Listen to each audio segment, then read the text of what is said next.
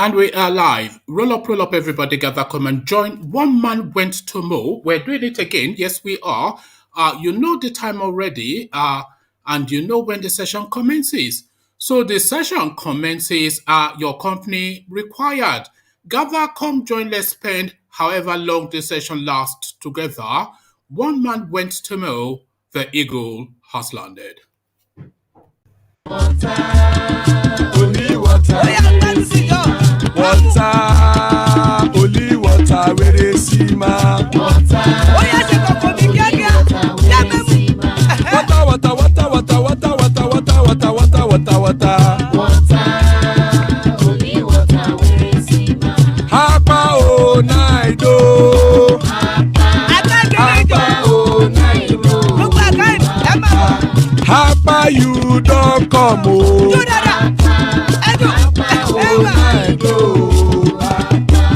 Hapa o naido.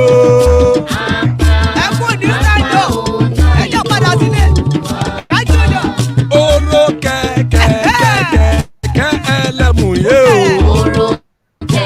Ilé sọ́díyà kẹ̀kẹ́ ẹlẹ́mù ré o. Bobby master kẹ̀kẹ́ ẹlẹ́mù ré o. Chief Latif kẹ̀kẹ́ ẹlẹ́mù ré o. Eruku lẹ̀lẹ̀ ẹlẹ́mù dé.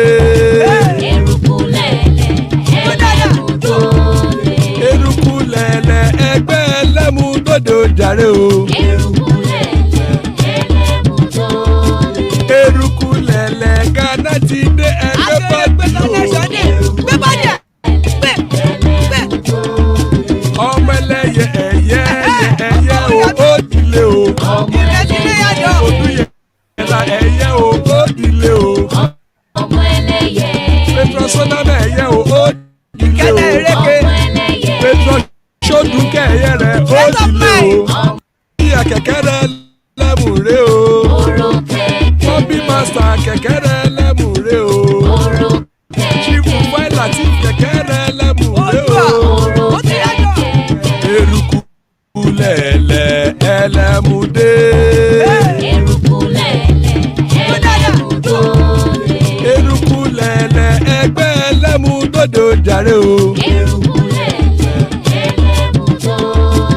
Eruku lẹ̀lẹ̀ Ghana ti dé ẹgbẹ́ bọ́dù o. Ọmọ ẹlẹ́yẹ ẹ̀yẹ o ó dilé o. Odúyẹ̀lá ẹ̀yẹ o ó dilé o. Petro Soname ẹ̀yẹ o ó dilé o. Petro Sodunke ẹ̀yẹ rẹ̀ ó dilé o. Ẹlẹ́kọ̀ ọ̀run mú ìní o.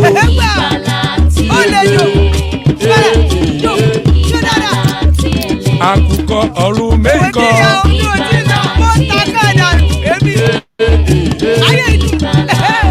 Ikú kò ní ríwà gbéṣe o.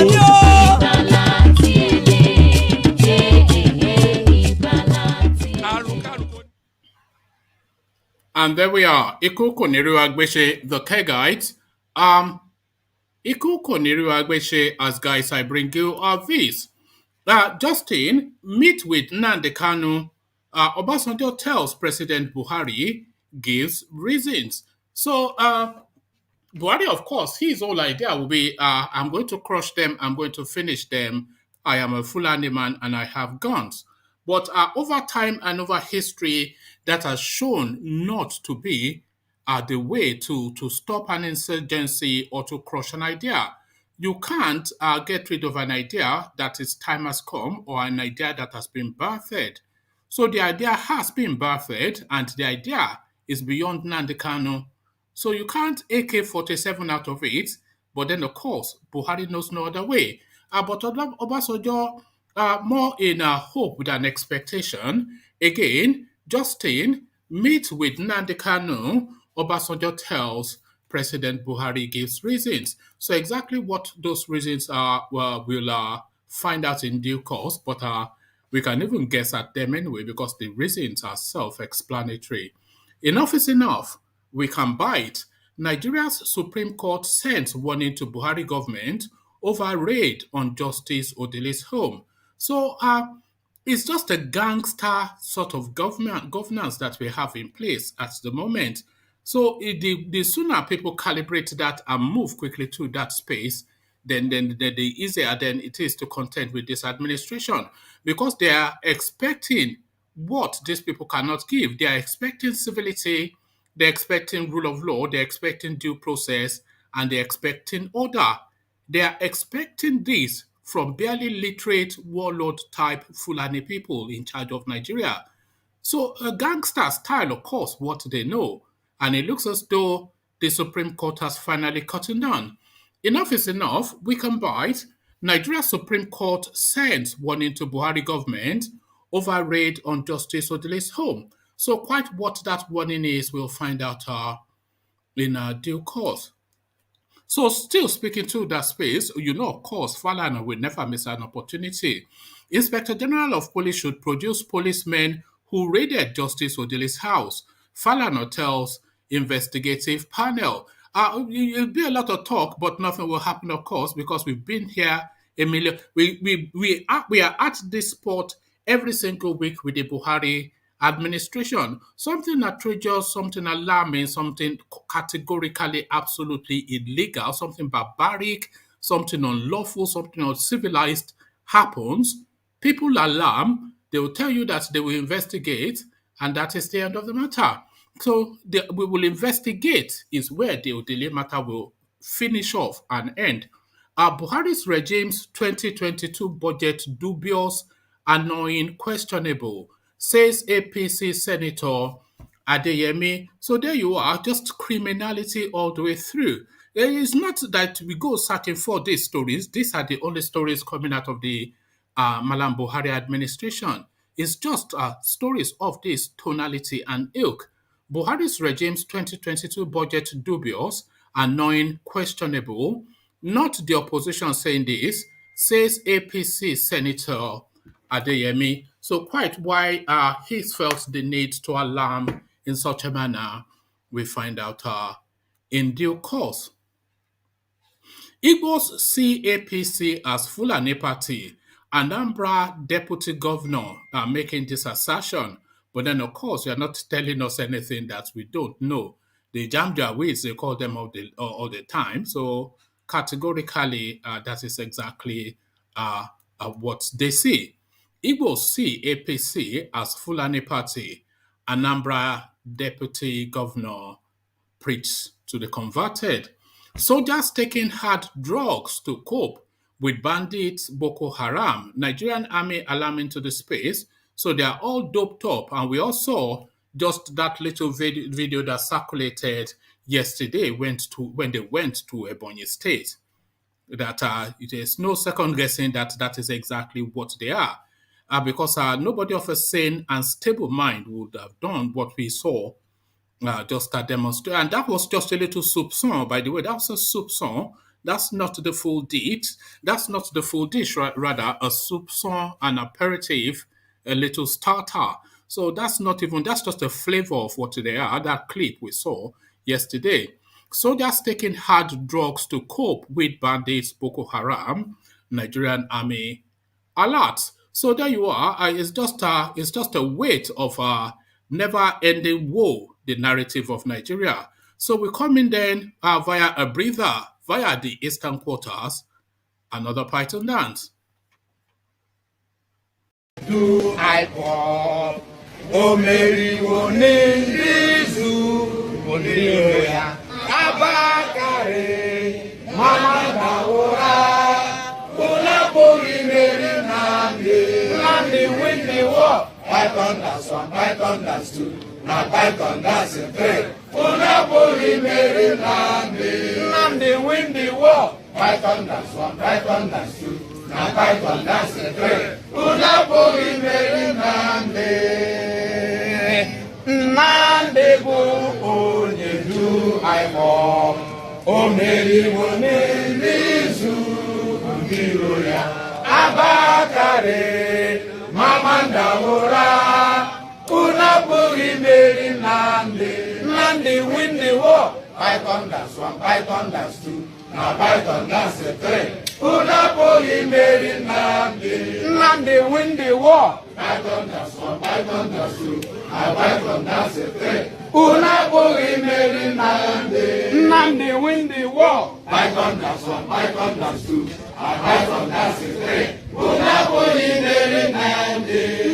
win the war. Nnamdi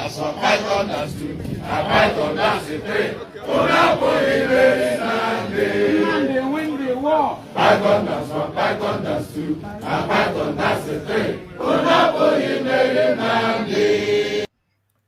And there we are. Nnamdi win a war. Python dance, Python dance.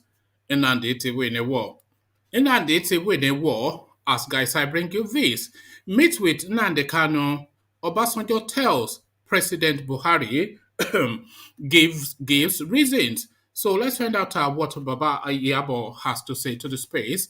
Ex-President Olusegun Obasanjo has stated that President Muhammadu Buhari needs to meet with Nnamdi Kanu, the leader of the indigenous people of Biafra IPOB, before the current crisis gets out of hand. So let's just pause there for a moment and just reflect on that opening paragraph.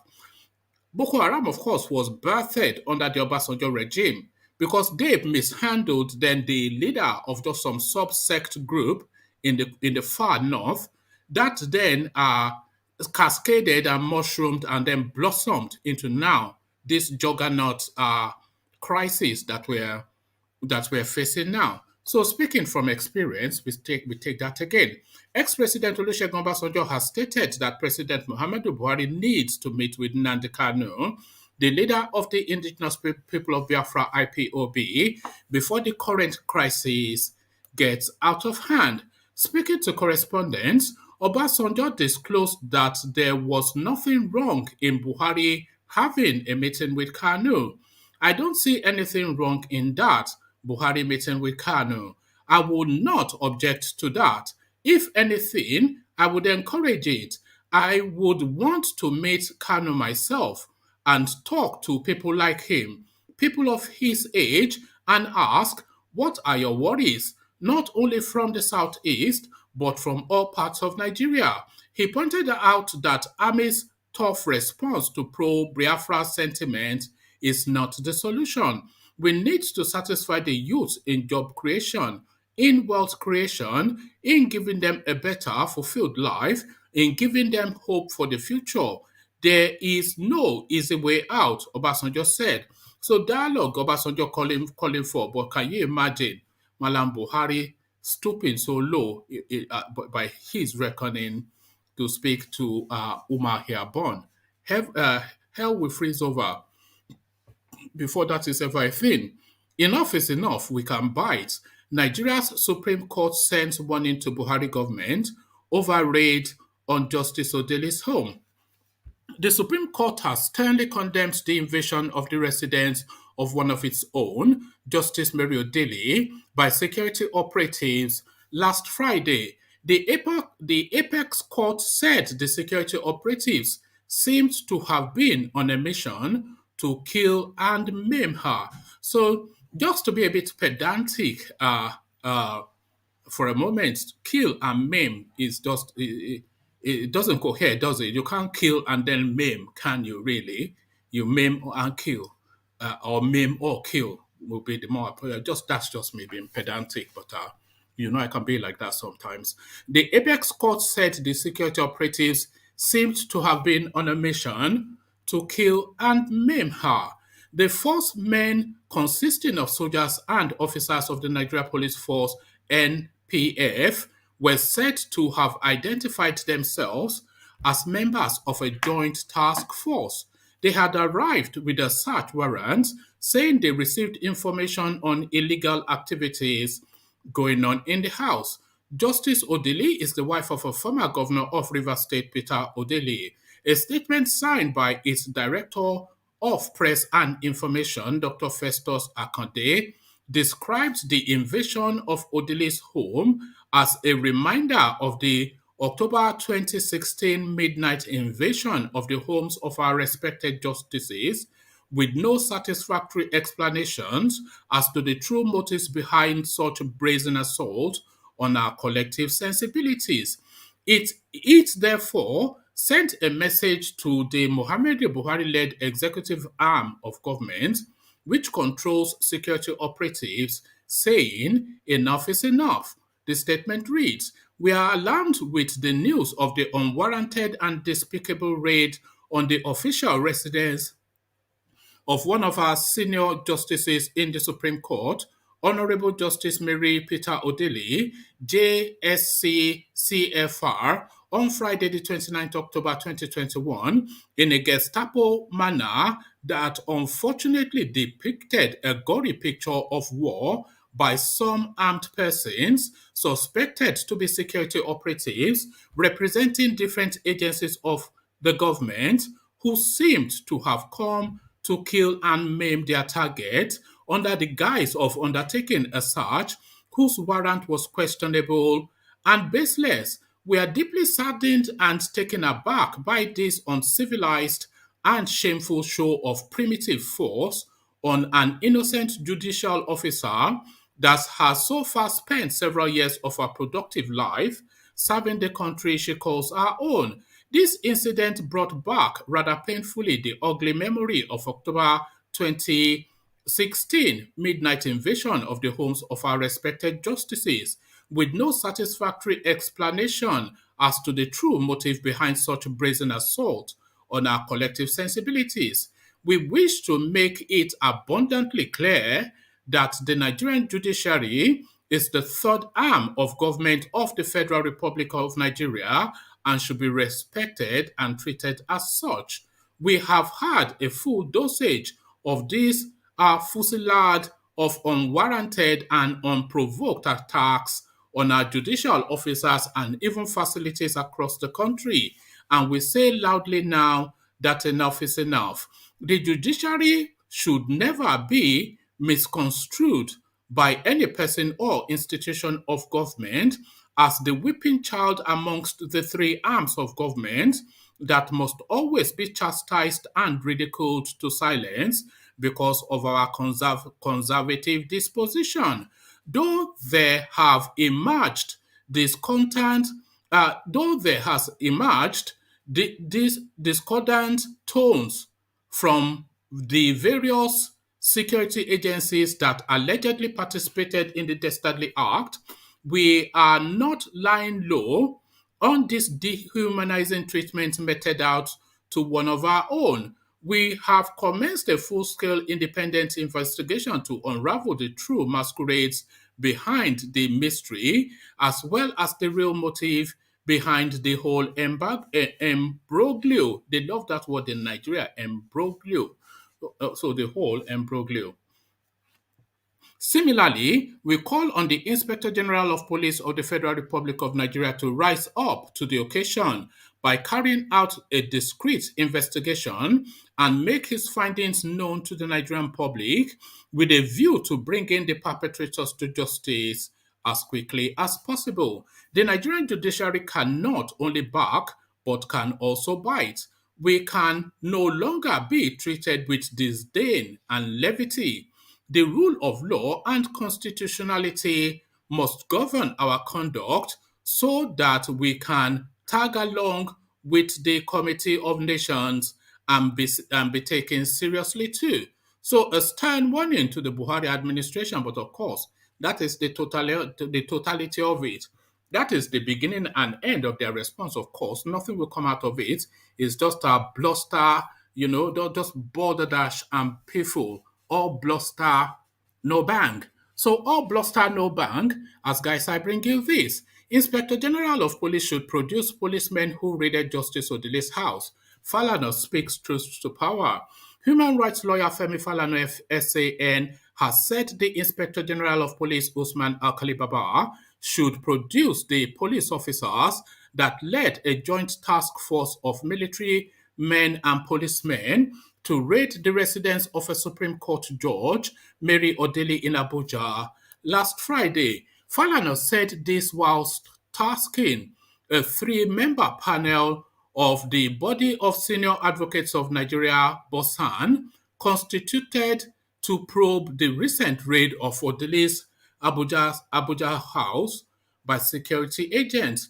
The senior lawyer also urged the committee to question the magistrate of the Wuse Zone 6 in Abuja, Emmanuel Iyana, that signed the search warrant. Recall that Iyana said he was misled by the Attorney General of the Federation, Abubakar Malami, into signing the search warrant based on a whistleblower information from an Abuja resident, Aliyu Umar. Bosan, so that's Bosan. So that's an acronym, of course. So Bosan, therefore, raised the panel including Adegboyega Owomolo, Professor Yemi Akinshe George, and Jibrin Okutepa to investigate the matter. Reacting to the setting up of the panel, uh, Falana said the culprits of the invasion of the former River State Governor Peter Odili's wife's house should be investigated, arrested, and prosecuted. Falana said it was reported yesterday that a three-member committee of Body of Senior Advocates of Nigeria, Bosan, met with the Honorable Attorney General of the Federation and Minister of Justice Abubakar Malami SAN over the illegal search of the residence of the Honorable Justice Mary Peter Odili at Abuja on Friday, October 29, 2021. Having listened to the Attorney General, the committee should proceed to interview the victim of the illegal raid, the Honorable Justice Peter Odili, the lawyers who applied for the search warrant, the magistrate who issued the search warrant, as well as heads of the police and military personnel who executed the search warrant. In particular, the magistrate ought to be interrogated over his claim that he was misled to issue the search warrant by the Ministry of Justice. The committee should confirm the report that the magistrate has, Su Mutu, revoked the search warrant. In view of the denial of the involvement of the Economic and Financial Crimes Commission, the State Security Services, the Attorney General of the Federation, and the Nigeria Police Force in the execution of illegal search warrant, the Bosan may wish to inquire from the Inspector General of Police, the highly placed police officer who deployed a combined team of military and police personnel for the operation. Upon conclusion of the investigation of the incident, the Bosan should publish the report of his findings. Thereafter, the Bosan should, in conjunction with the Nigerian Bar Association, constitute a team of lawyers to prosecute the suspects that have been arrested by the police for subjecting the Honorable Justice Mary Peter Odili to mental and psychological torture in contravention of Section 2 of the Anti-Torture Act 2017. So there you are, the heavyweight of the law. But then, like I said, it's just a balderdash and payful or bluster no bank. How many times have we heard this blustering in the public space that our heavens will fall and it doesn't even rain the next day? So there you are. It's just noise making. That's just the entirety of the totality of it. It's just noise making. Even more noise making, Buhari's regime's 2022 budget dubious, annoying, questionable. Not me saying this, not PDP saying this, a senior member of his own party saying this. APC Senator Adeyemi alarms. Senator representing Kogi West Smart Adeyemi says the 2022 national budget proposal presented before the National Assembly by President Muhammadu Buhari is not in tune with Nigeria's economic reality, describing it as dubious and questionable. Mr. Adeyemi, a member of the ruling All Progressive Congress, Mr.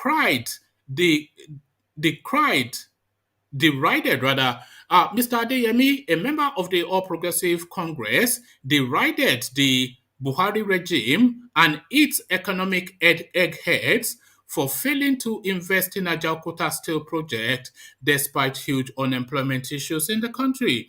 And you will ask a question, The economy team of Mr. President Buhari, are they Nigerians? If they are Nigerians, it means they are not in tune with the reality in this country. Today, we have a large army of unemployed people, and you are bringing a budget that is so annoying, so questionable, so dubious, Mr. Adeyemi said. Speaking to reporters in a viral video, Mr. Adeyemi lamented the neglect of Ajaokuta Iron and Steel Complex, situated in his home state Kogi, whilst budgeting billions on frivolities. In essence, if you have asked us in Kogi what will be our priority in the 2022 budget, we will tell you come and complete iron and steel complex, Mr. Adeyemi said. Not for the sake of Kogi alone, but for Nigeria itself. This is a complex that will provide about 60,000 jobs, about 20,000 engineers, and technicians. He added, how do you justify a ministry in Nigeria asking the Senate to approve 82 billion to buy mosquito nets? This is money that is more than enough to kickstart or give appreciable push to building of iron and steel complex. Mr. Buhari presented 2022 budgets to the National Assembly in October.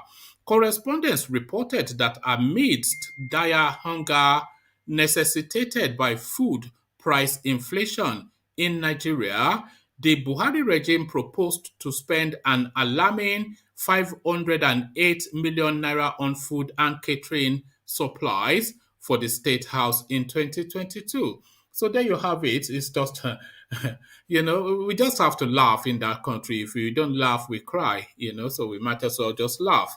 Igbos see APC as Fulani Party. Anambra Deputy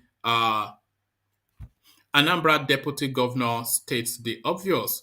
Our Deputy Governor Nkem Okeke of Anambra says Igbos in the southeast see the All Progressive Congress as a Fulani party. He stated this whilst receiving the 8 APC lawmakers in Anambra State House of Assembly, who paid him a courtesy visit on Tuesday in Oka. Our people regard the APC as a Fulani party. That was the dummy sold to the people to confuse them. Our people not serving the country under APC are governors from other political parties not having meetings with the president, are seeking for good of their state, the deputy governor reasoned. If we hate APC because of Buhari, one day he must leave the part. If we negotiate well politically and an Igbo man becomes the president, then we will call it an Igbo party. Welcoming the delegation, the deputy governor commended the APC caucus members for the solidarity visit, even in the face of busy campaigns in different parts of the state. Mr. Okeke said he wanted to join another party since he reached his peak at Abga. He said Anambra could not continue to be in the background in national affairs or be a lone ranger all the time, pointing out that since the formation of APGA, it had not grown beyond the state. He added that the Anambra residents should begin to think beyond their limitations to greater heights, adding that APC governorship candidate Andy Barr is a refined gentleman. A party that has 8 House of Assembly members, 6 House of Representative members, 1 senator, and a deputy governor cannot be said to be child's play, Mr. Okeke added. The leader of the delegation, Timothy Ifediora, APC Njidoka 1, said it was a solidarity visit as the deputy governor defected to the APC despite intimidation by the state government. So there you are. That ended rather on a different note than I'd anticipated.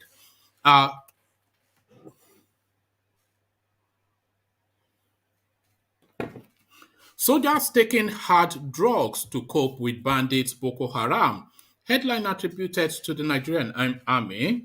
Several officers and soldiers of the Nigerian army are taking hard drugs to cope with the protracted Boko Haram insurgency and violent rampage of bandits, says the General Officer commanding 82 Division, Major General Taurid Lagbaja. As you are all aware, military mobilization, deployment, and combat are often associated with severe mental and psychological stress for both the serving personnel and family members, Mr. Lagbaja explained. Drug abuse has become increasingly recognized as a major coping mechanism, which has contributed to untoward behavior amongst personnel and family members. The GOC, however, stated that the army was winning the fight against the proliferation of hard drugs in the barracks and theaters. Mr. Labaja, represented by the Chief of Staff of the division, Brigadier General Greg Omoregbe, disclosed this at the inauguration of a 3-day capacity building seminar on evidence-based drug prevention, treatment, and control. The resultant effect of this rising trend is the negative impact on troops' general health, discipline, unit cohesion, family function, and general unit administration. Drug abuse also contributes in no small measure to various degrees of psychological incapacitation amongst affected individuals, he added. Psychological incapacitation among troops and family dysfunction negatively affects fighting capacity and unit operational effectiveness and efficiency. The seminar, organized by the division in collaboration with Ben Star Development Foundation, pardon me, uh, in collaboration with Ben Star Development Foundation and facilitated by the 82nd Division Medical Services and Hospital, was meant for non-medical commanders, principal staff officers, commanding officers, adjuncts, administrative officers, and decision makers. The choice of this audience is deliberate because of the pride of place you all occupy in the chain of command in the military as decision makers, the general further noted. You were all deliberately chosen to attend this seminar because the troops and families in the barracks and cantonments look up to you for guidance and direction in their daily life. The GOC charged officers attending the seminar to approach it with all seriousness and share experiences while relating to their troops and barrack and cantonment members so that drug abuse would be totally eliminated in the nearest future. Mr. Lagbaja commended the Ben Star Development Foundation for organizing the seminar. Speaking, the foundation's executive director, Nonso Maduka, said, our work is made easier since the Army has already adopted the international best practice of treating and caring for its personnel with drug abuse ailments for 3 months free of charge and ensuring that such fellow is fully rehabilitated and reintegrated. So they are all, essentially is the upshot of that whole space. Ovie, I see you. Montimogbanayo, apparently. So this explains a lot, doesn't it? Ovie, good to see you. Why now? Why? Yeah, It's quite fortuitous, isn't it? That you are the one here.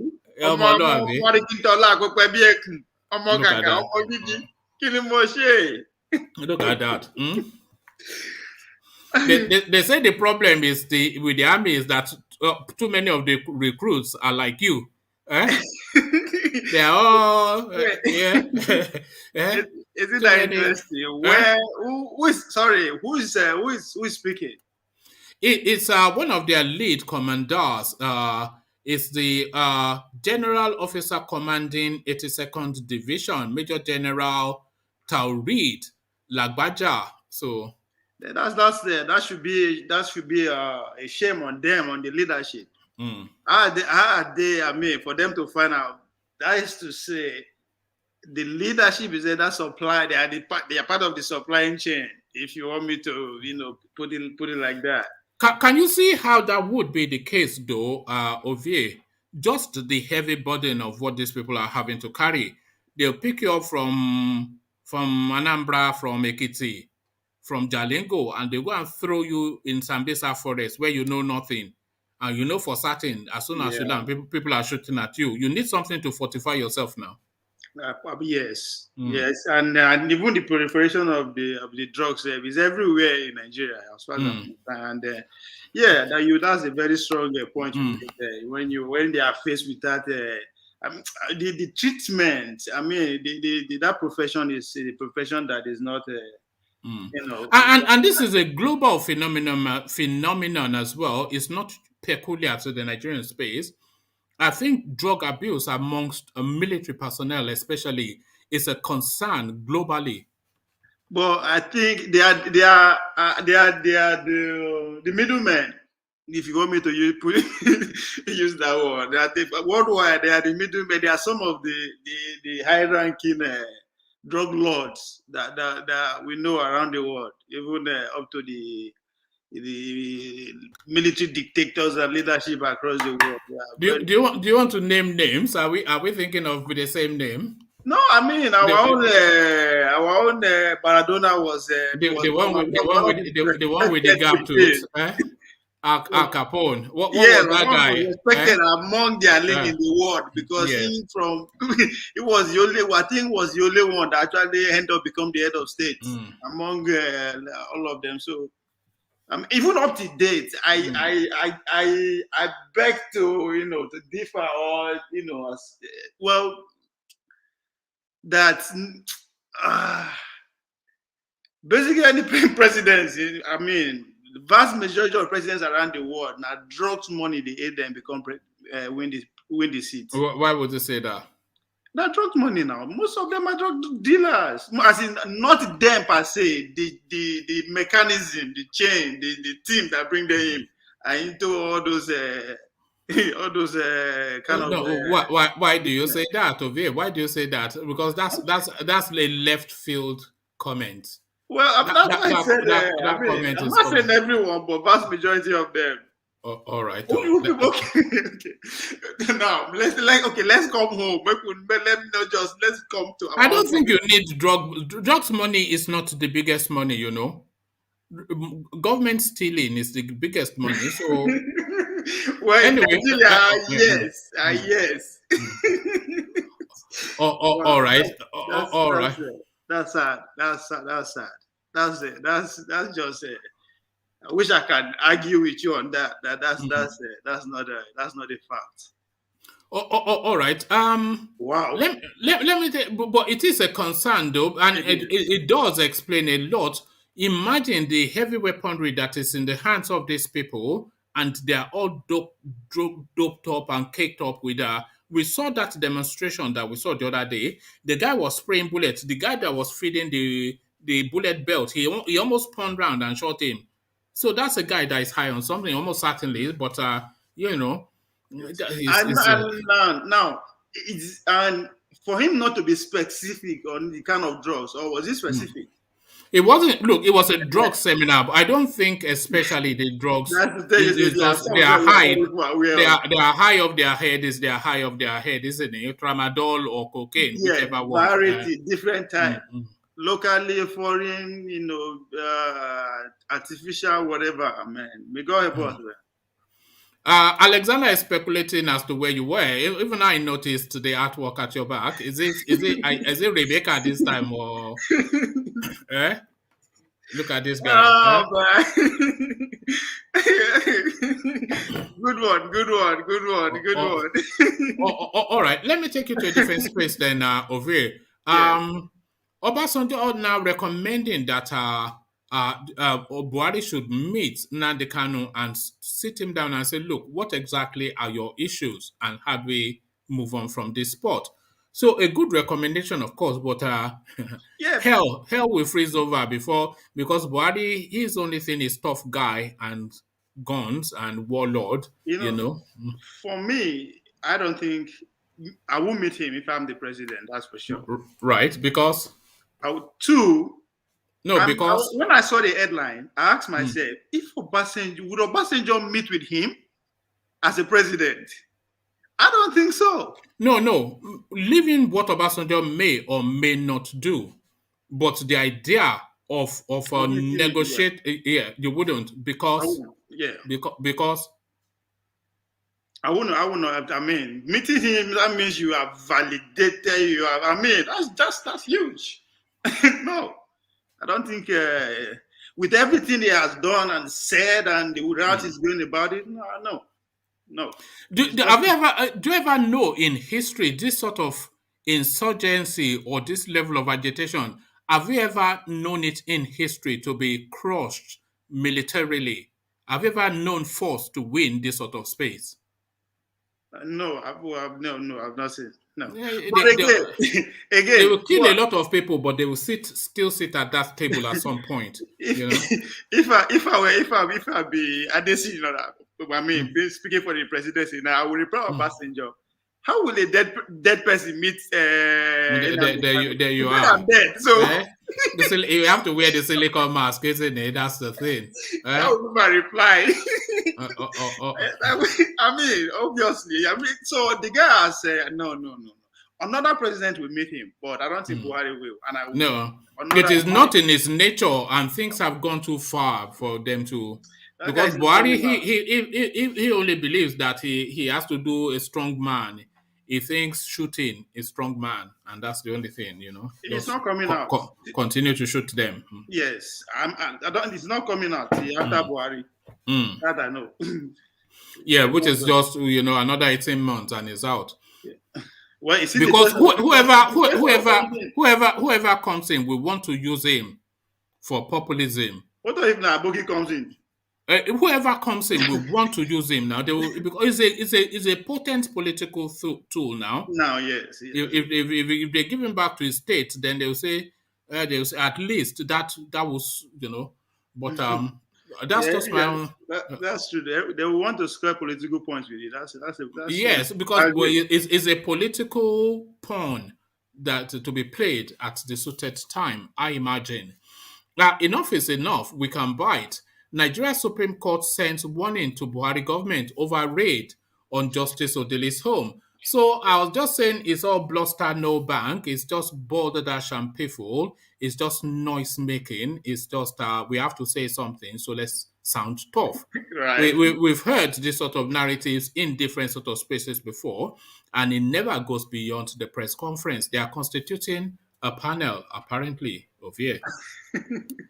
They are making mockery of us. That's what I can say about this. They are making mockery of us. If that's what they say, this is the last warning. What do you mean this is the last warning? Like, as in, okay, if they do it again, what are you going to do? If you did not do anything the first time, second time, how many times are you issuing your warning?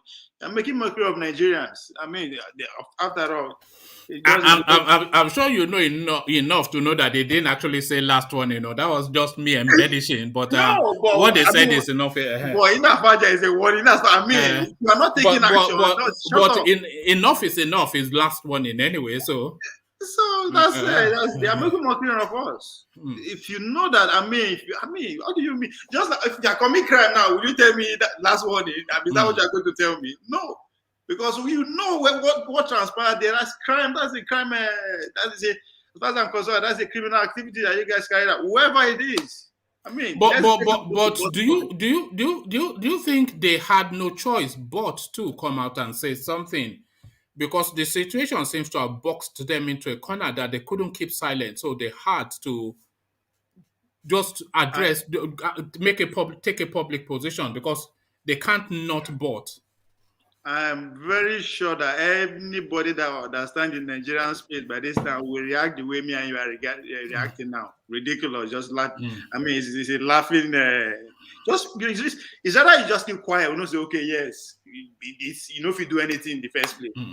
So I mean, they are laughing at us. As far as I'm concerned, it's that Nigerians, as I keep saying, these are the things we just have to just put into it and consider.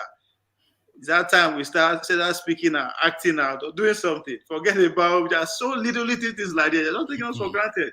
Like, that's a crime. What happened there? I mean, it's not even the first time in the first place. So why are they even saying anything about it? Just when they just show up like that, and let's move on.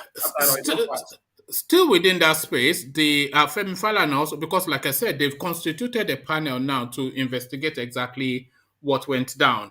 Because it's just only in Nigeria that something like this can go on. So the EFCC, they have Peter ODILI on their watch list. They've moved very quickly to say it's nothing to do with us. So they exonerate themselves with a press statement. The DSS says it's nothing to do with us. The Nigerian Police Force says it's nothing to do with us. The Attorney General of the Federation says it is nothing to do with my office. But the thing happened. See where I mean, they are unknown. I would say unknown government officials. Somebody went to the court now to request that affidavit. At the same space where snake they swallow money or whatever. So this is not just they are just. They could almost legitimately tell us that it did not happen. That could well be, because if nobody did it, then it was not done. If nobody did it, then it was not done. This is Lai Mohammed logic. That panel might conclude like that. Panel. We know they talk about panel. We just I mean, it's ridiculous at this point. They're just laughing at us. Even the Falanas, I mean, panel for what? Okay, you find out what is obvious. That's what you're going to find out. Nothing secret. It's obvious.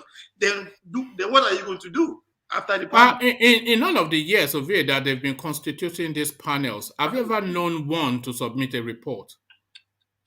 Panel. They say, are you going to submit a report to? You go and submit the report to Abubakar Malami that you did it. I mean, it wouldn't even jail you. It's a full animal now. It will just gun you down. I did it. It will shoot you down there and there. So it's a madness.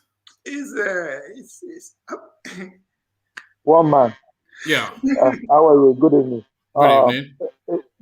They run the government like a mafia. Like it's just like a cult. So that is how Buhari runs his government with Falana. The mafia.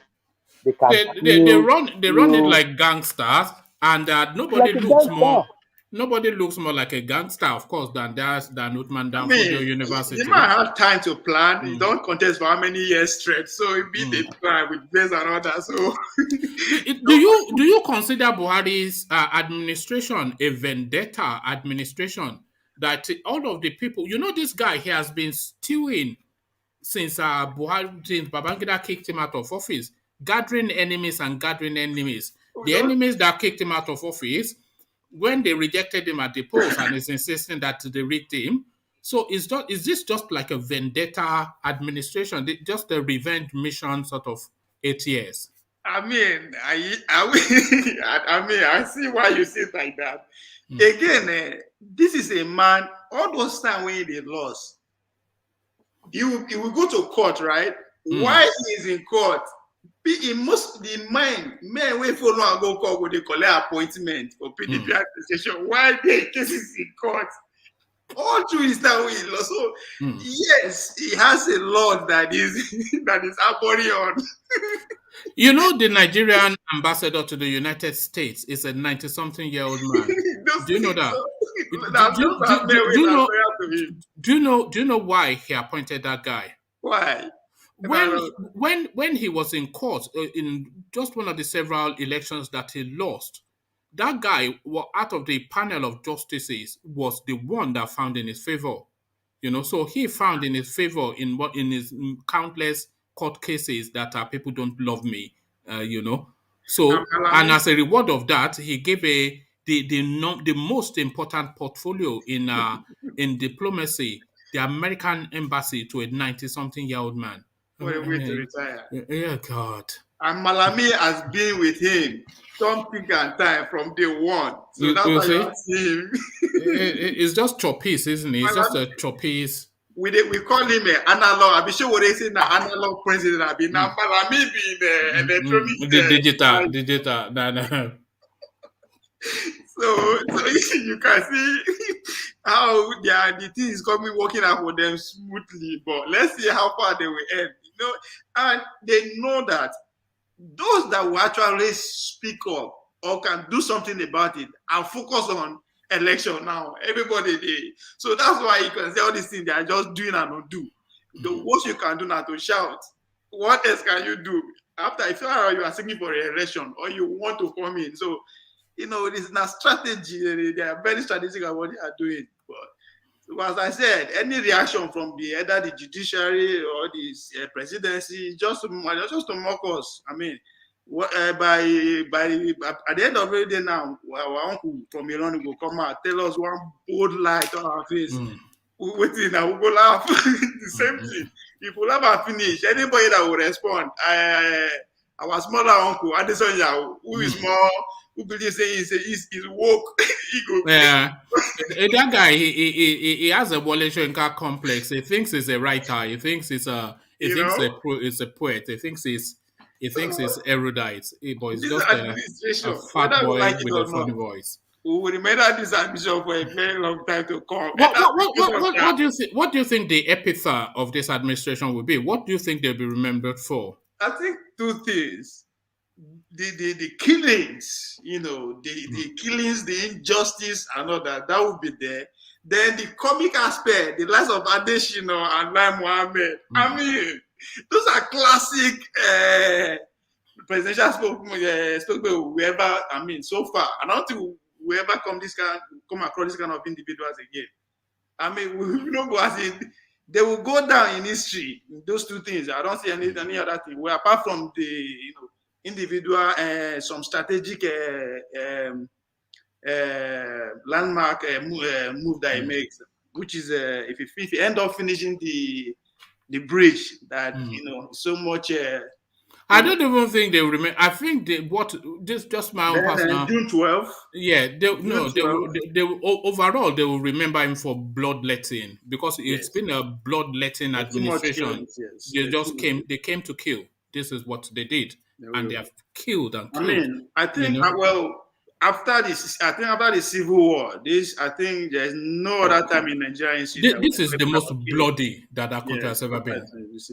Everybody, the army are just going around shooting up communities. The bandits are going around shooting up communities. Boko Haram going around shooting up communities. Unknown government shoot. Everybody's they just carnage. You know.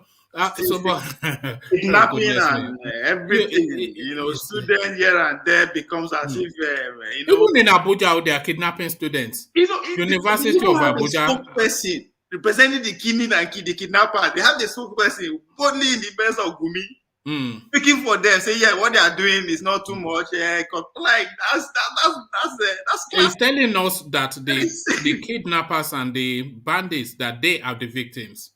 Those are individuals that will go down. This is the narrative in Nigeria. Individuals, man. I mean, but that's just impunity, though, isn't it? That he has the bravado to say that publicly. Because he knows full well that there's no repercussion. So that's impunity right there. I can imagine 50 to 70 years from now, our great-great-grandchildren will just be watching all this thing and they'll be laughing. That's what I'm saying. They'll be amused. Really? Like, how? Like, is it the same space that we are in? We have this. I mean, I just can imagine.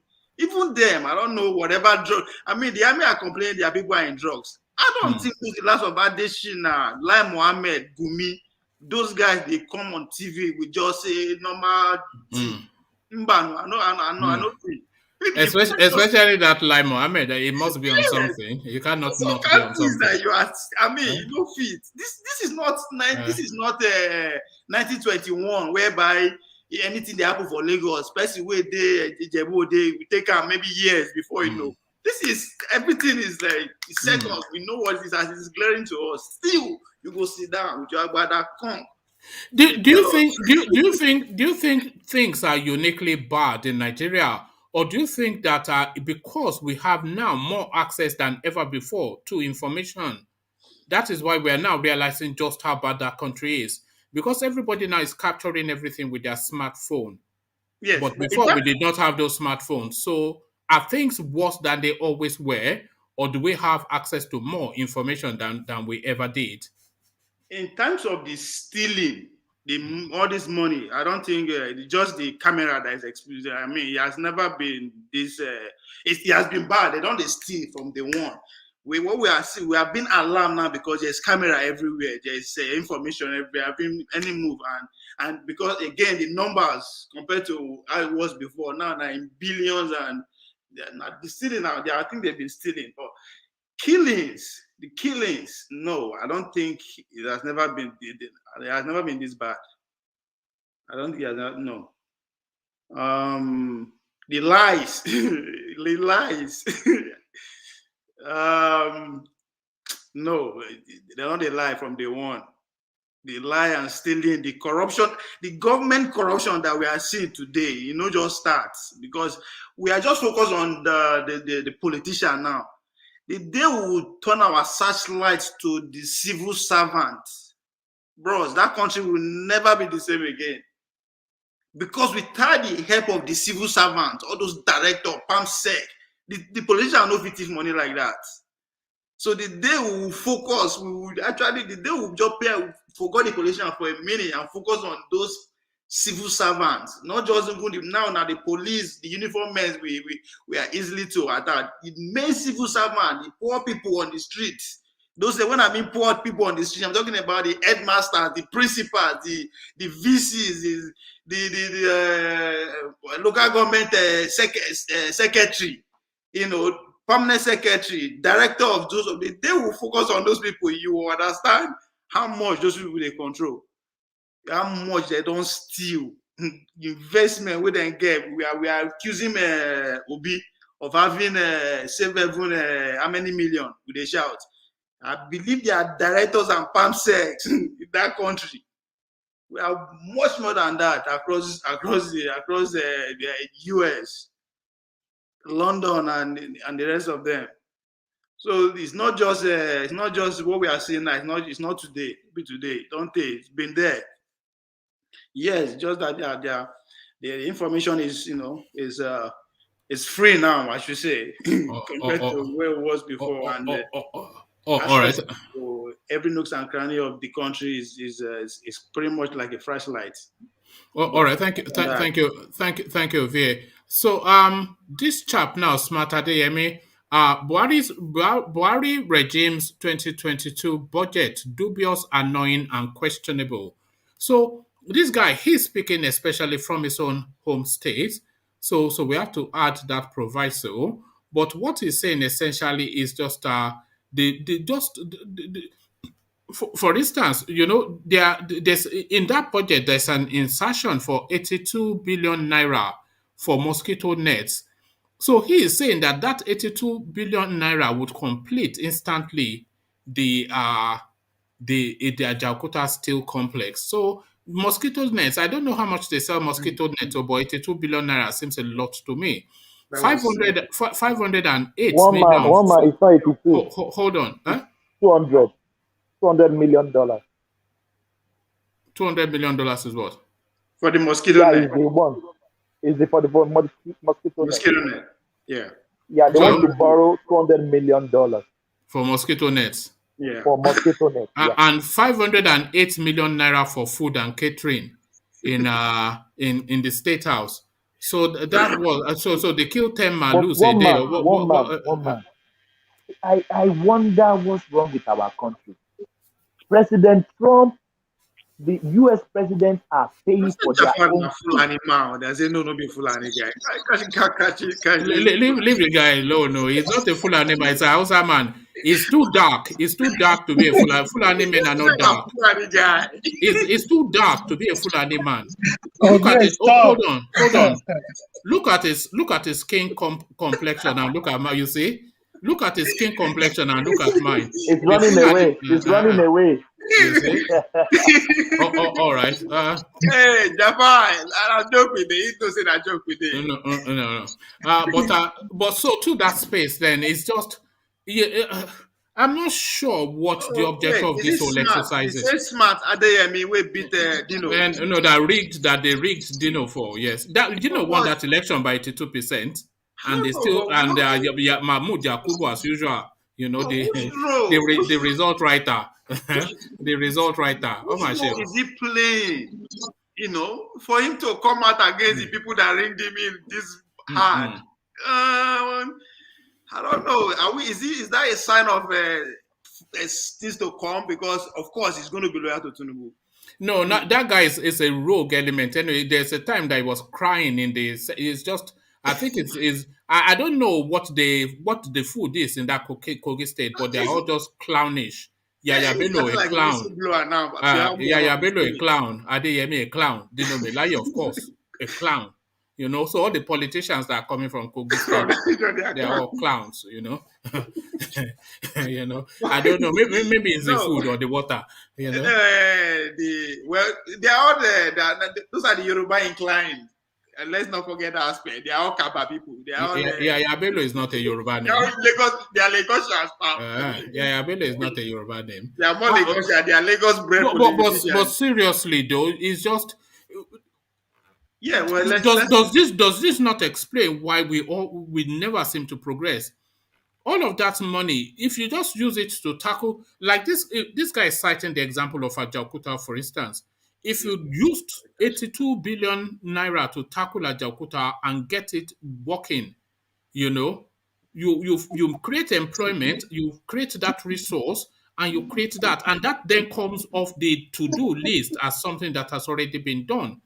But you are spending it instead. Hold on. You are spending it instead on a mosquito net, Jafar. Yeah. One man, the issue of Ajaokuta is beyond any government, because the people that signed the contract in the first place made provisions that was not Nigerian favor.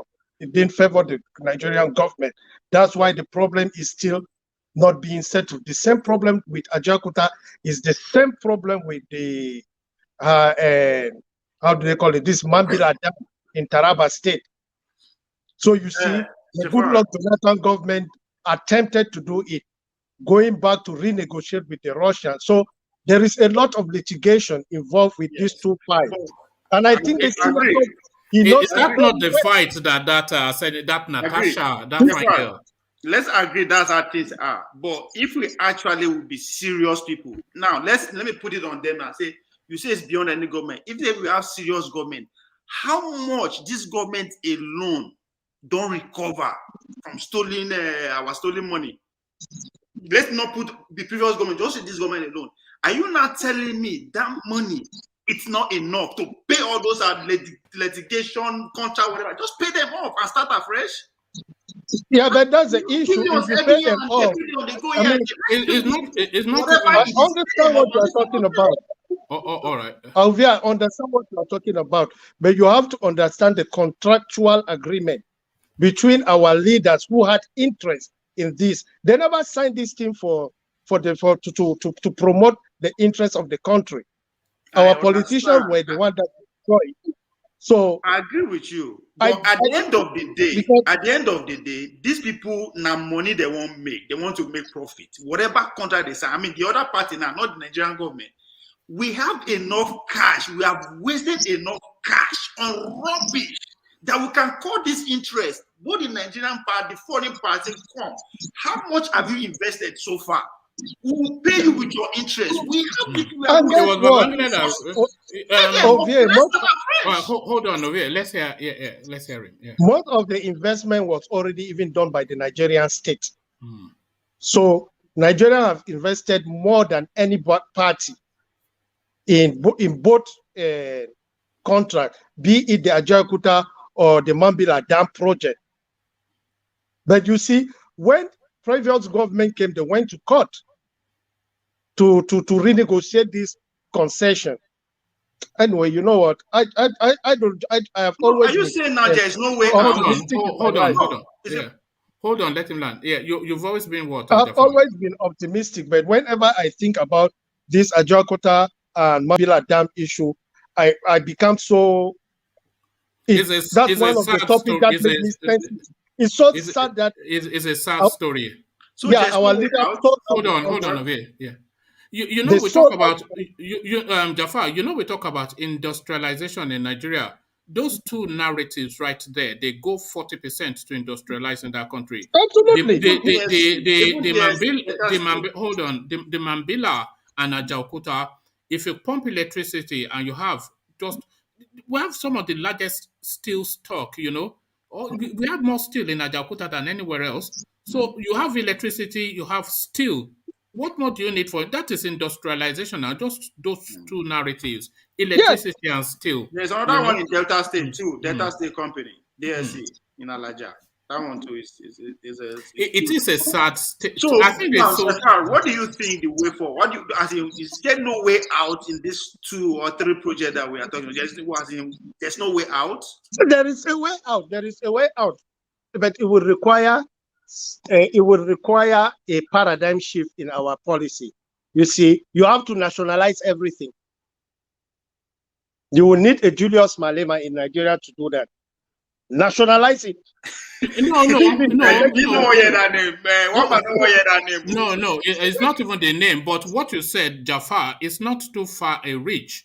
Once upon a time, we used to have Shell in Nigeria, and we got fed up with them, and we nationalized it. Yeah. So national petrol station, that used to be Shell, you know, and then they nationalized it, and it became all those national petrol stations you see all over Nigeria. They used to be Shell.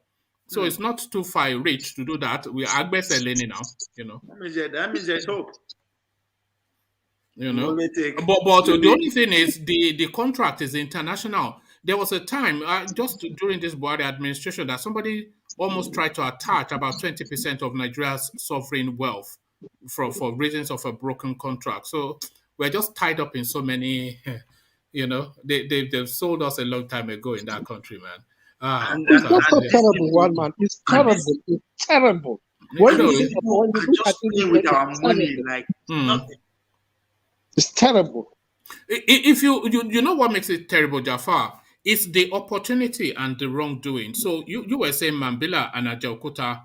I don't think very few countries in the world will have those two opportunities and not propel forward, you know. So we just continue, administration after administration after administration. They will budget to Ajaokuta. I don't think they've ever produced a paper clip for all of the billions that they spent. Not one paper clip. I may be wrong, but by my reckoning, they've not produced a paper clip from Ajaokuta for the 10, 20, 40 billion dollars. We have so much that we don't even know we don't know what to do with it. We have so much. You know, it's just maybe they should just sell it to Dangote. They should give it to Dangote. At least Dangote knows how to run a business. So let them just. We have so much that we just end up killing ourselves over it. Nobody saying that people they can't kill us now. We they kill ourselves over what we have. It's ridiculous. We don't get any country the way they all fight us. Nobody Ghana know they fight us. Nobody they fight us. Now we they kill ourselves for what we have. Do you think Nigeria can? Do you think Nigeria can handle external aggression? With what? With what? We don't have the. I don't know. No, it depends on the country. No, at this point, because we don't have the willing leadership set. That's the problem. Not even the manpower or the machine now. The leadership, the willingness. We're not going to put money first. We're not going to sell all us at the border of the war.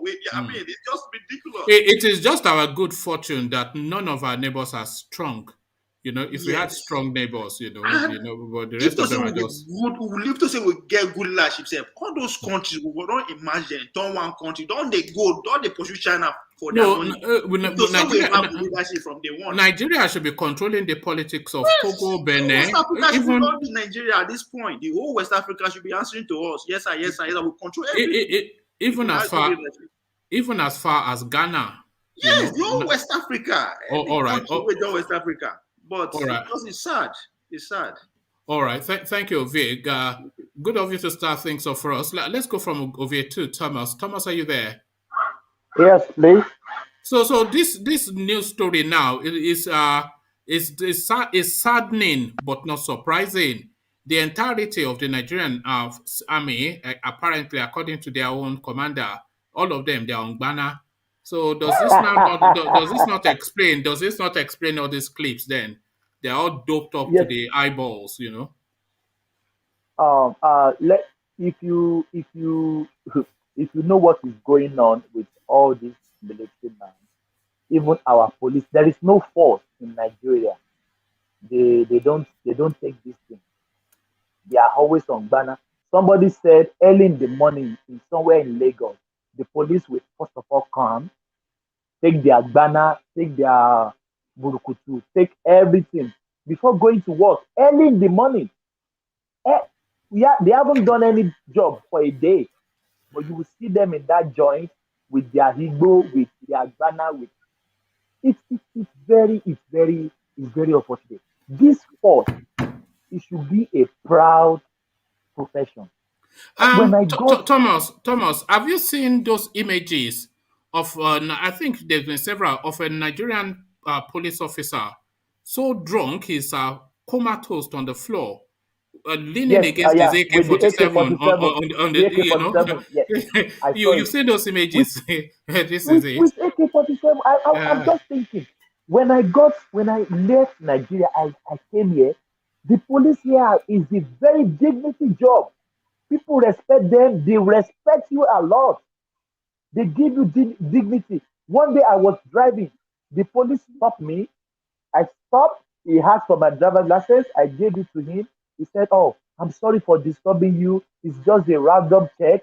After checking my license, check my insurance, he's still apologizing to me.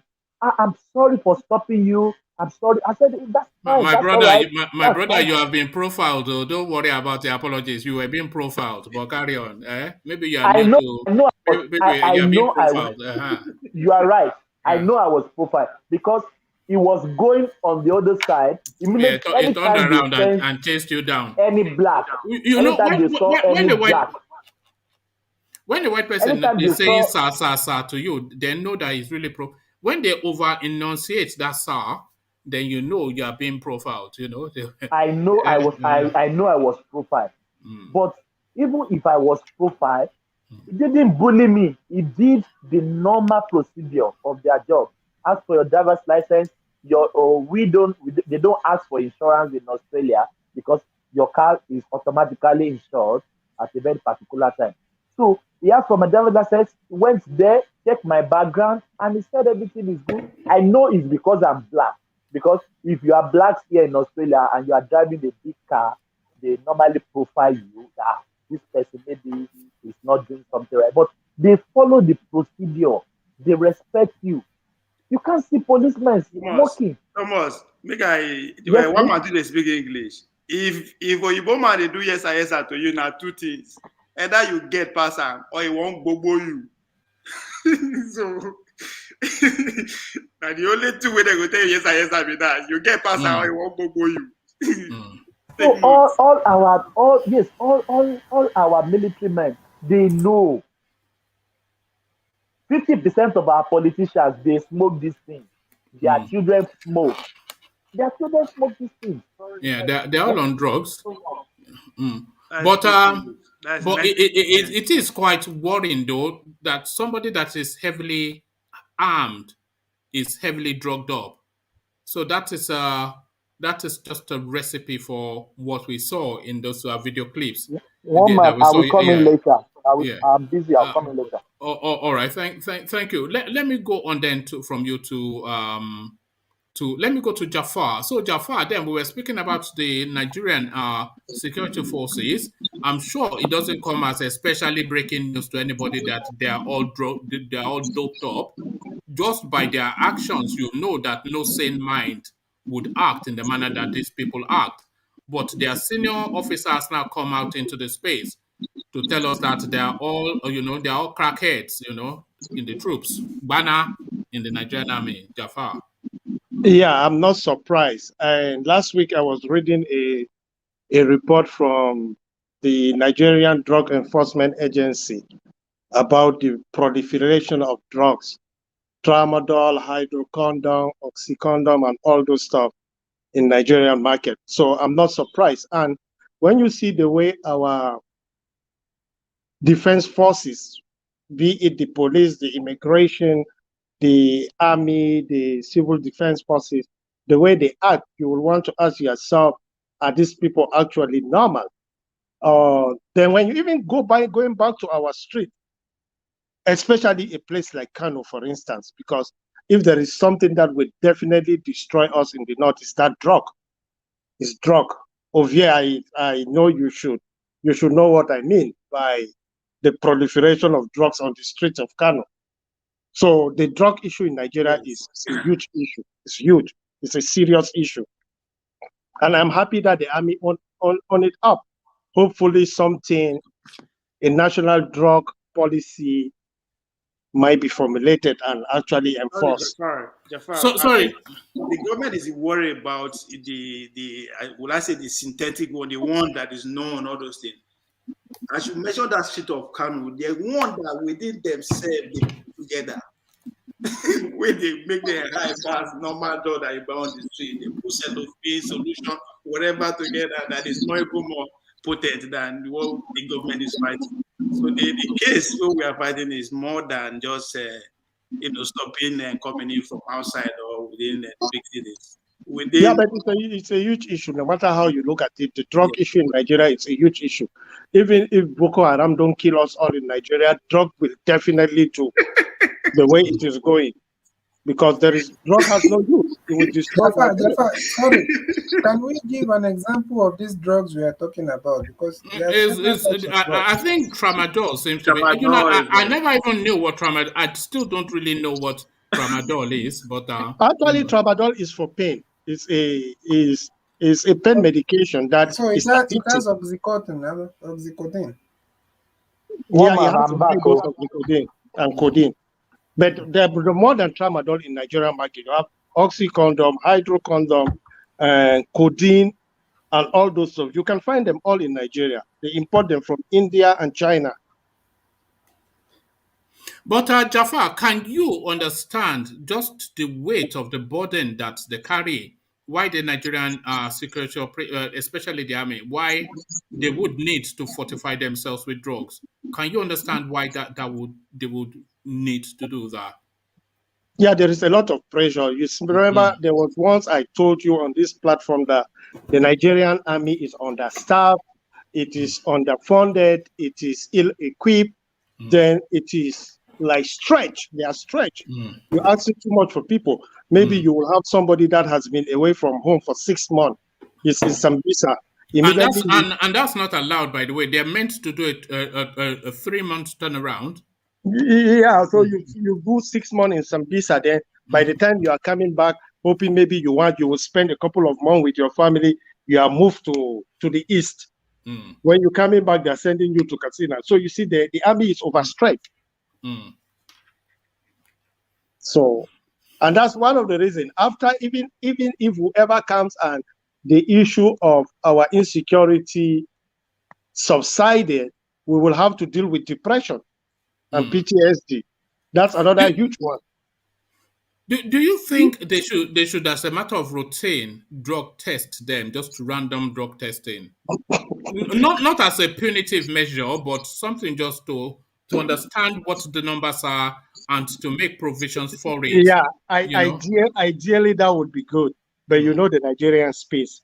The person that will come and do the dropping or the testing is also high. So or he will just collect dollars and change results, you know.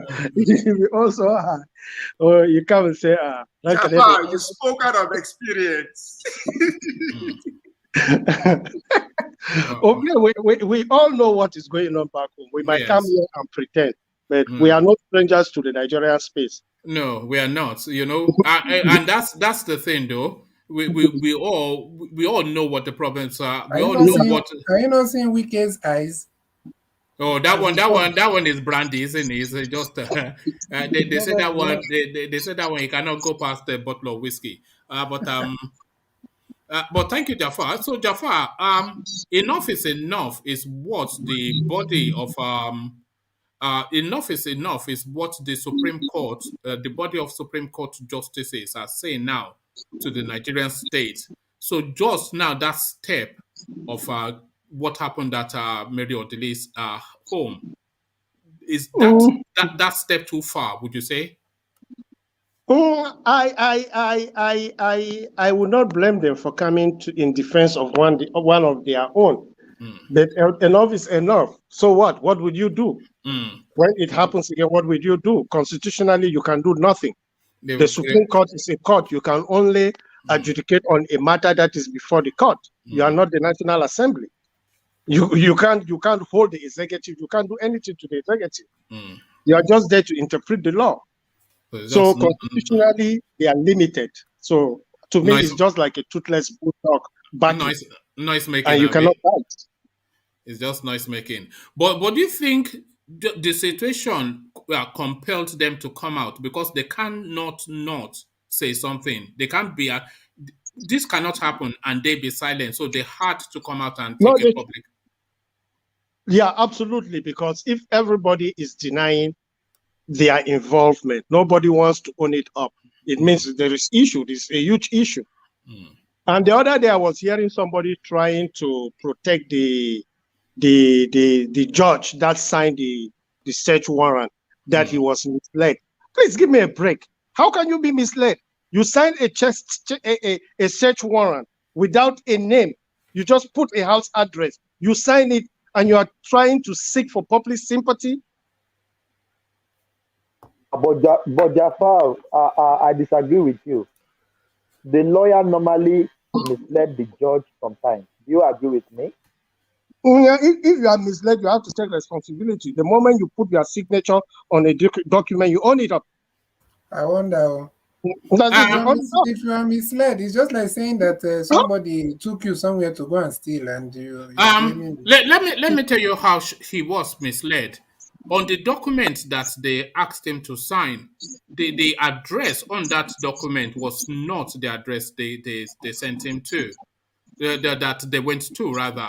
So the address that he signed the warrant for was not the address that they went to. So if he had known that the address, well, that they were intent on going after a senior justice, then he might have paid even more caution. But so they did mislead him. Is it not his place to ask question? Whose home are you going to? Because when you are issuing a search warrant, it has to get the address and the owner of the property.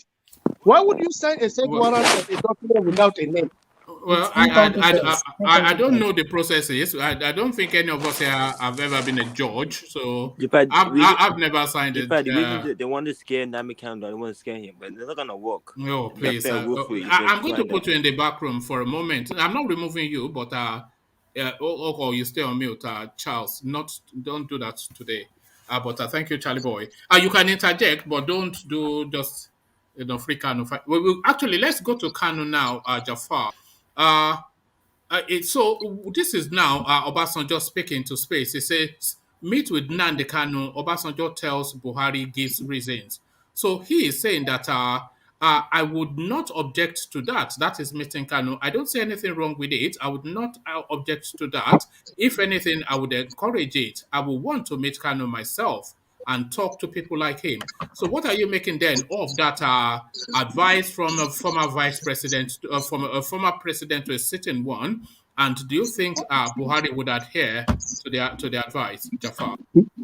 I don't see any problem people meeting or talking about it. Will Buhari adhere to such advice? Definitely not. He will not. He's not going to do it. If I were in his shoe, would I do it? No. There is a case in court. There is already a court process. So people should not be meeting when there is a court case. It's become sub judice, right? There is a matter in front of the court. No, it's not. It's not sub judice because the matter in court is separate from the agitation. The matter in court is a criminal matter. The agitation is a political matter. So how do you take the agitation away from Nnamdi Kanu? Because one of the charges is that he incited people to do it, kill police people, kill army. Those are the charges in front of the court. So those are criminal matters. But the agitation for Biafra is a political matter. So the two can exist cheek by jowl. And if they are able to... the greater point is that you cannot forcefully... This is you know what they are fighting is... They are not fighting... How did Yaradua meet hold on now, in Simbide, please. They are not fighting Kanu. They are fighting an idea. They are fighting a desire within a people. So this is not something you can hold guns to. You can't hold guns to an idea. So if you are fighting an idea, if you think you are fighting an idea, not an individual, it means you can meet other people other than the individual that is. No, the arrowhead. Oh, I mean, every concept has a leader, you know. So they are not going to negotiate about Biafra with Ohaneze when the potency is with Ipob. So that is where the potency is. So they go to the core of it, and just I don't think they can forcefully they can't crush it. And because if they think they can crush it, they are mistaken. No, it's not going to be crushed. It will not be crushed. It's not going to be crushed. And Nigeria cannot afford a second civil war. That's totally unacceptable to a lot of people. We should not go that route of another civil war. So the best thing is, if people want to go, let them go. Or address the reasons why they want to go would be a better idea. That would be a better idea, but because the reason, if people want to go, let them go. But the reasons hold on now, the reason why they're agitating is for reasons of being marginalized, which a lot of people identify and empathize with. So I have an issue with that issue of marginalization because unfortunately, it doesn't seem to me it has been clearly outlined. Okay, we are because when you say marginalization, you have to tell people, how do you feel marginalized? I'm marginalized because I don't have access to this, I don't have access to do, I don't have access. You have to not just throw this blanket statement. It makes it difficult for people who are trying to understand. Okay, for instance, a person like me, I'm like, okay, how are the Igbos marginalized in Nigeria? Oh, okay. Can I give you 2 examples? Yes, and say it to you. Yes. I'm not giving you so many examples. Let me just give you. No, give as many as give as many as you can. Yeah. We have Calabar Seaport that is not working. We have Port Harcourt's own that is not working. We have even Delta that has how many that their own is not working. We have only Lagos working in the whole South. That's number one, marginalization. Then number two. In CBT, if you don't mind, how does that constitute marginalization? What do you want us to say now? That and that's part of the marginalization we are talking about now. The key infrastructures that can make that the economy of that place stable. It's so not just to come there and drill oil. To rebut that, I will tell you. Share it in Abuja. That's not what we want now. That's like an harvest field for the state, and which is no. In CBD, let him rebut because you've made an assertion. So yeah, Jafar. So in rebuttal, I will tell you the other side of the argument will be that okay, for 6 years you have one of you whom you supported 100%. Why didn't he do it?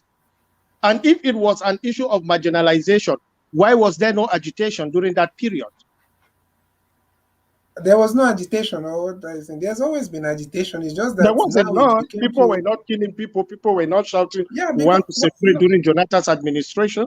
My brother, before you go into people shouting, what propelled the level of agitation that we have right now? Is it No, not we are because talking. of the... You just gave me an example, so that's why I'm reporting that example. Yeah, but you have said that there was no kill. There were people are not shouting like this. Yeah, there But was it. during There that was time it. also, We there didn't was see not so much. There was not so much terrorist headsmen invading people's farms and homes and killing people. So now the So agitation, the marginalization is about the criminal no, activities I of just others. answered the last question. That's not the main point I'm trying to talk. I've given you an example of marginalization. I don't know. Do you want me to give you all the list? Then I can even give you a whole maybe 5 pages. So you see, when Stay on there, stay there. You gave one No, and he no, counter it. Get the hold second on, one. Don't run hold away. on. Stay there. He did Yes, not counter anything now. hold Okay, on, what did he counter there? hold on in CBD. Like Ovie said, stay there because we've heard this Yes. marginalization. So hold on Ovie. So is now nailed you to the seat. So you stay in that seat now and describe that marginalization, or otherwise we don't want to hear it anymore. So describe. You have the floor fully. Describe just how marginalized it is in CBD. But I've given you, what did he rebut? You say you rebut. I don't understand the rebutter. Oh, rebut it again. Maybe I will understand what you mean I by say, yeah, rebutting. you were complaining about the functional seaport in Calabar, Port Harcourt, and part of Delta State. And I said, okay, Goodluck Jonathan was president for 6 years. He didn't do it. Why was there no agitation? Why did the Southeasterners cry out for marginalization? Because of the issue you just raised. But they've always been crying out for it, my brother. I'm just telling you, you're saying why it became louder during the time of Jonathan. I mean, sorry, this present administration.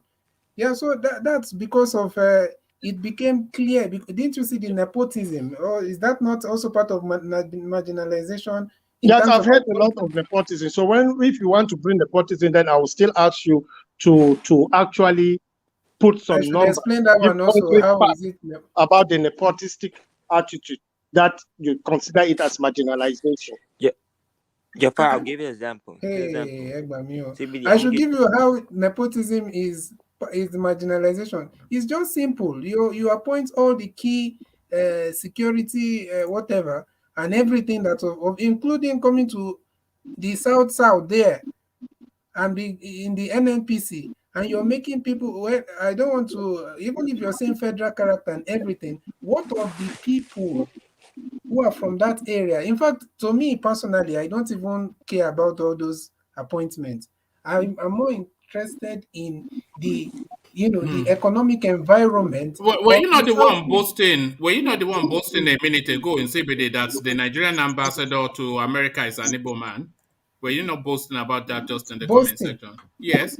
No, you made a When statement that is not clear now. Then I try to just help you out and let you know. that is an Igbo man. No, that is not boasting. Okay, if I try to Ah, assist you to correct an impression, is that boasting? You no, said yes. no. You said the current ambassador to America. You should have said maybe the past one or something. But you said the Well, ambassador to America is a 98-year-old. Hey, uh, here's a winter example. The Anambra Airport is a winter example. The APC was going to land Anambra, but the federal government stopped from land Anambra. That's a good example, therefore. The APC was going to land Anambra State, but the federal government stopped on landing. You see? They did it for a reason. Why should you stop AP from landing Anambra State? That's a good example. That's one example. Can Exactly. someone say what Charles just said? I didn't get it clearly. No. He's saying the Anambra space is. Charles, repeat what you just said. I've said that the APC was going to land Anambra Airport, but the federal government stopped from landing for no reason. Oh yeah, he's saying that the Anambra airport, it was meant to have been commissioned, but they postponed it, and that is Imagine that. marginalization. Eh? Is that No, marginalization? but my No. brother, I think that you see this. wait. One Is man, that let me marginalization, my brother? I don't know. Yes, it is, Thomas. I understand all this thing of hate conversation and all, but you see, the thing is that there's nothing you're rebutting. To be honest, I've told you about the seaports that are not made viable for to benefit the economy of the southeast and south. I've told you about that. I've told you about nepotism. And I've told you also about the the Isibidi, key whose fault is infrastructure. that though? Wait That's now, what wait now. Isibidi. The key. The I've told seaport, you. whose Wait, fault is it? wait. First, you will come in. I've told you about the key infrastructural infrastructure deficiencies of the southeast, including even this current one. They are doing rail up and down. Where's the rail? They are telling of two second Niger bridge is being completed. It has not been completed, or it's until it's completed before we say, okay, yes, we at least we have second Niger bridge. But so including all this rail, whatever that people, how many roads, how many federal roads in the south? You go to Abia State, go to Imo State, Anambra, all the federal roads in those places have serious issues. I've told you about the So, rail network. Infinity, if Why you is don't it not mind, being why is it not being done in You the know, southeast? Okay, hold on. Nsibidi, let So you're Jaffa talking come in. about Yeah. and you're saying you're rebutting. I don't know what you are rebutting. You're Let only telling me that they were not shouting it during the time of all right. Let Jonathan. Is that rebutting? let Jaffa come in. So I will address the last part of your statement about road infrastructure in the southeast. You were asking you made a statement I that said how federal many. road, so that I don't say it's governors that are supposed No, to let build him. federal road. No, let him. Yeah, don't worry. So I You want to guys. ask you, do you have an idea how many kilometers of federal roads do they have in southeast? And how many are actually tarred, how many are under construction, and how many have not been addressed of today? Yes, My therefore, I brother, know one. let me give you an example. It's just like now, I'll tell you that the entire northeast or northwest is not safe. And you're telling me that do I know the locations or the villages that are not safe? It's No, just that's this not what I'm saying. I'm saying to that's me not it's what the I'm same trying argument. to say. Because if you That's want not me to what start I'm trying going to to say. give you to pinpoint to you, okay, the road from No, so location to this I location was just is not. expecting you to answer the question directly so that I No, could make a I comment. No, can't give Jafar, you I can that ask you a question. details. I I'm can ask sorry. you Jafar a question. Here's an example. Charles, if you don't mind, give me a minute. Let me address the issue of incivility. We all know it's a fact in Nigeria that most of the federal roads have not been addressed for the past 20 years. All parts of Nigeria, northwest, northeast, north central, southwest, southeast. That's a fact. Okay, And 90% of our state's roads and local government roads have been abandoned. So how does that constitute marginalization? Because it's not done, because the same problem you are raising from southeast. I'm from the northwest. I will tell you, right, yeah, we don't have Okay, federal you have roads. addressed you've talked on one. Can you also talk about the seaports? Since you're saying federal road is everywhere in Nigeria.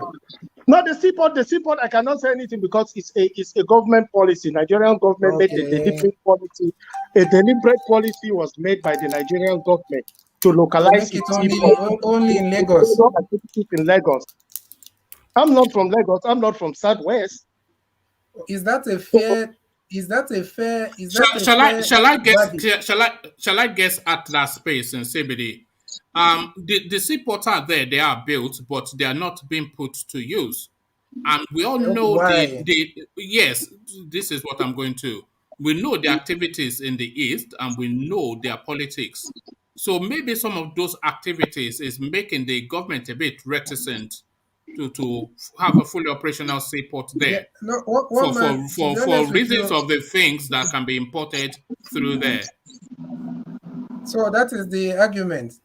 No, that's So just me guessing. That's me oh my guessing at god. the space. Yeah. No, there One is man no argument in CBT. In UK, It is a wait good now, thing if in we will UK have that you more are, how seaports. many seaports are there? 120 something seaports In in the CBT, UK. if we could get as many seaports in Nigeria is good. If you could decongest Lagos, it is a good thing. The population explosion in major city is a source of concern to a lot of people in Nigeria. Places like Port Harcourt, Kanu, and Lagos, and Ibadan. These places are the population, the rural exodus into this major city it's a cause for concern. So it's not a bad idea if Calabar. I love Calabar. Personally, I love Calabar. That's why sometimes that's why people prefer to talk. Because they don't want to people hold on. They don't want to. I was see how honest Jaffa is on that. No, but they don't want to import in Biafran guns. Is really the thing into Igbo people. One man. Is that not really what it is? That is really what it is now. One man, you are right. That is what it is. They don't want to import in Biafran. One man, I'm back. No, I can hear you, but Jafar has the floor now. So yeah. So in CBD, so it looks as though now that marginalization is just really a mantra that's not based on substance, as Jafar continues to debunk. With all due, I'm not going to, everybody's entitled to their own opinion, but to me, my opinion on this is that anyone that thinks that all these things I've mentioned and more that I have not mentioned. No, you have not. You have not mentioned anything. I've not mentioned anything. I mentioned 3 things here. You said I've not mentioned anything. No. Let me tell you why you have not mentioned anything. You are talking about federal roles in a dilapidated state.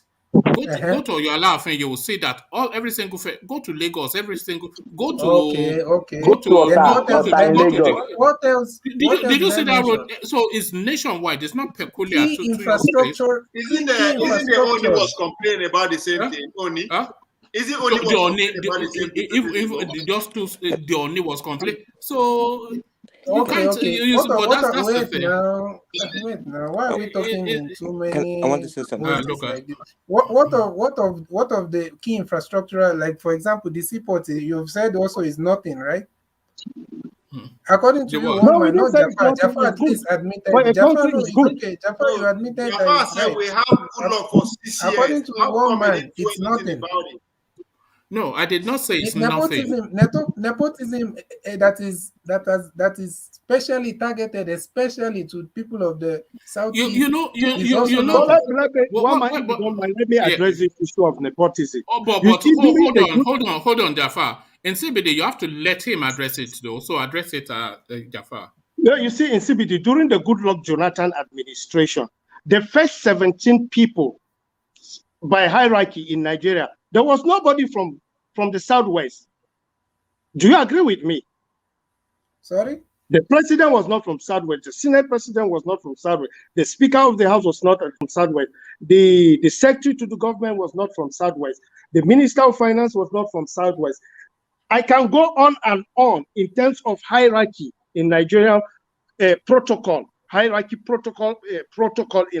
Nigeria.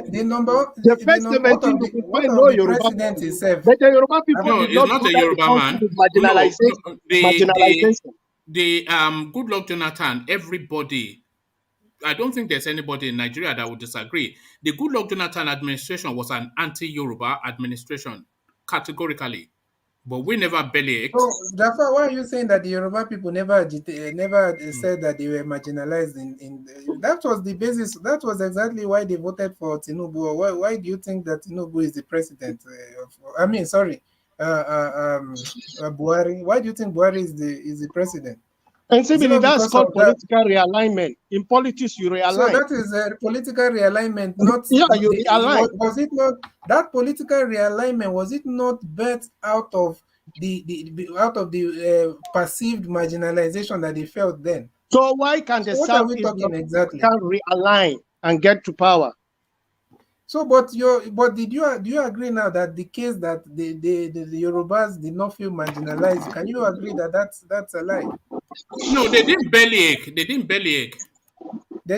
Okay, they felt marginalized, but they didn't bellyache. I think we are just playing with ourselves too much. So this language one man. Let's move on. Yes. So this marginalization is buried completely. Plural and jejune. It's plural and jejune. Maybe it's buried on this platform, or maybe on this. You've been put on the spot and you could not back it up. What am I not backing up exactly? You say they didn't build federal roads. They didn't build federal roads.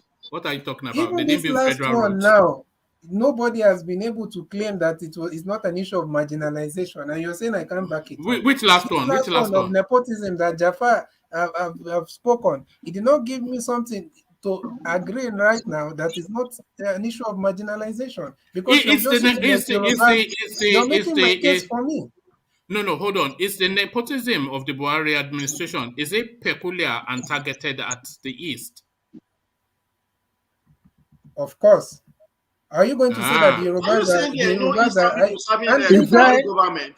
Is that what Don't you have representative from the East in the government? What are you government? talking about?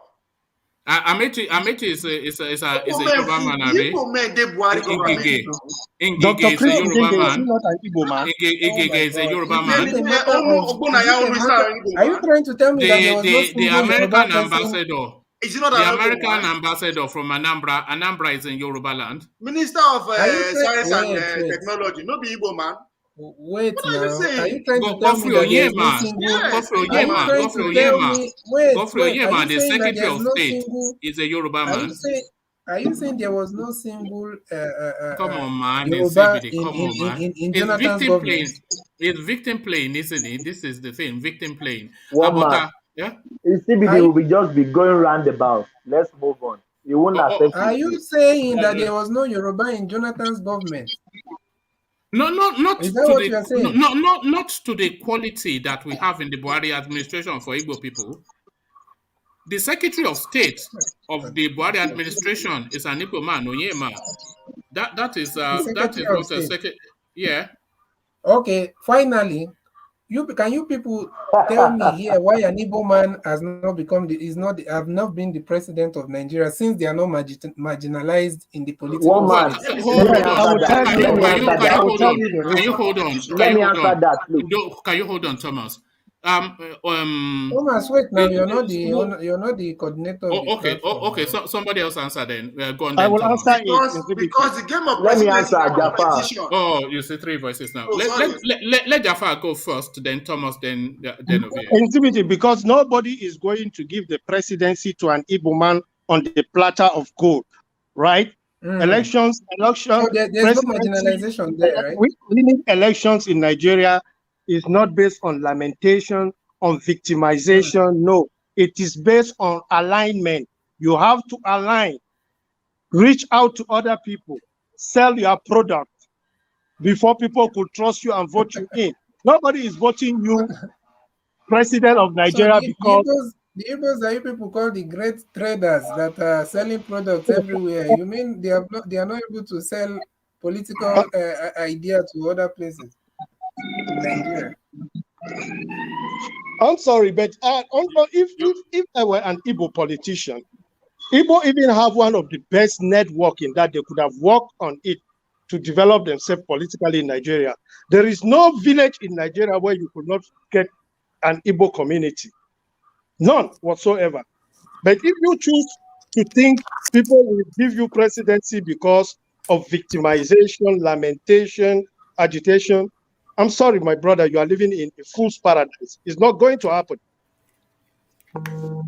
Because of lamentation. No, we are not even interested in all that. Because you people that have had the presidency for all this time, what is your condition?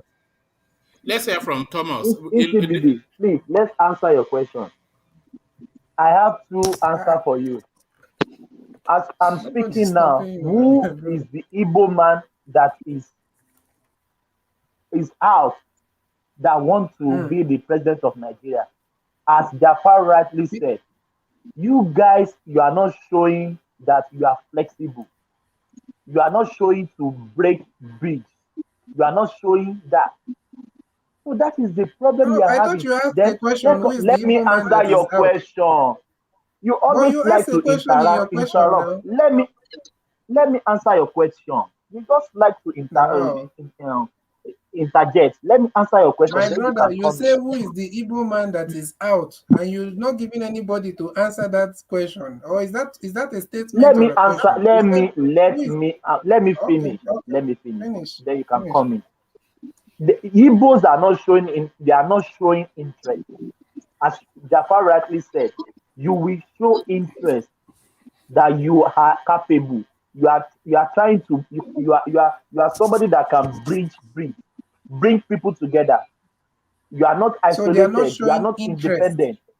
Second, you are not showing interest, and you are not trying to Okay. bridge. Secondly, your agitation for Biafra What is will Wiki not showing? let anybody. Let me finish. Let me finish. Your agitation for Biafra will not My give brother, when you any make a people, statement any that needs to government be to corrected, give we you won't let go you ahead finish now. or to give you. That is what I'm telling you. All Your right. agitation is the Okay, problem, and you are not ready to bring okay. people. You've made the No, point, you're saying Thomas. Let's yeah, come, yeah, go on. no, you're saying they are not showing interest. You see, that's why. Okay, well, let me not go into this. They are not showing interest. What is how many Igbos were on the last presidential whatever? Leave alone, forget the fact. Probably because maybe the only thing you guys see is who is in PDP and who is in APC, right? Yeah, no So Magalu. someone like wait now, Mogalu is he what he's doing is not interest, right? Peter Obi, Wike, that Wike Eh? as long as Wike said he's not Igbo one day, then some few weeks later he came out and said he's Look Igbo, at his that. mother is from this. So Okay. now those people are not showing interest. What are they doing? All right.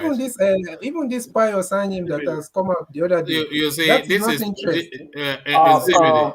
In Insibidi, CBD. as All Wike right. declared No, himself that no. he wants Hold to run on. for president. But Let's nobody hear has from declared, including Tinubu has not declared Tinubu has not officially. So what are declared. you? Tinubu has not declared. Atiku has Yeah, not has he declared. declared? What I He no, said they it have that not okay, declared. everybody They are knows not. what is What are going you on, talking about? Of but course, they. officially he has not declared. Now Yeah, it is there on the but okay, record now. that thing that you know that is going on with Tinubu and Atiku, why is it not going on with the lead Igbo name? But I've told you what we know that is going on among four people. So all these things you people are saying is not based on fact. It's all based on All right. presumptions, Okay. assumptions, No, and all right. fallacy. All right. Let's hear from Ovie and then we move on. Ovie. I don't like all these Insibidi. presumptions, please. The day una go, take this victim mode aside, you will see actually what Jafar just said. Now that I look at it clearly, not even the Fulani man get the kind network we Igbo man get from Nigeria. None. And if to say they really, really want to do something, the noise that you are seeing going about Tinubu and the others that one man is referring to, now Igbo man supposed to get that kind of noise. But apart from all that, the game of at that level, it's a competition. Then nobody will give you presidency. It is not done anywhere. Presidency is not good. Leadership as well is not good. You have to take it. Don't take camp if you have what it takes. And that's what you see is happening. Mobilize. Do whatever it takes. Not just the cry alone. You are free to cry victimhood. It's part of the process. Part Okay, of the can I game. ask That's you what you guys doing. But add something in what do you join up. think? Don't use too much power now. Why I'm asking you, what you're saying, do whatever it takes in your own understanding of what it takes. Can you tell me exactly just one thing of what it takes that you know? One, this cry one are they crying to is part of the game, and They I should not respect cry that. again. Huh? Wait, okay, number one, they should not cry. No, I said no, they should add more to it. Yoruba said they cry, but then they Okay. mobilize. You So, understand? So don't just all right, cry. all You right. are free to cry. Don't cry. Who cry the zero? My matters who they cry the zero. As you they cry, so they mobilize. Go ahead. That's what they mobilize people. You get money. You have everything it takes to clinch that presidency. Trust me, Igbo might have everything it takes. But going to that law for Nigeria, not just there. Man, quite don't put it that way. You guys, that law is The not love, there. And everybody they see if them. you So that the love for who help Nigeria you is know not they there, there? but will you agree that the Igbo man has been more pro Nigeria than any other person in that How? country in terms of how he his location and how he does business and everything. No. That's because of enterprise, not patriotism. That's enterprise, not patriotism. So enterprise and patriotism is So in other enterprise not words, part of in patriotism other only? words, the Igbo All man these no get things you are right to talking office about, because all these he things get Americans, more from the All right. Nigerian all these people. things All right. Americans All are right. shouting they should bring their jobs back to America from China and everywhere. So why will you separate enterprise and patriotism one man? No, you are saying, but they are not there for reasons of nationalistic zeal. They're there to make Zeal. a profit. Just you mean The Igbo man in Jalingo is not there because he's fervently Nigerian. He's there to make a profit. The one Igbo man man in Yoruba land is not there his because love he's supposed to Nigerian. I be have a question He's for there you. to love. make a. Wait I have a now, question his for you. love supposed I want to move on from that space, One but his man, love please let me make supposed this to point. be No by other tribe make in the heart benefit from or the by north past actions. the Igbo man. No other tribe benefit from the north past Igbo man. Economically. okay. Well, So no, No do you other well, tribe also past Igbo man benefit realize from north. what our people have suffered in that same I north? don't know what you mean by benefit. Businesses now they make money pass from that region. No other tribe well, make more money from the outside man than Igbo man. no. You can't say that. They're there to carry out business, so they're there That's what I'm legitimate. saying. But Who is I'm their not sure biggest that. customer? Is the Aboki. Now Aboki being customer So now. Who being customer? They know the so Aboki. so if you're doing business over here, is it a one-way is it something that benefits only the person you're selling to? I mean that But you No, are that not is yeah, selling. no. acknowledging That's that not. benefit. You That's are not. not Why are acknowledging you that by calling it crying But benefit? it's wolf. not That's a You are not not a benefit. acknowledging Mr. that It's benefit. not. Wonman, can I say something before you distance yourself from this No, this no. topic Hold in on, though. particular? Just read it to what Ovia is saying. It's a mutual It's a beneficial business and you're something. calling it It's a benefit. business. So You are But hold benefiting on, Mr. from hold it on, Wonman, the Ovia. also. mutual not beneficiary Can will you not hold end on? if Nigeria is divided. Can you Radio Biafra? Just hold on. Let me just. It is a mutual beneficial something. The Igbos there are there to trade, and what they provide is a service that is needed. So nobody is doing anybody any favors. But let's hear from Radio Biafra, and then I will Y- move on. Radio Yeah, Biafra. One this man talk once about in a while he usually say marginalization is truth. we are not Usually fighting say for one Biafra because 1% of truth sometimes, hello, just 1%. hello. Sorry. Sorry, my Yeah, brother, go on. yeah. Sorry. Yeah. No, we are agitating not because of so much of this marginalization. We are agitating because that is the only way we can save our people from this country called Nigeria. Since 1945, our people have faced bloodshed like no other tribe in Nigeria except our own, because of we've done nothing to anybody, only because we are Victim progressive, playing, Abby. hardworking, and all Oh, this. there you are. The evidence is right there from They are all 1945. they are all jealous of you, Abby. They are all jealous Okay, of you. what else can One you man, call it? What else Look can one you at call man. it? that. Do Since you the evidence remember is Look there from at what? that. 1945, our Look people at have been that. massacred every inch part Ah, of Nigeria. We're not you see? fighting. One We're man. not fighting because You, of this so-called Uh-huh. marginalization. We are fighting because Mm. we are different. We have different value system. You This are is what the special. You are Yoruba special. people don't seem to understand, one man. and the You are North One don't man seem and to understand. Japa. you are One Sorry? man special and people. Japa. You are No, I'm special not Wait. saying Let that me we people. tell are you. special. And We are special. we are But all my jealous of question you is to you is, because of your why is Okay, it super from brain. one since man. To be honest 1945 with you, Igbos it have seems like faced a all of history you guys, most of you, of is just massacre jealousy in and Nigeria since Igbophobia there. 1945? Why? All right. To be Okay. honest, I mean, this is something and you need to ask that question. Why? These Can we people Well, talk have one faced after so the much other, please? killing. And also, one of the reasons we are agitating is because it's to get ourselves away from these evil Igbo leaders that we have. There's all many right. of them. All right. Thank you. Nigeria corrupts indigenous leaders All to the right. beneficial of the people in the north.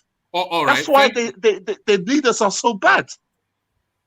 All right. Thank you, Radio Biafra. Let me one man, if you're acknowledge. saying nobody did, if you're saying nobody loved, nobody hated or was jealous or had any issue with the Igbo, now, did you watch the interview before all these things started, even before the war?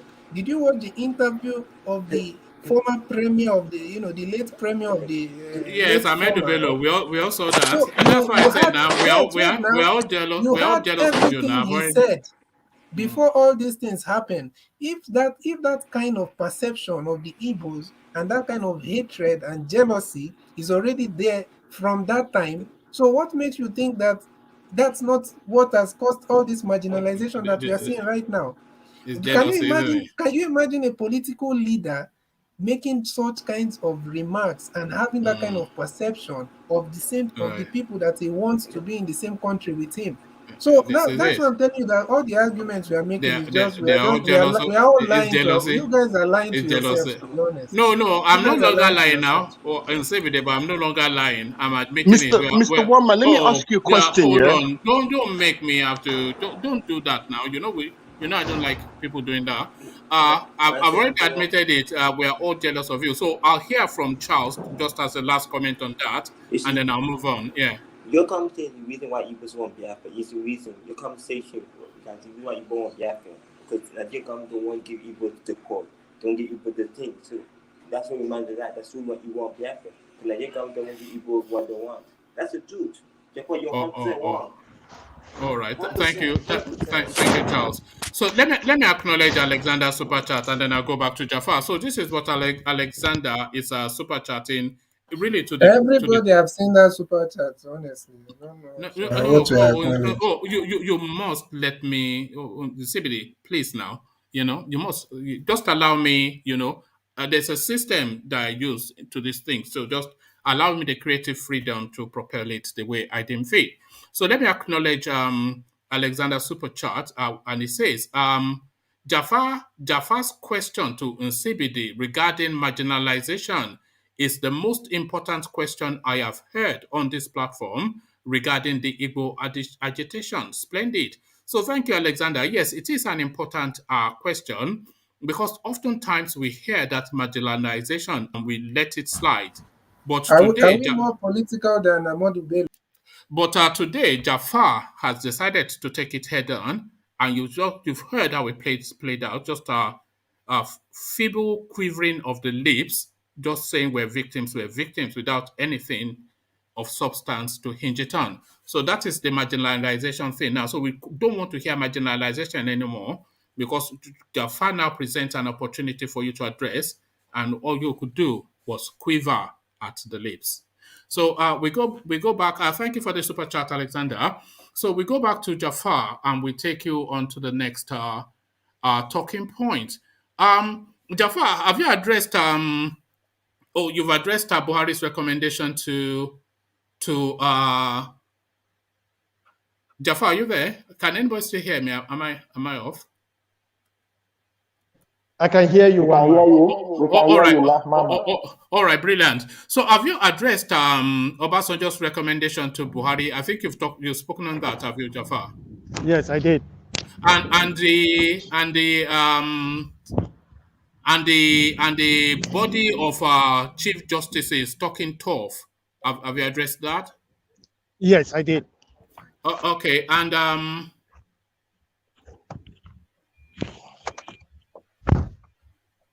so this space, the question around the dubiousness of the budget, just utter nonsense that they talk about budget padding and they continue to pad 80 billion for 82 billion even for mosquito nets. I don't know if they are golden weaved mosquito nets, but you know, is this not, and is an APC man lamenting about this now? Is this just not the narrative of the entire Buhari administration? Just this budget that doesn't read like anything. They might just say 80 billion for looting, 200 billion for looting. Then let them just, when you say 80 billion for mosquito nets, then just anybody that reads that else already knows that is for looting. So the senator now draws a parallel because there's a value cost, there's an opportunity cost to any money spent. If you spend your dollar to buy sweets, then you can't spend that same dollar to buy biscuits. So the value cost of all of this looting money that they budget, it's the infrastructures. And this guy cites the example of Ajaokuta. So what are you then making of this headline by the APC stalwart? Buhari regime's 2022 budget, dubious, annoying, and questionable. APC senator alarming to the space. What says you, Jafar? Yeah, and I think we addressed. To be honest, I have not gone through the budget proposal that is tabled at the National Assembly yet, so I might not be able to speak to its content. However, we have already spoken about the issue of Ajaokuta and the Mambila Dam. We know the controversy surrounding this project. But having said that, I want to address an issue that I think is CBD keep bringing over and over, the statement of the Sardauna, which he finds distasteful. But I want to submit to CBD that yes, that was only a statement. He did not go about killing people, but your people kill him. They kill him in cold blood. In his residence in Kaduna, that they killed him, they should now kill can I complete my statement, sir? So they killed him. They did not only kill him in Kaduna, they went to Lagos and killed Tafawa of Balewa and Chief Akintola. So if we have to be honest and truthful to ourselves, your people are the genesis of the problem we are having today as a nation in Nigeria. We had a good federal constitution that worked for everybody. When you came to power, what did you do about it? You destroy it. You transform Nigeria into a unitary state, the effect of which we are still suffering today. And if they not really hate you people the way you claim, the way you sing, the way in all your platform, you insult, you call us all names. Okay, if you can just keep quiet, be patient, let me land my thoughts. Okay? So how come you are over 20 million of you in the north? What are you still doing there? If the space is really antagonistic to you, 20 million, don't you think is a lot of people? So are there no northerners in the south and in Igbo land? And is that not the whole? How many? The entire south the entire southeast. Excuse me. We are facing right now. The entire southeast has less than a million northerner.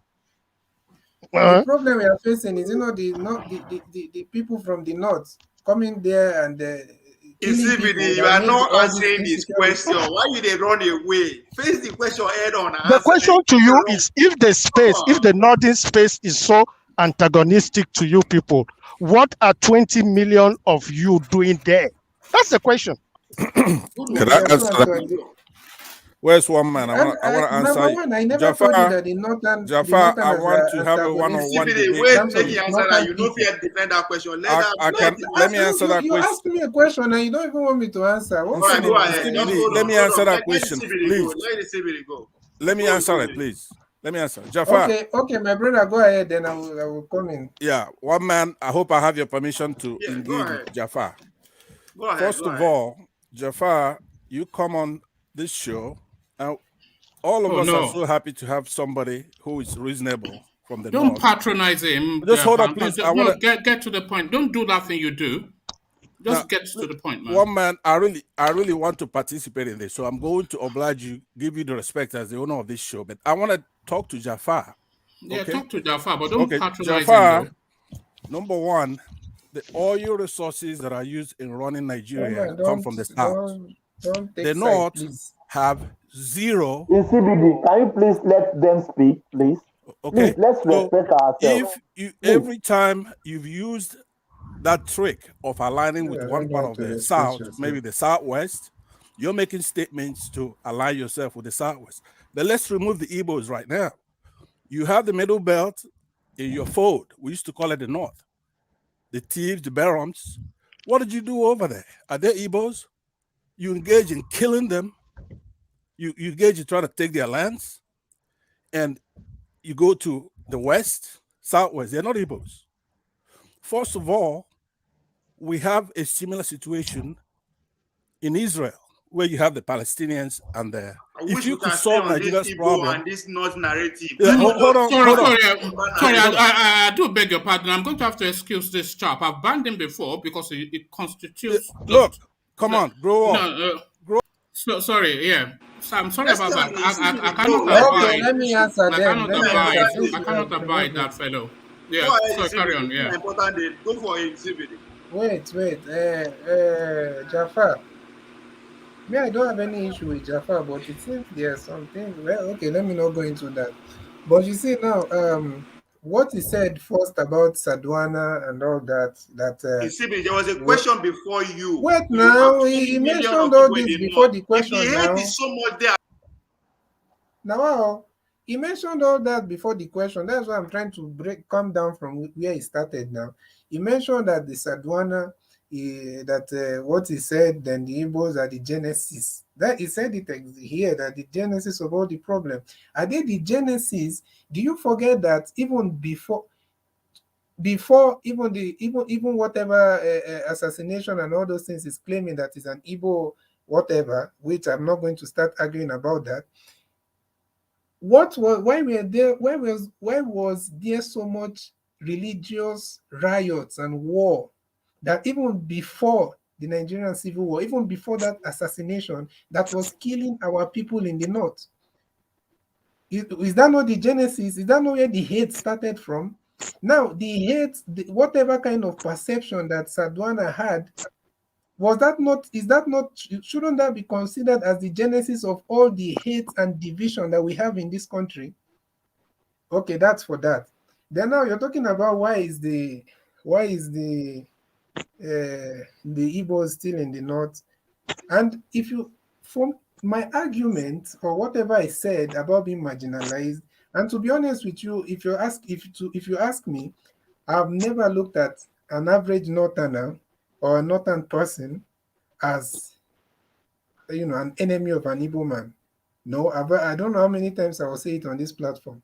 I'm only looking at the way their so-called politicians there or leaders are always covering the space there. You don't even see the people.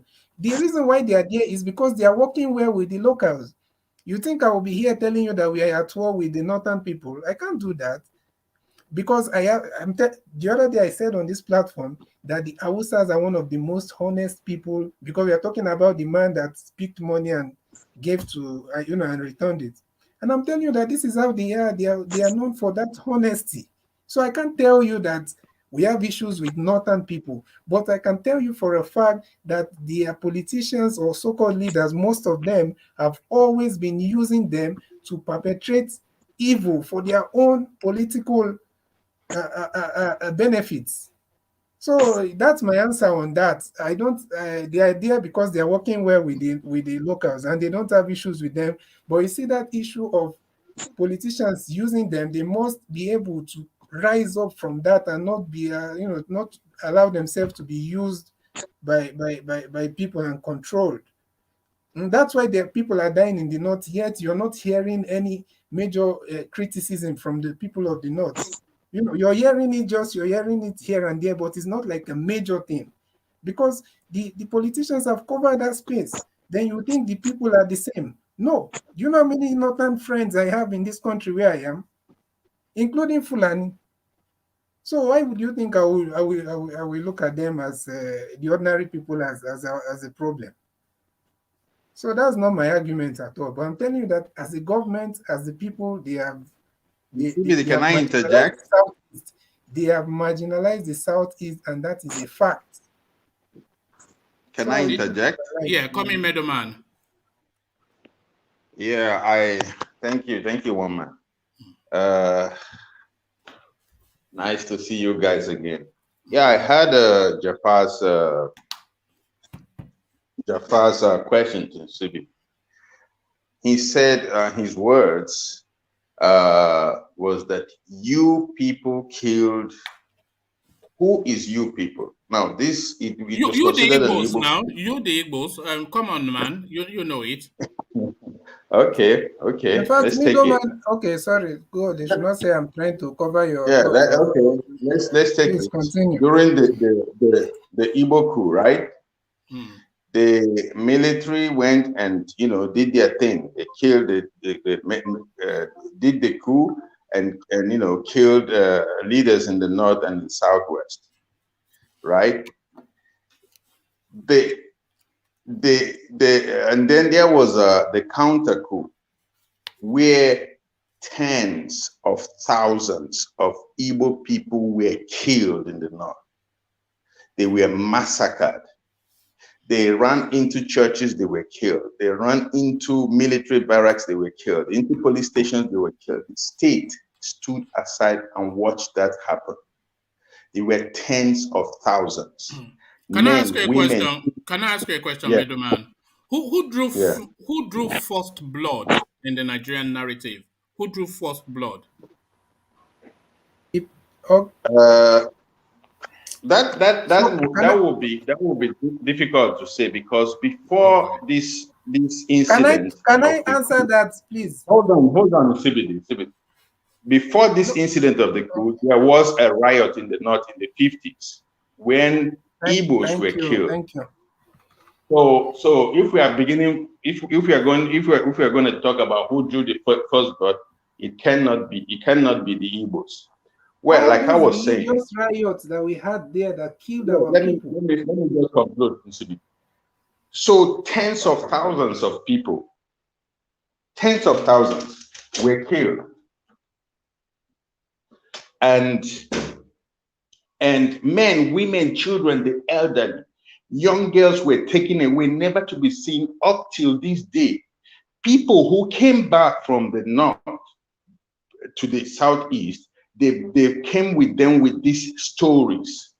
This is an issue that has never been addressed. Actually, it was swept under the carpet, that we never talk about it. We are not allowed to talk about it, but we are told these stories, right?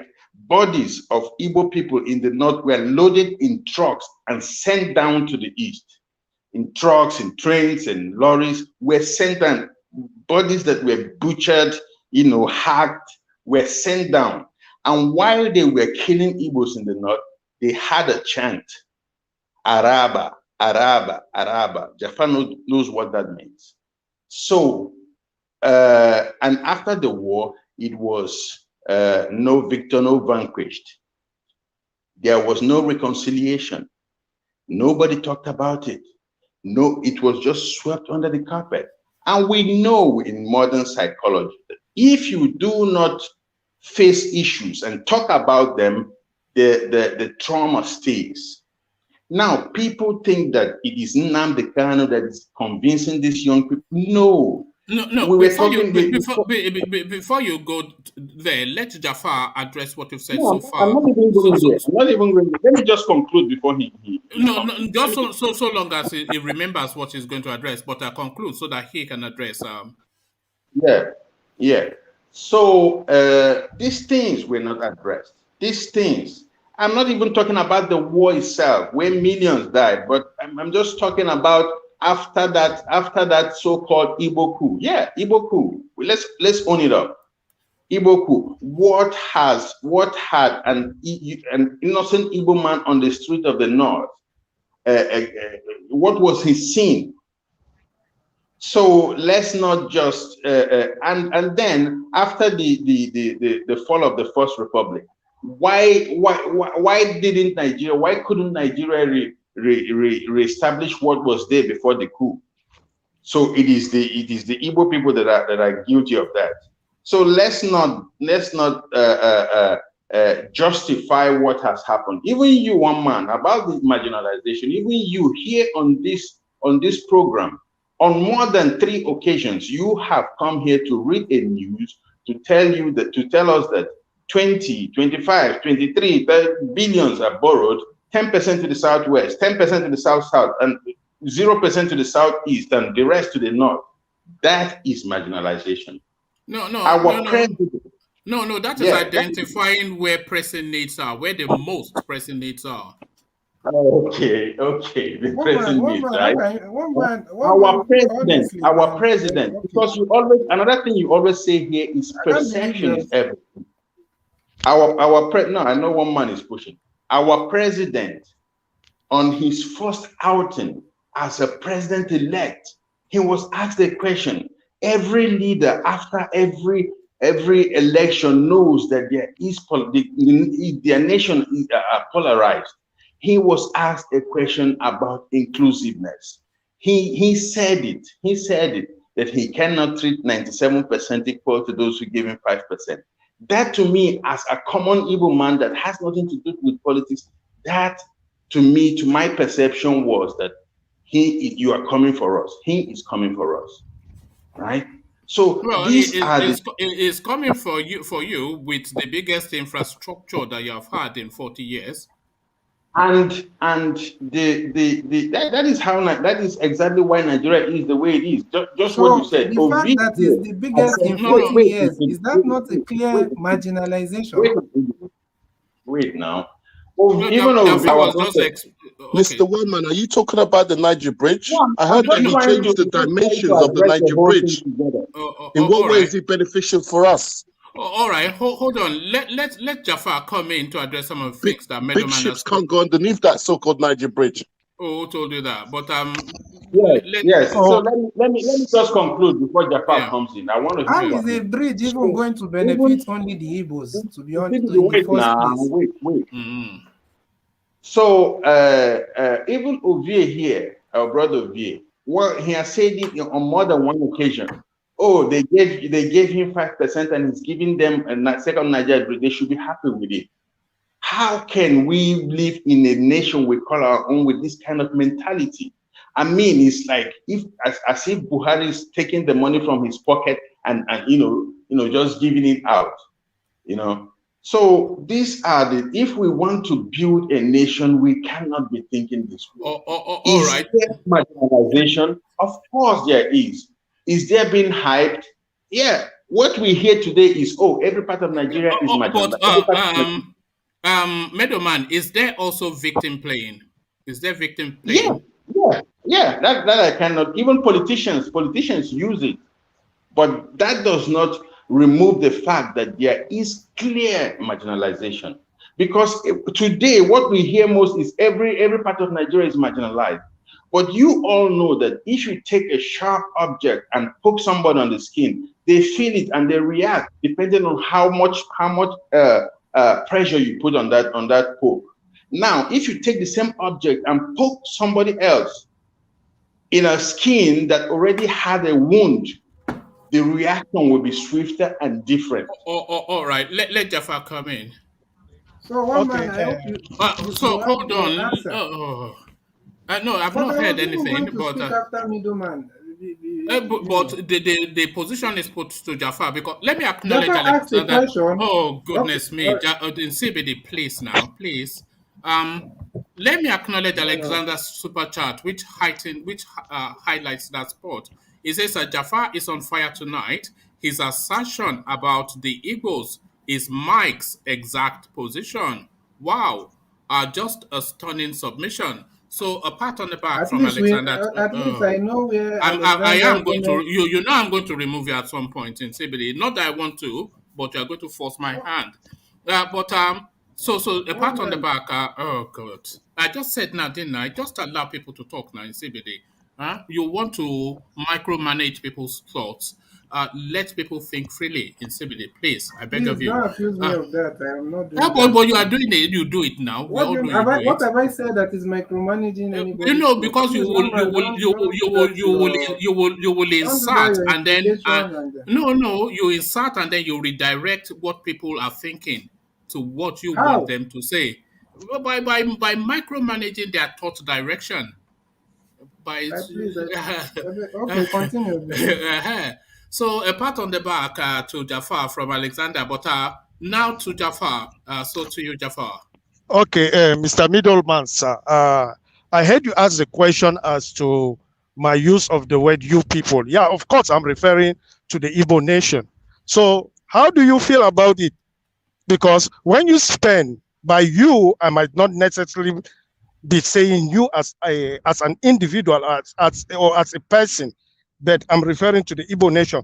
When you spend the whole year, couple of years, criminalizing the Fulani ethnic group because the president that you so hate with passion happens to be a Fulani man, how does it feel? That's the first question. And secondly, this is not the first time you're referring to an incident that happened before. The last time you said it happened in 1942, and today you say in the 50s. But the answer I will give it to you, like the same answer I gave you the last time, was that during the 50s, Nigeria was still a colony. It was still under the British administration. And if you have any issue with whatever transpired before we got independence, you should be addressing it to the British government and not the Nigerian state. Please. I hope I can speak now. Yeah, well, that is for your response. Wait, and you have said a couple of things that I cannot even remember some, but Oh, yes, okay. that's why I was. Hold Okay, on, hold on, everybody, please. What Jafar said now was why I was trying to Yeah, then you stop talk you. about Yes. Carry on, Jafar. Yeah, you were talking about me bringing the issue of the killing of Sardona. Yes, it's a very sensitive matter. It is a very sensitive matter to us in the North, especially those that are enlightened, because we know the problem that we've been accused, the backwardness of the Northern Nigeria today is as a result of that singular action of you people.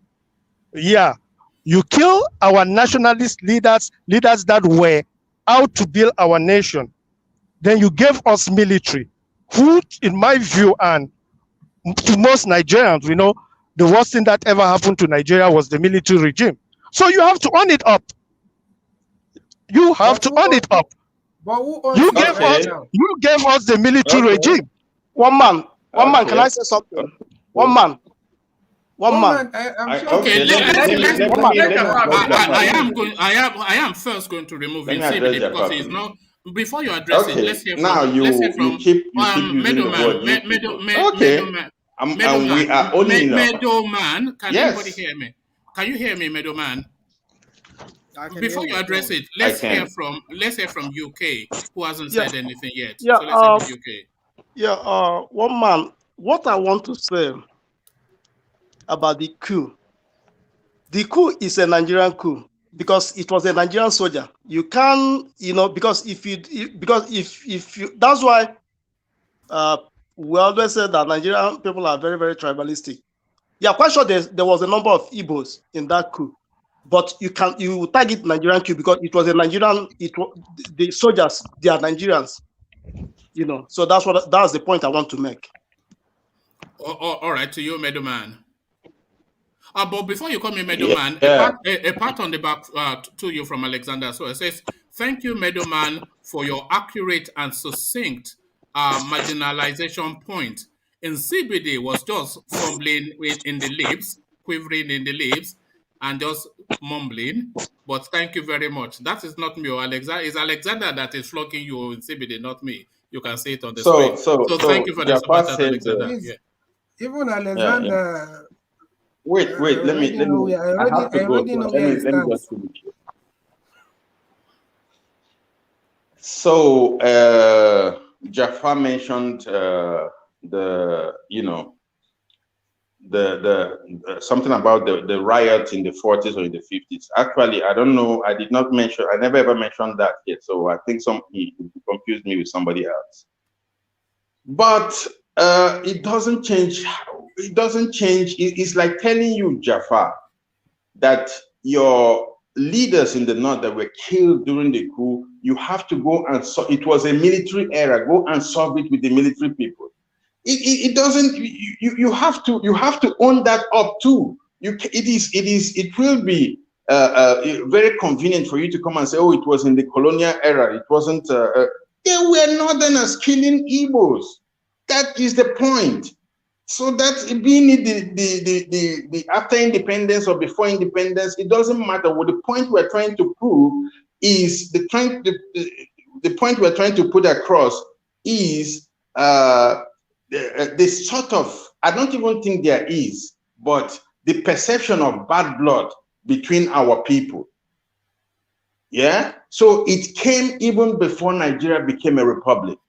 So if I have to own up the coup, you have to own that up too, right? Now, okay. What were you going to say? I was going to ask because almost certainly Jafar will come and counter with an equal point. But what I was going to ask you, Middleman, to lead the conversation on the way out of this. So how do we get from all of this you did to a better place? So what is the way forward from all these historical just wounds that refuse to heal? How do we heal those spaces? Lead that conversation, Middleman. Yeah, in every country where you have such huge traumas, where you face traumas like this, a nationwide trauma, you have reconciliation. That never happened in Nigeria. It happened in Rwanda, in South Africa, in post-war Germany, in Russia, in France. It happened in the US. You have to have reconciliation. People need to come out and talk about it. And the history has to be written in black and white. The Nigerian nation needs to recognize that these things happened. These things happened, and let's work for it so that we can avoid it from happening again. There's another guy, I think he's the Black League, that came one time and was saying something about Ojukwu being, the root cause of the war. No, people that are not Igbo, they perceive these things differently. That is what I understand, and I don't think he was saying it to hide, distort history. No, his researches told him something, and he's perceiving it in a different way. Now, imagine after the program in the North, people came back home and they were telling these stories. There is no extended family in Igbo land that did not lose somebody in that program. And then after that, the big thing that happened was the Aburi Accord. Now, Ojukwu came back and took the Aburi Accord. He was trying something to tell his people. Medeman, you know what always strikes me about that Biafran narrative? 3 million dead, Biafrans dead, etc. Nobody ever actually gives a body count of the non-Biafras that died. So nobody gives numbers to that. The people, the Deltans, the Yorubas. That is a Nigerian story. That is exactly one of my points. Let us put these things in black and white, and so that we can really begin to heal as a nation. You see, that is one. We try to sweep things under the carpet and just give it a simplistic, a very complex situation. We give it a simplistic explanation, and we try to move on. We're not moving on. We're not going to move on like that. We're not going to move on like that. Now, I can speak from my own perspective. I don't know how many Yorubas that it is left for the Yorubas to speak up. How many Northerners died? No, because Thank you. Because I don't know that it's not written in the history books. So it has to come from those people. That Black Lives Matters now. Black Lives Matters. Black Lives Matters, man. What are you talking about? You don't come again. Yeah, you see, you dismiss them. One man, next week I'll be in London. I'll look you up, man. I'll have to give you some. Yeah, DM me. We go have drinks. We go into the city and we get drunk. So So, but to you, Jafar, go on, land, and then I want to put the same question to Jafar. So let me just conclude. That is, so he came back with that so-called Aburi Accord, and he announced it quickly. What he was trying to do actually was trying to give his people, look, we died over there, but this is some sort of victory. Most people did not even understand what Aburi Accord meant or whatever. But if their leader was telling them it's a kind of victory, it was a kind of way to appease them. Now, for whatever reason, Aburi Accord was violated and the first shot was fired. If Ojukwu was Jesus Christ himself, he wouldn't have stopped those people from going to war, because the perception then was that they killed us in the north. Now they are coming to finish the job, finish us up. That was the perception over there. They knew they didn't have an army. They knew they didn't have weapons. They knew they didn't have anything to fight a war. If you see the video footages, they trained themselves. They volunteered themselves. They built their own weapons. Ajanle Koko mentioned a weapon called Ogbunigwe. They used to use a very, big explosive. They used during the war. That weapon needed to be detonated by 2 people, and those 2 people died with it. That was how determined these people were. It was to them, it was a question of survival. It wasn't about to prove anything. So Ojukwu was just there, and he had to, because they were pushing him. They're saying, we are going. Meadowman, they have started again. Watch this, Meadowman, just for what you just said. So have you seen this? You were saying they built their weapons. They have started again, you know. But carry on. Yeah. So people volunteered.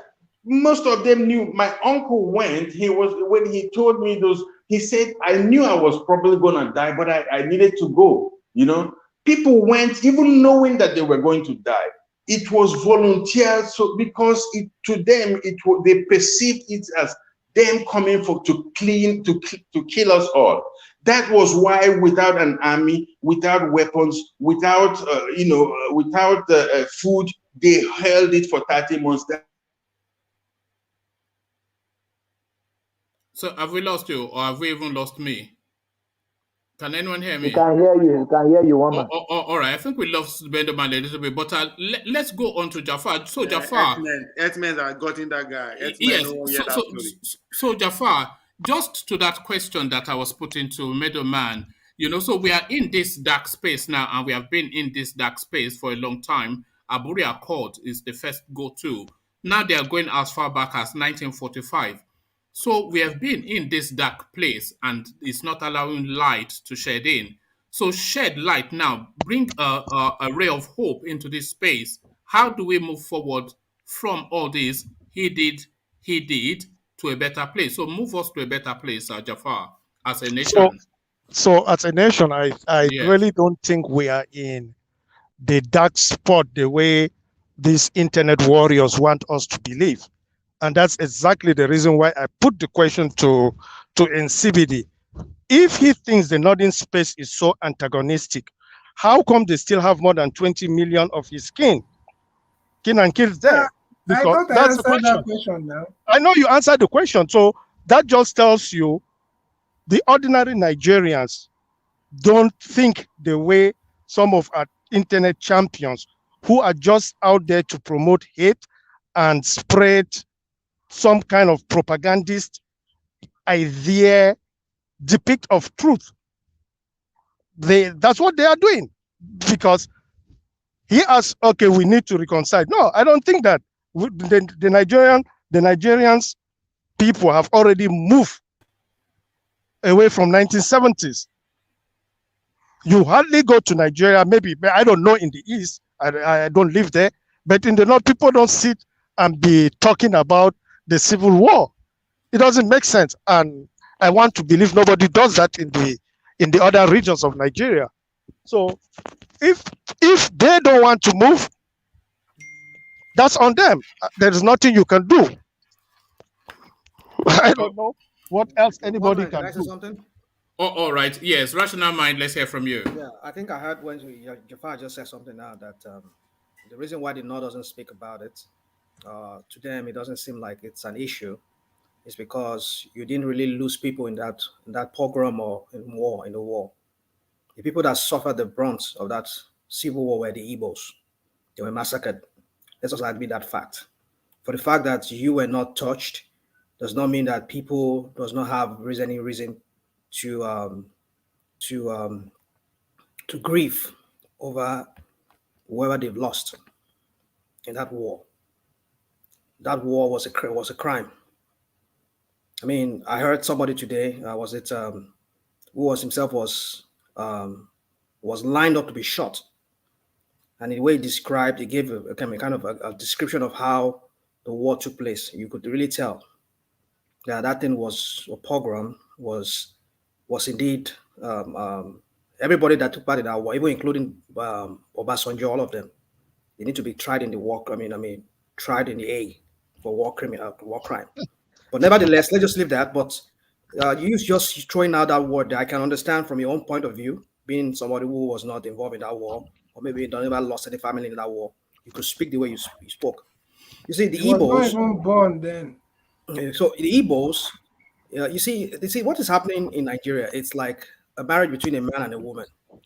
Sometimes it might not be that maybe there is really a problem. It's just because the woman is just tired. It's tired of the man, or the man is tired of the woman. And when that be the case, I mean, each of them are free to go. It doesn't have to be that, okay, you cheated on me first, or I caught you with another man, or I caught you with another woman, must be the reason. I mean, today we all have reason that people just get tired of their mates or their husband or their wives. They just want to go. So, but then there are reasons that might be. Maybe some of them might not really want to tell the other their husband or their wife as to the reason why they want to move out of that marriage. But the thing is this: it is glaring that the Igbos wants to go. Give them referendum. Let them decide their view. If they say, if the majority, but is it clear that the Igbos want to go? Because Umahia Bon makes a lot of noise doesn't mean that the entirety of the totality wants the same well, thing. let them decide that. Yeah, you're the one saying it because but it is Umahia Bon that is insisting that we must have a. All right, okay. The thing is this. The problem with the Igbos, there are two things that are working against the Igbos. And I've always said that on this platform, and maybe other platform too, that you see, this is their independent nature. It's just their wanting to be on their own, or not wanting to take, I mean, let me not say take advice, but they're just this free-spirited kind of people. It's working against them, one.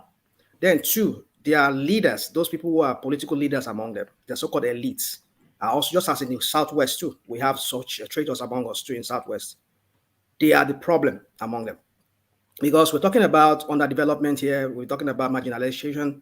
I mean, if you people truly believe that you're marginalized, I mean, your leaders or your elites are taking part in the present political dispensation, and they've been taking part right from 1999. I mean, if they truly believe in what majority of the other Igbos believe, that, okay, they're being marginalized, why then can't they do something about it? Like Jafar said, which I agree with Jafar on that. So you see, the thing is neither here or there. It has a long history. The whole thing about the whole narrative of the Igbo wanting to go. The thing is, for me, if a woman or a man says he wants to opt out of a marriage, I thought we were looking to move to a better place. You are still. I mean, we're still talking about. It's not the same thing we're talking about. It's just what Jafar said, that he doesn't see anything big. I mean, he doesn't see anything big about it. Something big about it. No, I don't think it was quite that just matter of fact about it. I think he was just painting a broader picture. But Jafar here to speak for himself, of course. But what we were thinking is that we can loop round in this circle forever. We have been looping round in this circle since the 60s. And people now, people have even going back to 1945. So why don't we solve the problem then? So that is what I was inviting from Jafar, that how do we move from this dark place to a better place? What he said, I don't know if you listened to him. What he said, he was not giving any solution to it. He will give it, so even any solution he gives to it, he will so to you then, that question, rational mind. Well, I think I've said it. I mean, give them a referendum, let them decide. That's just it. Yeah, no, but it is not up to, I'm very sorry, NNAMDI Kanu to tell the Nigerian state. Not just NNAMDI Kanu, one man. This is not just NNAMDI Kanu. I've seen many Igbos, both in Nigeria and internationally. They've always talked about this referendum. We know that NNAMDI Kanu brought exactly. That's the word that he has put in their mouth. They were not saying it before he started. Why don't you give it to them? Give it to them. But they were not saying it before he started it. Well, man, can I interject? Rational mind. You keep saying, why don't you give them a referendum? Referendum, there is no part in the 1999 Constitution that makes provision for that thing is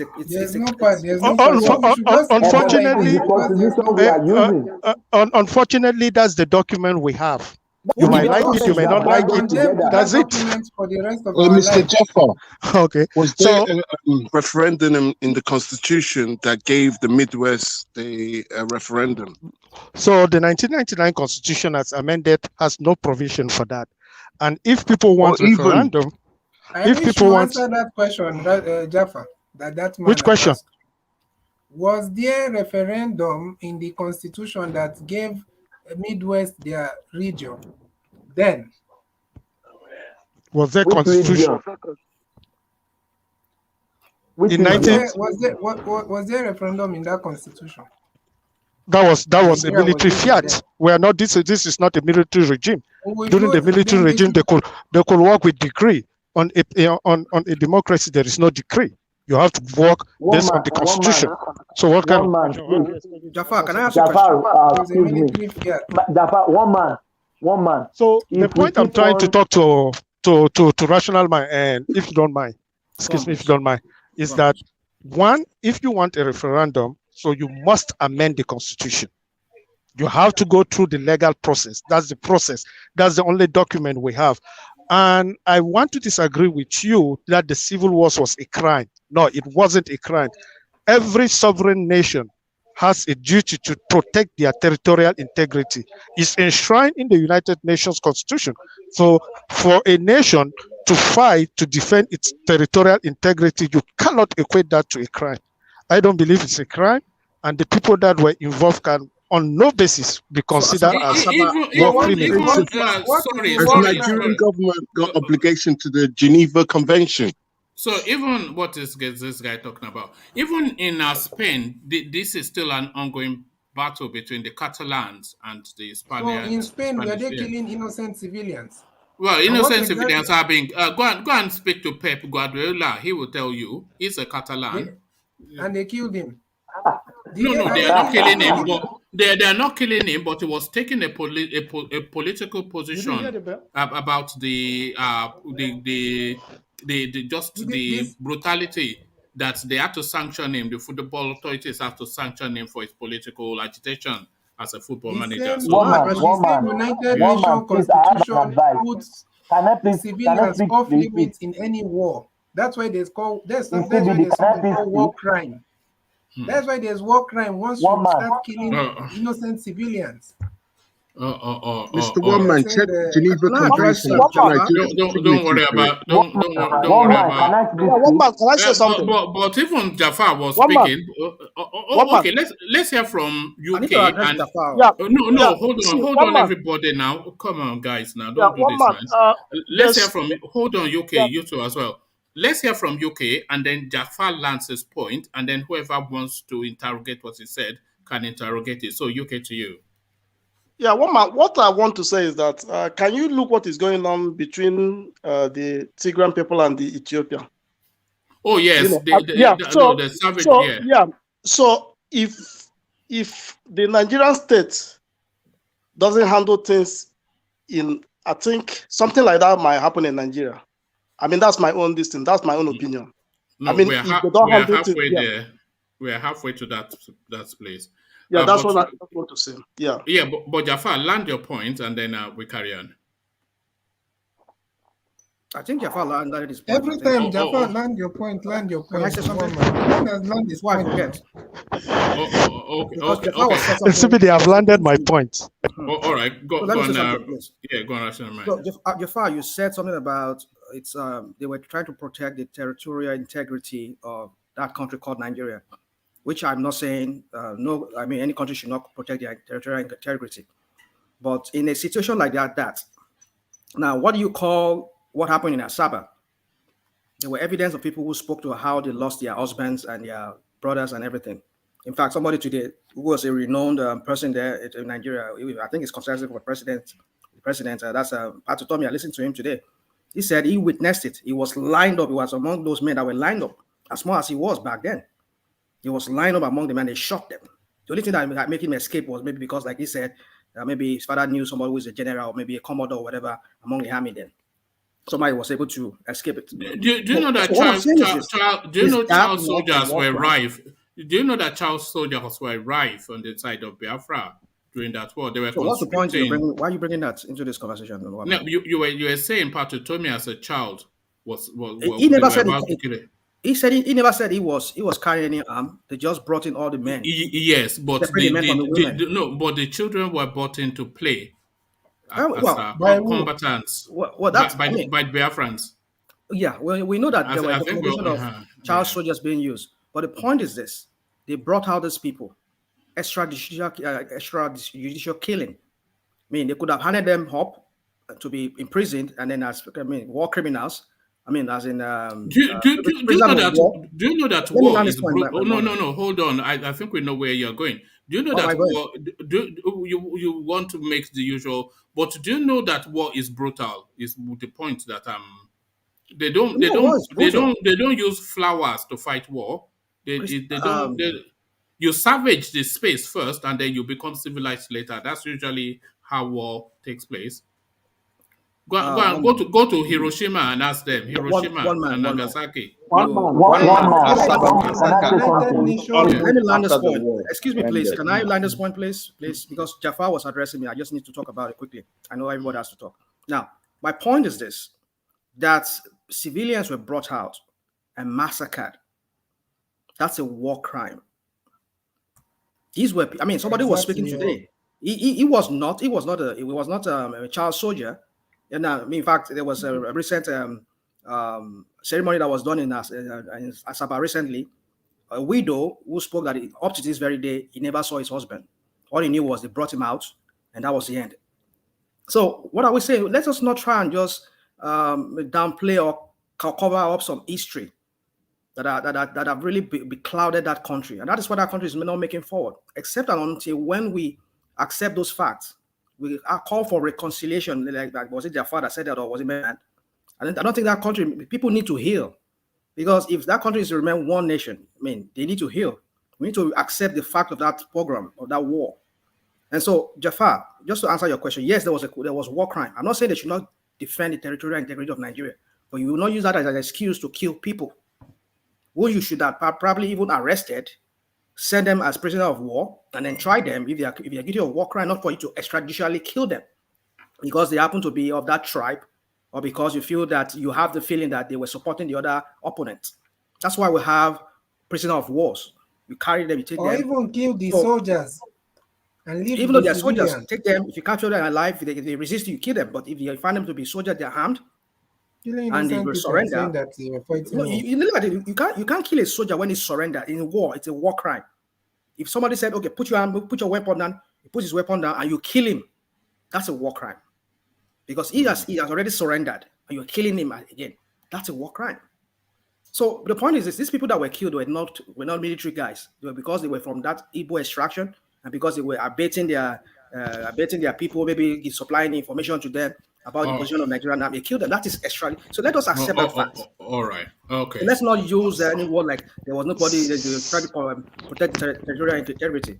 Let's face the facts. All right. So I'll just give Jafar just the final go on that space, and then we just move on. Because rational mind. Nobody has made or is trying to insinuate that there might have been instances of military unethical behavior that might be considered as a crime against humanity or war crime. But the point I'm making to you, Jafar, please, you say that. Maybe can I speak in CBD? Can't you notice that whenever you speak, I do not interrupt you? You lied. I don't interrupt you. You said that Nigeria has every right to protect its sovereignty. Don't you know there is a difference between calling a war the war is a crime as against to actions in the war being criminal? Don't you know there is that difference? Jafar, don't spin. I'm not spinning. I'm just telling you that your statement, the first statement you made was that the war was a crime. And I submit to you that the war was not a crime. But during the war, could you get elements of crime committed during the war? Absolutely. In every war, you could have instances where the Geneva Convention was not adhered to. But that does not make prima facie the war itself a crime. That's the point I'm making. So don't get it twisted. In fact, to add on to what you said, Jafar, it is rare, if not never happened in history, that a war took place and Geneva Conventions and war rules were not flouted. It's a savage thing, war. You think the people that were shooting bullets and then I'm shooting bullet back and then I capture you, do you think I would then be looking at the Geneva Convention when my best friend that you just shot and then you are now, come on, man, let's speak to reality. But one man, please, can I say something? Yeah, go on. To everybody, I know it's painful, but please, Igbo guys, this is 50 years. Let's heal and move on. Please, this is 50 years. This is long ago. Let's heal and move on. Please, one man, please, I'll beseech you. Let me finish. One man, I beseech you, please, let's move on from this space. Let's move on to other things. Because you can't win Igbo guys. You can't win them. Just interject a minute. You can't win them. All right. Final word then to you, Middleman, and then that will be the final word on the topic. So to you, Middleman. Yeah. One man, as painful as this topic is, or as sensitive rather as it is, we Nigerians, we did not talk about it enough. That is why it's still coming up. It has to be addressed. Yes, it has to be talked about. I know people are, it is a sensitive topic. Just to interrupt you, and then I'll keep quiet. You see, it is a sensitive topic, and I'm always mindful whenever we go to this space because I have thoughts too. But then I know that it charges up emotions. But like you said, we cannot not talk about it. But Middleman, back to you. Yeah, it has to be talked about. It has to be, because there is something people used to say, and I used to get. I was born way after the war, but it's like, the stories we heard, the things, it was passed on to us. So there's something people say that they don't say it with bad intention. They don't say it because they want to, downplay the whole thing. They say, let's just forget that and move on. You don't tell people to forget their history. You don't tell people. We the Igbos, we did move on. We did move on like anybody else. Even against many odds after the war, we did move on. I mean, less than a decade after the war, an Igbo man was a vice president. We voted for a Fulani man against our own NNAMDI Azikiwe twice. So we did move on.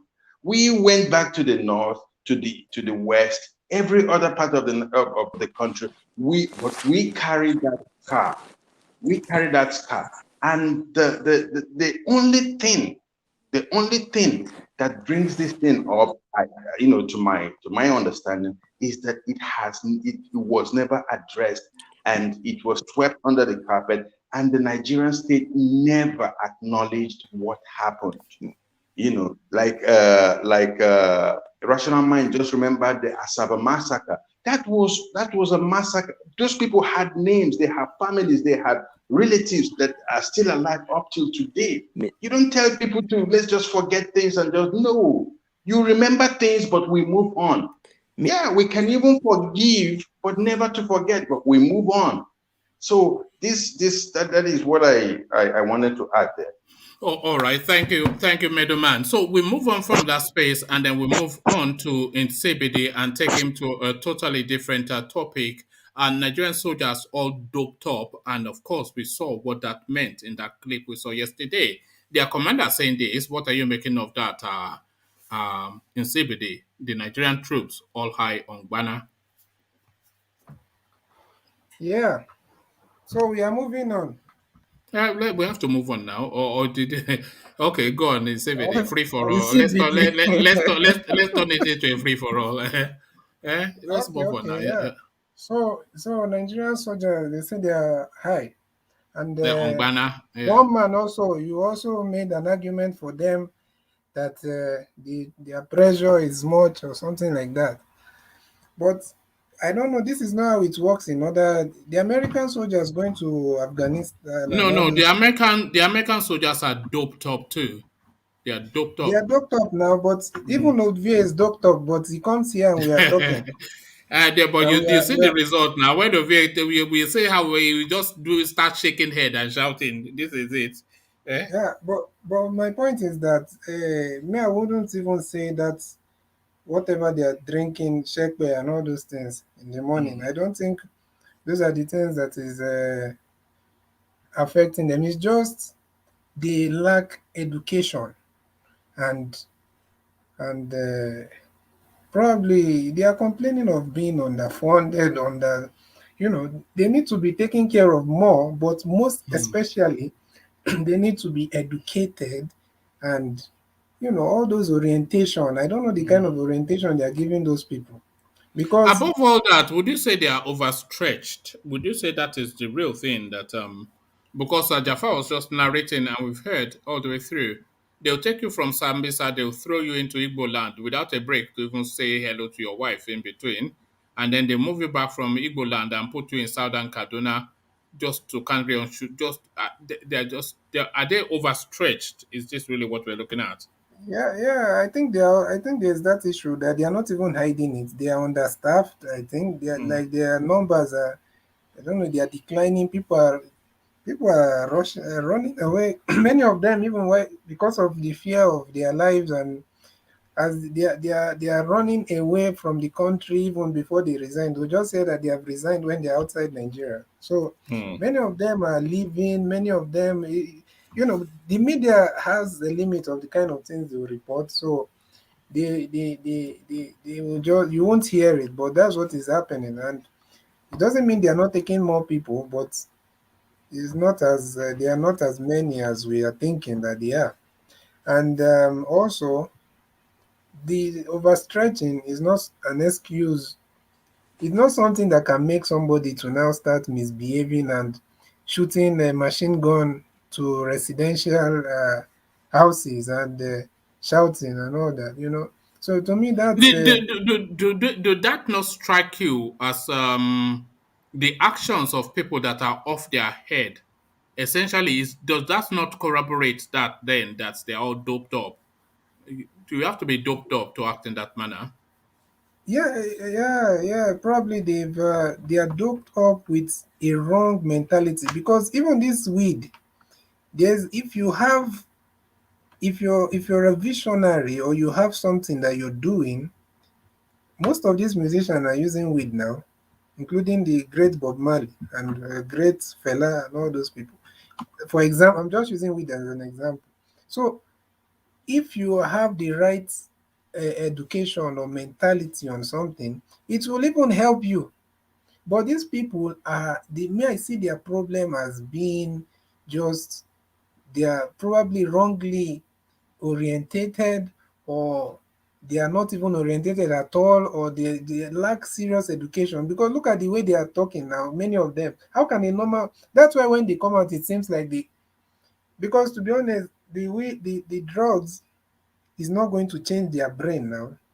If not, they'll be mad and on the street and maybe some kind of destitute or something. But these people are still wearing their uniforms. They are still normal human beings. So it means that the major problem, I wouldn't even look at it uh, uh, as the drugs alone. It's just mostly the when you give drugs to someone that is struggling with extreme poverty of the mind and even physical poverty, and you now give them that kind of those weapons, and they are still using drugs there.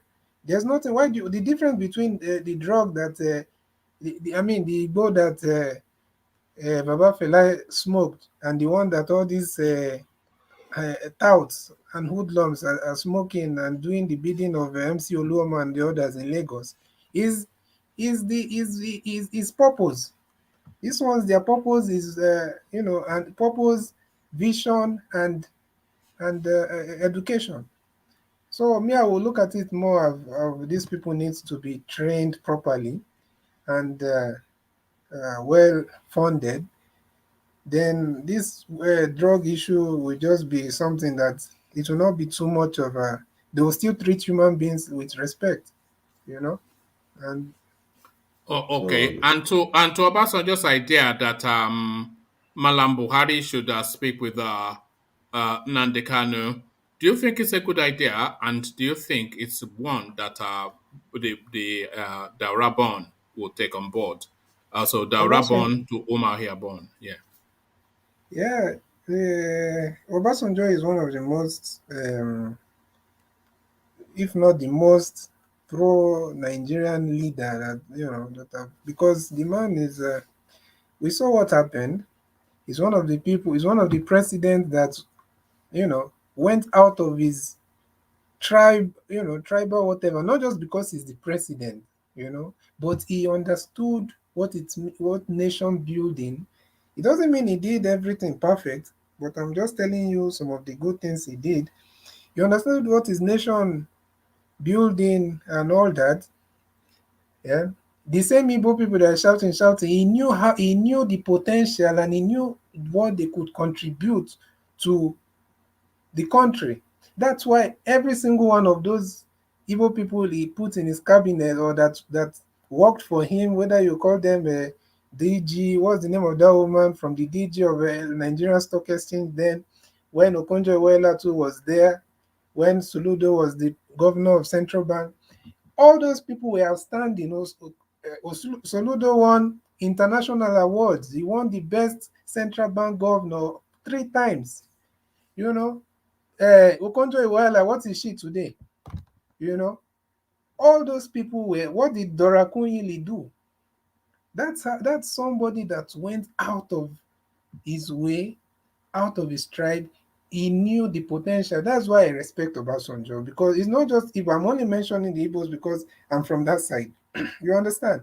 So if Obasanjo is giving that kind of an advice, anybody that will not listen to him, then that person I've just decided to choose. But do you think choose Mallam downfall. Buhari? Do you think Mallam Buhari would listen to it? Yeah, I think he should, but I don't know the kind of relationship they have. I don't know. But even if Can they you never, imagine? Can you imagine Mallam Buhari facilitating for a dialogue with Nnamdi Kanu? Can so you one imagine man, that? if these people are dialoguing with their Boko Haram, Hmm. that does not even ask question before they do what they are doing. So who should they? Who will they? Why should No, they not dialogue with? I think they should, but I think just with the mentality of Buhari, his own thought is just to crush them. Because he, Yeah, in his mindset, he will think dialoguing with them is a sign of weakness. Because he can't think, he doesn't know blue sky thinking, does he?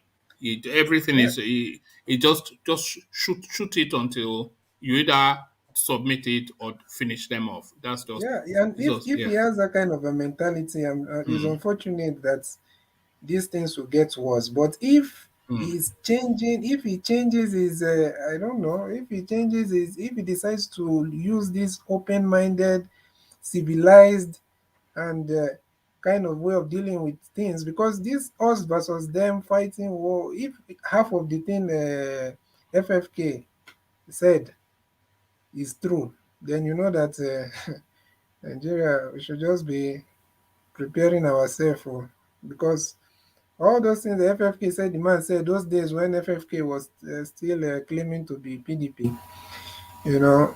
So, but if but as a president, and are you giving any credence to what Fanika Ode has to say? Is this what you're doing? I don't think that somebody will come and lie in the name of a president, especially a president like Buhari, just You like know that. all right, okay. So and if it was wrong, I'm sure there should have been some kind of serious rebuttal from the Mm. presidency, from Garba Shehu and all those people.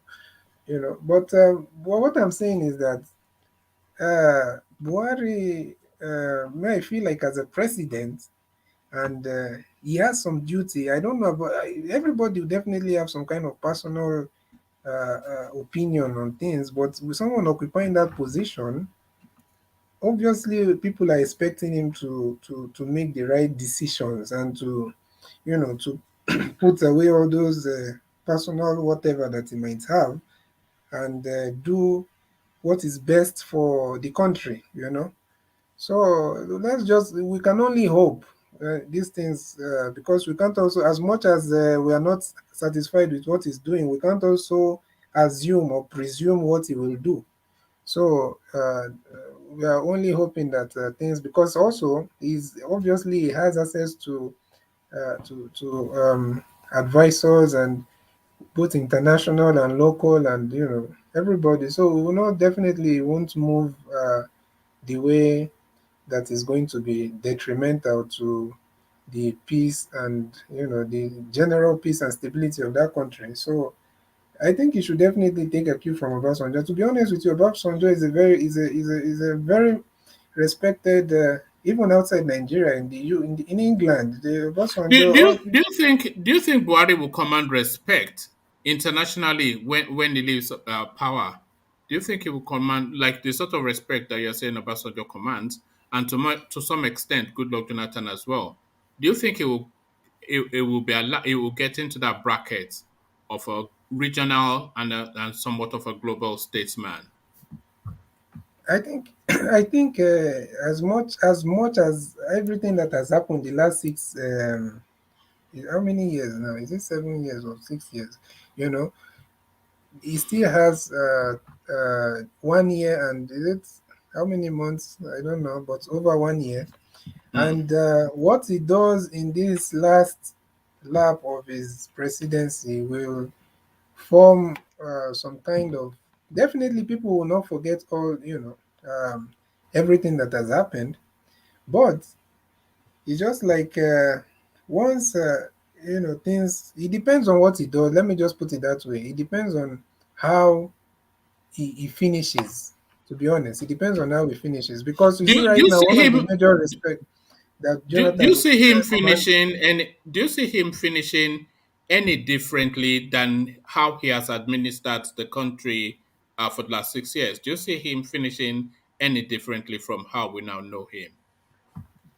I believe anything is possible, because, and even if you believe that, even if somebody is, we think that somebody is somehow, or however he is, people also, uh, people, you know, people make right decisions sometimes, and we can't. That's why I'm saying that as much as my personal opinion about him, I won't presume or assume what he's going to do, because of the space he occupies. He's not an ordinary person, that you just say this person, this is how he is. He's occupying. He's the president of the country, so definitely there's a lot coming to him, including intelligence and. You don't know what America is telling him. You don't know what UK is telling him. You don't know, so yeah, some of the things he will do, you can't really predict exactly. So, and I'm sure they wouldn't want, nobody will keep quiet and just what things go wrong in that country just like that. So let's just hope, as much as things are going on, I'm the kind of person that will still be open for, I will still be optimistic about the future. So Look at that's the only. Nsebede. You think you are going to talk your way out of the watch list, Abby? You are already on the list. All of us are. They know you, so Ah. don't wiggle. Eh? As soon as you are landing at the airport, you are getting shot, just like the rest of us. So, No, no, no, no. as soon as they are landing at One the airport, they man, are getting all of us who one on this man platform. As is soon as they the. land at the What airport, happened to the exclusive club? What happened to the exclusive club? you are getting shot. They are not even detaining you. Shoot on No, sight. no, one We're man. on the shoot on sight list. Don't worry about that. We are not. Uh, I beg, I yeah, beg. okay, all Me, right. I still Where have is my people in the east. hold on. Where is Lord Michael? Let Lord Michael come and tell you what happened to him. Lord Michael, if you're there, come on, then come and narrate what you told Was it me Lord when Michael you or Professor Datao that was No, it was telling Lord you? Michael. It Okay. was Lord Michael. So don't He said worry. They that have voice. Eh? You are on the one one. man. Lord Michael has never showed his face before, but he will tell you what happened to him. But you are on the watch list. Sorry, it's CBD, but you are. But just don't go to One Nigeria man, for the next 10 years. Eh? before they pass through one man, Ajanle Koko Ovie, before Eh? they reach my side, the whole thing has been No, resolved now. we have a Jesara now. You do have a Jesara. You don't have a Jesara now. Go But Adeshi. Adeshi. We have Jafar. Jafar will help us and Java speak is the on the language watch there. list too. Java is on the watch list too. But so thank you, Insebede. Let's go on from Insebede. Let's go to actually Radio Biafra, who we've not really fully heard from since you've been coming. So Radio Biafra to you. So to this space then of a drug taken by the soldiers, the last set of people, of course, that you want to be addicted to drugs are military men carrying heavy weaponry. But that seems to be the narrative in the Nigerian space, within the Nigerian space. What says you, Radio Biafra? That's not news to me. But I don't think it's to do with drugs that these people are going on their normal duties of massacring innocent unarmed civilians.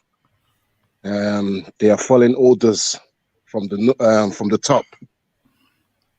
So this drug taking is doesn't wash with me. I think this is just them following the order. How can you be massacring people, displaying and shooting people, and then you will go and record it and you're telling me is drugs? It's not drugs.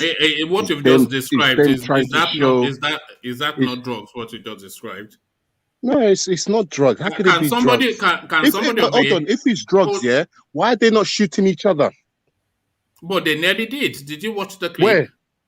Oh, Where? Right. You didn't watch the clip. Go watch the clip. Go to Sahara Reporters. It's on there, and then you'll see they were just doped up. You could see. They're not killing. They're not. It's not drugs. It's a lame. They're trying to look for ways to cover the atrocities that they are committing. All right. So Radio Biafra then to this space. Obasanjo's recommendation to MALLAM Buhari to rather than continue the shooting, maybe he should just try having a conversation with Umar here born. Well, he could go have conversation with NNAMDI Kanu, but we're all seeing that Nigeria is not for us. So if Obasanjo thinks that by having this conversation with NNAMDI Kanu is going to hopefully try and get Nandi to say, look, okay, we give up Biafra and all this. No. Nigeria is not for us. We just give us referendum. If Nigeria is so great, why are these people running away from referendum? You know, I mean, all the recipe is there. Nigeria must have referendum for everybody to decide if they want to continue this contraption, this place they call a country. You understand? So I just can't see why somebody like Obasanjo doesn't step up and say, look, we must have a referendum. Why are they running away from this referendum? I don't understand. Well, just to what you mentioned. Can I just say something? Yeah, Jafar said that. Let me ask him about Adamawa when Atiku. He's part of that Cameroon that was given referendum. What was the reason for giving Adamawa referendum to see if they should join Cameroon or Nigeria? No. Was that on the military fiat as well? Look, we've gone. So Jafar, just abandon that. I don't want to open that space again.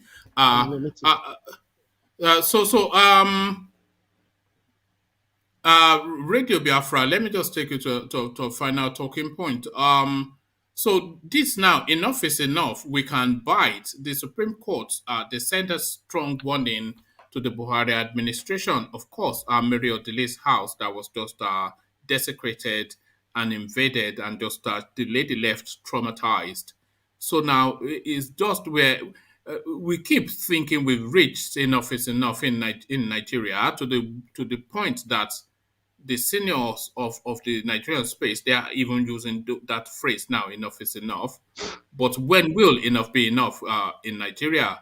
The second most senior justice in Nigeria, her house just invaded off the back of orders from a guy called Aliyu Umar. What are you making of that, Radio Biafra?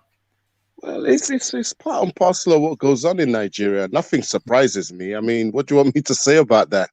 It's I don't know what to say about this. This is just it's part and parcel of what happens. Have you been following that storyline? No, I haven't actually, but to hear it doesn't really surprise me of the shenanigans that goes on in that space they call Nigeria. I mean, I don't know what to say. Sorry, do you have any other politics beyond the Biafra narrative? I mean, when you say politics, is there really politics in Nigeria? I mean, yeah, there's politics everywhere. Well, Nigeria is something else. I mean,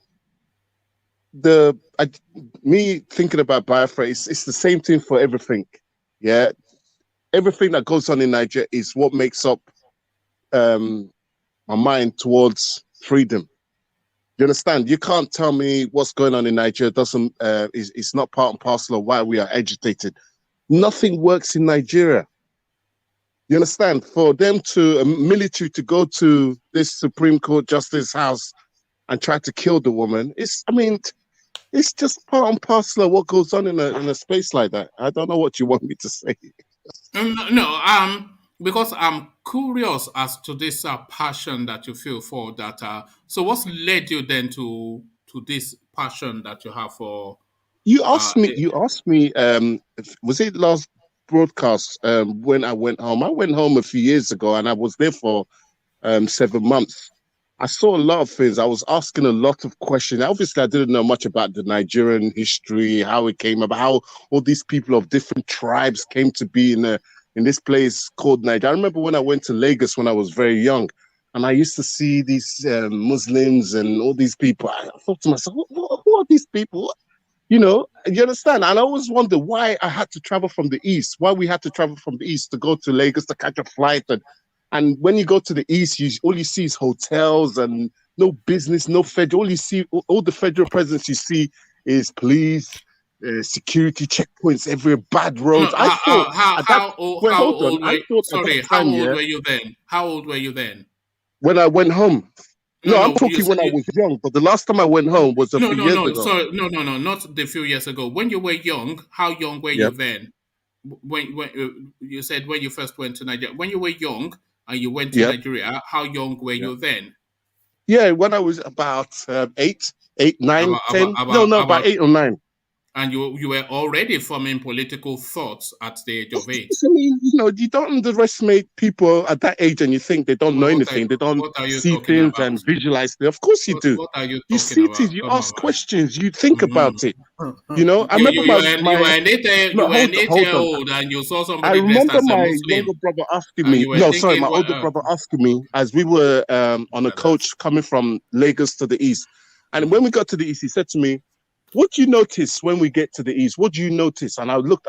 I said, "All you see is hotels. You don't see anything. No businesses. It's all hotels."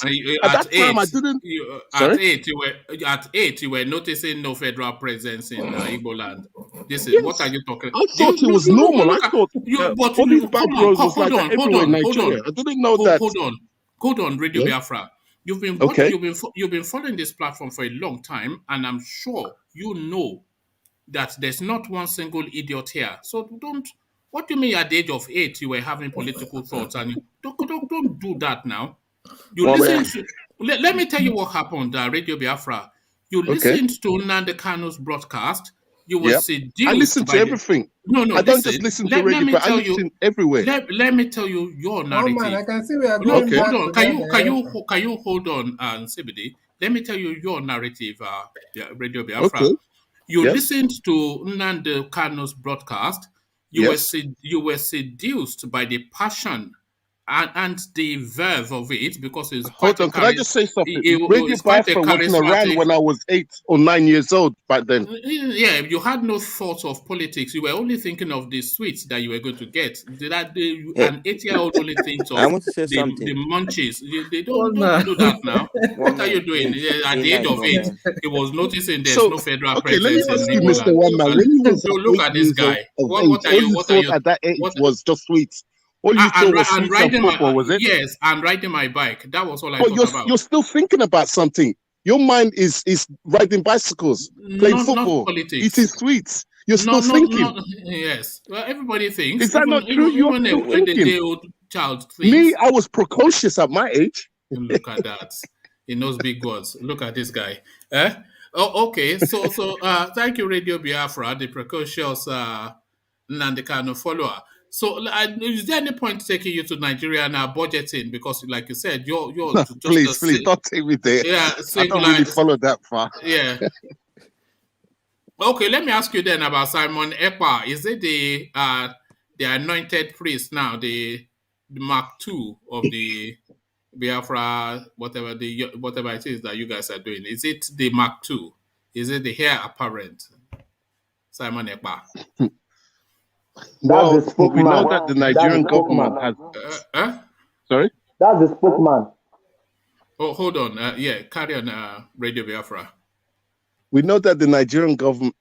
Look, Simon Ekpa is still our brother. Yeah, he's still out there fighting, trying to get the world aware of what's going on in Nigeria. So he's doing a marvelous job. We're still behind him, and you know, he's fighting for our cause, for our freedom, to raise the massacres that's going on in Nigeria. And yeah, so I have no issue with him. He's on top of the game of what we need to do in order to raise the awareness of what's going on in our homeland, and for us to get that. I mean, I don't know if you saw the broadcast he had with the German senator today. No, I don't especially pay attention to him, but what did he have to say? Well, there were some major players in the IPOB structure that had the meeting with a German senator to raise awareness of what's going on in Nigeria. So it was I recommend that you should go and look for that video and watch. You will learn a lot. No, I just find the guy comical, you know, the way he does this. Why?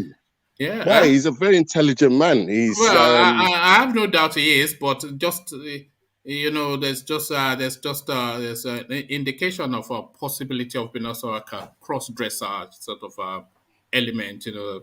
I'm not. No, it's not cross-dressing. It's a man showing his a cultural. That is, he's trying to put you in the corner. That is how he talks about someone else. I know one man. One man is doing so well until he said that. He said Ekpa is a cross-dresser. That's why you were doing so well. Were you not the one that pointed us in that direction of VA? That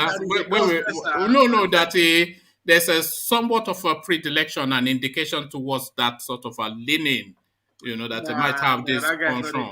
Come on, one man. One man, are you saying our ancestors that wears wrappers?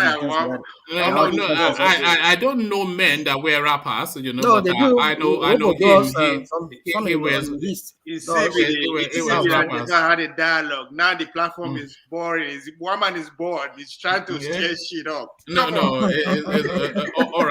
All right. Thank you, Radio Biafra. So from Radio Biafra, we go on to Rational Mind, who has not had the floor yet. So the floor yours now, Rational Mind, and to that drug taken by the Nigerian security forces. Well, you see, it's like I said here. Somebody said something like that too. The Nigerian space needs re-education. I mean, I think it's going to help us. I keep saying that education, it's going to help us. The Nigerian army, from the way it's been constituted ever since inception, as far as 1960, even people that lived back then, they can tell you about the brutality of the Nigerian army. They are very brutal when it comes to the way they interact with the civilians.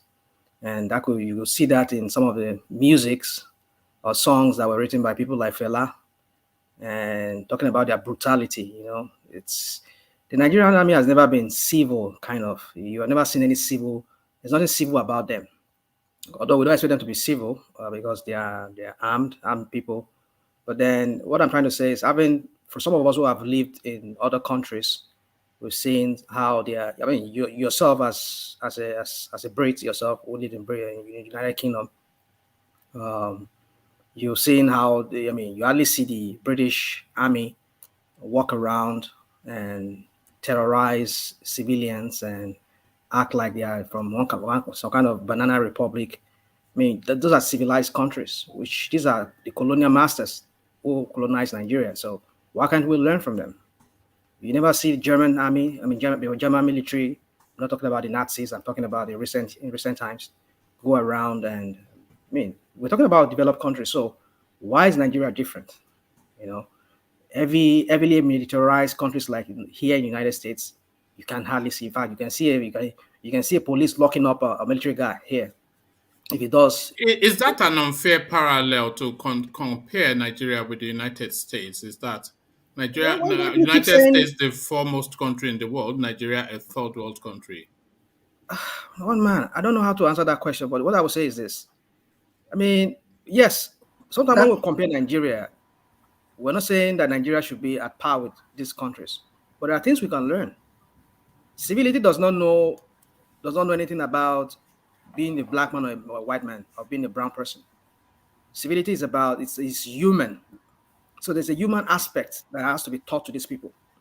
That when you're dealing with a civilian, it's the way you deal with them. When you're in a war situation, there's a way you deal with a war situation. I don't think the Nigerian army are being orientated when they go into the army. I mean, when they are being when they're going through some kind of hiring process or when they are going through training. It's all about go kill and that's it. And then their mentality is that you see them they just want to. I mean, just want to stamp that their authority, that they are military people. I mean, we can see that when you go in Lagos, you see the way they drive. They don't obey traffic laws, just simply because a colonel or a captain is stuck in the military, is stuck in traffic that everybody's. I mean, obviously is in traffic, and they have to obey and they have to wait on their turn to get to the traffic or whatever. They don't do that. They just want to clear the way for their colonel or whatever, and they beat anybody who's on their way. I mean, what kind of a banana republic is that? There was a time that Fashola apprehended one of these army personnel in Lagos.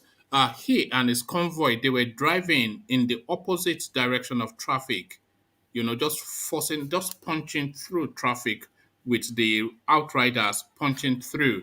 But unfortunately for him, Fashola was also he was also mobile then, and he saw that incident. He was governor of Lagos State at that time, and he apprehended that army officer. So how did the case ended? Because I wasn't Lagos when that thing happened. I don't know how. Let me give you an instance. My elder brother in Lagos, there was a day he was in the traffic, and his car was in the traffic, and then because he would not quickly move out of the way, there was this Navy Navy captain or whatever it was. He lived somewhere in Ilupeju area there. I've been to his residence. They impounded my brother's car. And you know what? They didn't take it to the police station. They took it to this captain's house simply because he would not get out of the way when he was supposed to leave the way. I never knew until my brother mentioned that to me. So for more than 3-4 months, this guy had my brother's car in his compound. Until I finally got to know about it. I had to go to this captain myself. I was like acting like that is one thing about when you know you're right. I'm not saying he doesn't know he's right, but for the thing is, I don't know this mentality of we Nigerians. But let me just fast forward the whole thing. So I went there. There were military guys. It was heavily heavily guarded. So I asked, go there boldly. I said, I asked to speak to the captain himself. He said, I cannot speak to the captain. I said, well, for your information, you have this car here. I'm going to sue all of you. I sue your captain, and you're going to hear from me. The next thing I went to the police station. I reported that incident to the police station. Police said, well, there's nothing they can do. So do you know what happened? They took that message and go and give it to that man. The police, and because I told the police guy who was supposed to prosecute the prosecuting guy there, he wasn't going to do anything because he says he was a captain. But because I came in, I carried myself as a legal practitioner, which I was not, because I knew the law. And then so what I'm trying to say with these messages is, you see, the level of impunity, this level of this mentality that Nigerian army they have, that is why they behave the way they behave. Either they are on drugs, they're not on drugs. It's the kind of orientation they get. So whoever is coming in to lead that country has a lot of job to do and has a lot of things. Nigerian military needs to be civilized in some sense. They need to be taught how to deal with the general public, how to behave when you are in the midst of general public, in the midst of the civilians. You don't treat the civilians because you don't see them as lesser people to yourself because you are wearing a military uniform or because you feel you are in the military. That is why they do all these things and they act with impunity. So for me, I don't think it's just only drugs or whatever. I mean, they might be taking drugs to make them high or whatever. But the thing is, even when they're not on drugs, they act like animals. That's why people call them animal in human skin. So the point is, what I'm trying to make here is this, just to wrap up this part of the question you're asking me, is there is a need for re-education. Not just the public, the general public, or even the military, the police. I think it's going to help us in that country. If they do it, I'm sure it will. Do you think the real orientation that is needed in Nigeria is to acquaint the citizenry of their rights? People That as should, well. if they know their rights, then maybe it makes it that much more difficult to violate it. Yeah, and then we need. I mean, another thing, apart from knowing our rights, we need a functioning institutions. Judicial institution has to focus. I mean, what's the point of you knowing your right and then you go to the front of a judge and you're trying to exercise your right, and then the judge says, "Well, I'm joining to 2025." You know, your case is adjourned to 2025. Meaning, if you live up to then. So the thing we need strong institutions. Do you think the Nigerian Bar Association should superintend police stations in Nigeria? Well, I don't think they should, but there should be a way. What I'm trying to say is there should be a kind of institution that checkmates other institutions, and this institution should be given some kind of power, so that they can always exercise power over the other institution. What I mean, power does not mean maybe they control everything going on there, but they can point out anything that is wrong with that institution, the other institution. Can I interject 1 minute? Please go on, please. Already there's a law that empowers magistrates to supervise on every police station under their jurisdiction. So they have maybe once a week, they have to check on every police station to know those are in the cell there. What is the purpose of being in the cell? Why are they there? How many days have they been there? So the magistrate duty under the law of Nigeria supposed to go around every police station under their jurisdiction once a month to check, so that they can check on police excesses and abuse of human rights. So it exists already. Yes, but I don't think the budgeting allows for that, because one man is Ajali Koko is right on that. Ajali Koko is right on that. But the only clarification I may bring is that instead of the monthly, is on a weekly basis. They have to go to the station on a weekly basis to see if and ask why is somebody being held. If you don't have anything against him, then they have to set you free right away on the spot. So a lot of things are wrong with that country. You know, Nigeria is a brilliant country on paper, because we have a robust policy structure, all manners of checks and balances built into the system. But that is where it ends on paper, Yeah. On paper. One man, can I interject, please? Yeah, go on. Can I interject? Oh, yeah.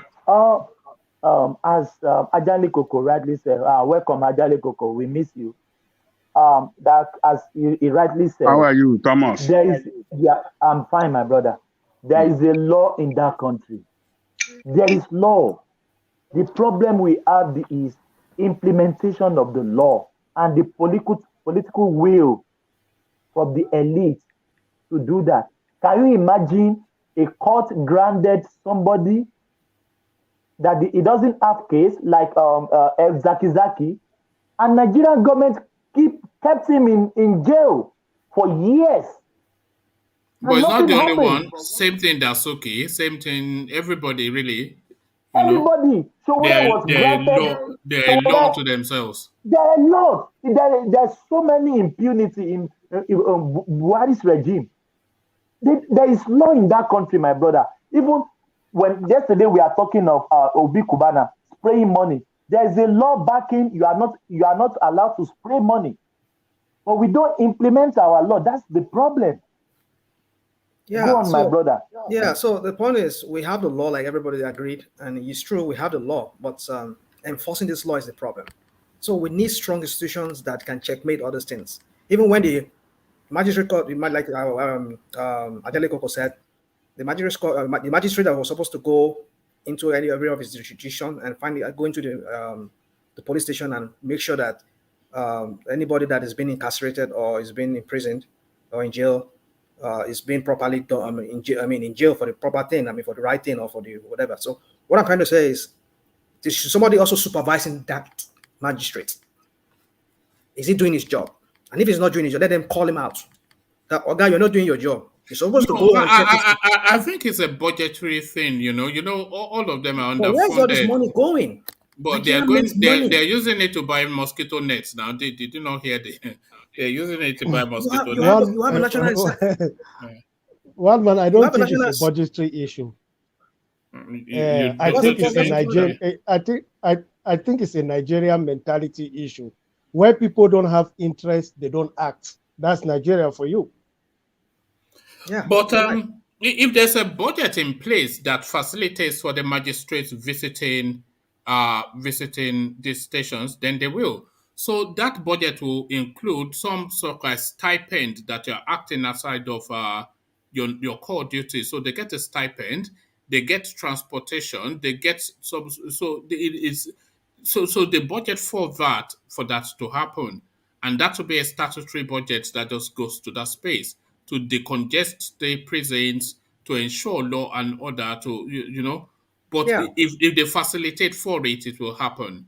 But if they don't facilitate for it, then it will not happen, and it's always down to the budget, isn't it? Yeah, the problem with our country is we just focus too much on politics. Who gets in there? Who gets his own share? Look at the bogus National Assembly that we have. They're not even doing anything, rendering any service to the country. They're only just there just to get. I mean, have we ever heard during this recession that Nigeria went through, or the lawmaker says, okay, we want to cut down on our money that we receive from the government? Just to acknowledge the space, just to acknowledge the suffering in the land. That Nigerians, we understand what people are going through. Okay, yes. We want to have a pay cut. That kind of so that's for us at least. No, that is not it. Their own is just to make that money. They get the pay increase every year. Anyway, what is it? So you see, we have leaders that are selfish. We have people that are selfish. And as long as that country goes in the way it is right now, I don't see us moving forward. If anybody that comes in there, I keep saying it, whether it's from South, from North, whatever, it's going to be the same game, the same thing that is going to be going, because it's going to be same politics as usual. Put me there, let me get my own money, I go, you two come there. That's the same politics. So we have a long way to go in that country. All right. Thank you, Rational Mind. Rational Mind, let me go on to UK for reason of time. We've not really heard fully from UK. So UK, to you and Obasanjo's suggestion that MALLAM Buhari should have a tete-a-tete, as they like to say, in Nigeria with Nnamdi Kanu. What are you making of that? Good idea. Well, I mean, we know that he's not going to do anything, We know that he won't listen to anybody because they already have their own agenda. Because if he really wanted to listen to Nnamdi Kanu, at least this is almost 6 years now, they should have done something about it, But for me, I don't think he will listen to him. That's all I want to say. All right. And to the commander of the Nigerian army alarming to space that all the troops are there, so like OVA brethren, all doped up, Crackhead. No, not crackhead though. They are steady down. OVA is not. But to you okay? Yeah, I mean, doping doesn't have anything to do with committing crime now. I mean, they are killing people now. People, I mean, a lot of people do, but that doesn't mean them to commit crime. I mean, that's what they intentionally want to kill the people now. So it's not about doping. People dope still, they think straight, they act straight, So it doesn't have anything to do with committing crime, All right. But, and on though sometimes people always say that people dope, but for the fact they have the weapon shooting, I mean that's what they already plan to do.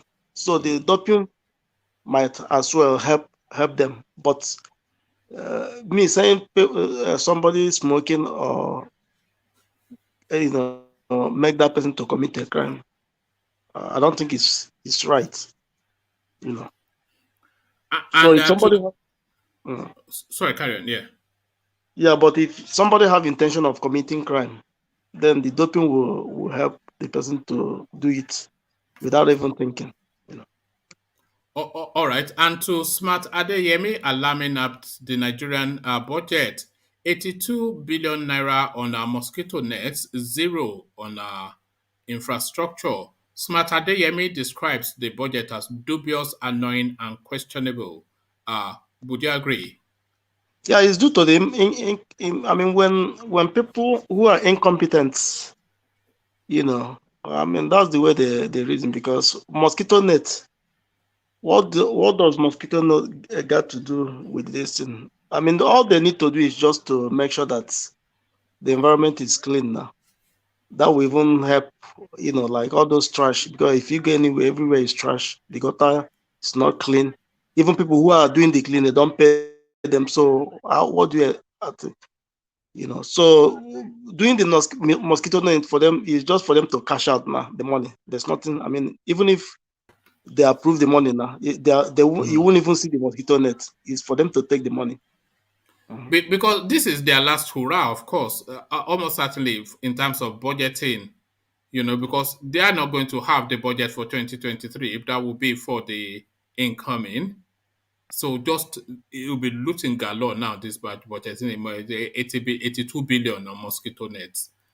I mean, how can you even put that as an insertion in a budget? Yeah, because like I keep saying it, that you see this country we call Nigeria. Believe me, one man. Yeah, the country need to separate, because the kind of division and the kind of thing going on in that country, the country can never be a good country. The country can never go forward, because it's a bad no marriage. matter how a bad yeah, marriage. no matter It's a bad marriage. Yeah, no matter what people will think that they are one Nigeria, my brother. I mean, the system, they already set it that way. The only way that country can be good, if everything that has been committed in that country, if there's justice. Since there is no justice, the country can never move anywhere. I don't care whoever person you will bring there. I don't care the kind of money you inject there. The money will just go. So until UK is just like UK is just like no justice, no peace. That's what I'm saying. So if there's no justice in that country, both from north to south, because the kind of atrocity that have been committed in that country, and to the people, not even, I mean, this to people who doesn't even know, who doesn't even have any sense of belonging, or is the people that suffers. So these politicians, they have done the kind of atrocity they have committed against the people. So there's no way that country can progress, whether you believe in one Nigeria or you don't, except justice is being done. And if there's no justice, the country can never go anywhere, because even the people already caused the country, because one way or the other, the country have offended. Like for me, one man that I'm talking, if anything like to serve Nigeria, I can never serve Nigeria, because I never get, since I was born, I've never got anything from Nigeria. Even if what about your education? My education. I mean, the thing, which education? They didn't teach me. The one you got from Nigeria now? They didn't teach me anything. They didn't teach me. It was when I came. They didn't teach me anything. Because his parents pay for his education. What are you saying, one man? Yeah, but what within the Nigeria. No. You're a product of the public system. Are you not in Nigeria? No, one man. No, I'm telling you. I'm just telling you on this platform. I mean, that's how I feel. I don't know what other people feel. it is better for me to serve this country, US, because they have given me what Nigeria can never even give me, even until I die if I'm in Nigeria. You know, so if anything come to this country, I will serve this country because this country have given me. This country made me who I am today. Okay, I'm going to ask you a question, and I want an honest answer. I expect an honest answer from you, UK. Football, World Cup final, Nigeria versus USA. Whose colors are you flying? I'll fly US. I'll fly US. I'll fly US. What are you talking about? You're flying US. I'll fly US. World Cup final. No, hold on, UK. Wait, UK. Don't rush to the answer out of temper. Think about it. World Cup final, Nigeria versus USA. Whose colors would you fly? Yes, I will fly US. I'll fly US.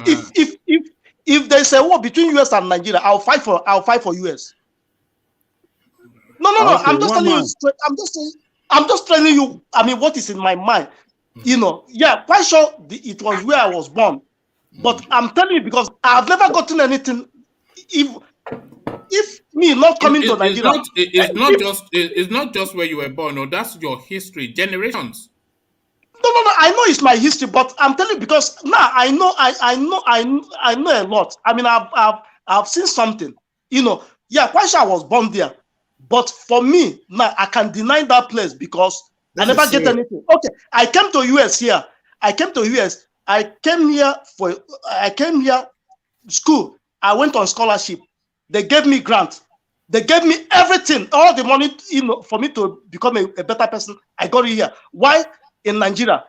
People like us, we don't have that opportunity to get it. So why will I speak for Nigeria? I will always speak for US. Okay, man, you heard now. What do you want to say to that?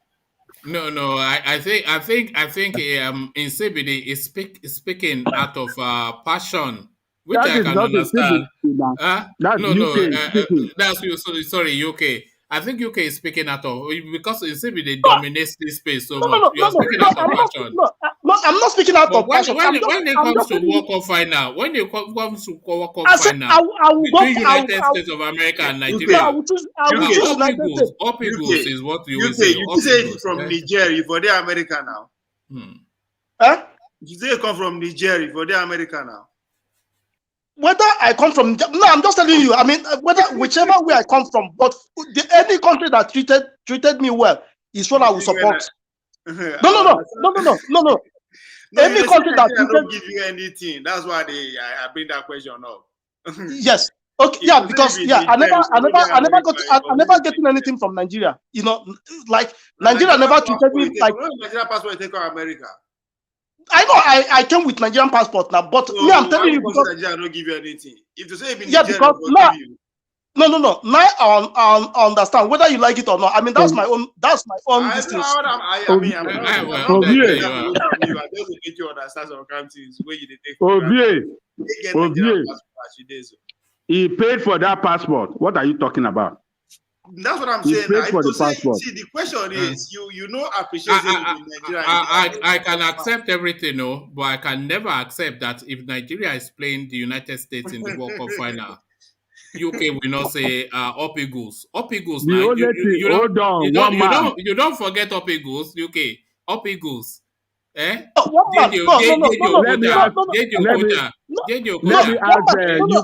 Let me ask UK a question. I'm speaking from a common person, a common man, because this thing I'm saying, if those guys who doesn't have hope in Nigeria, when they come to US, they will say the same thing.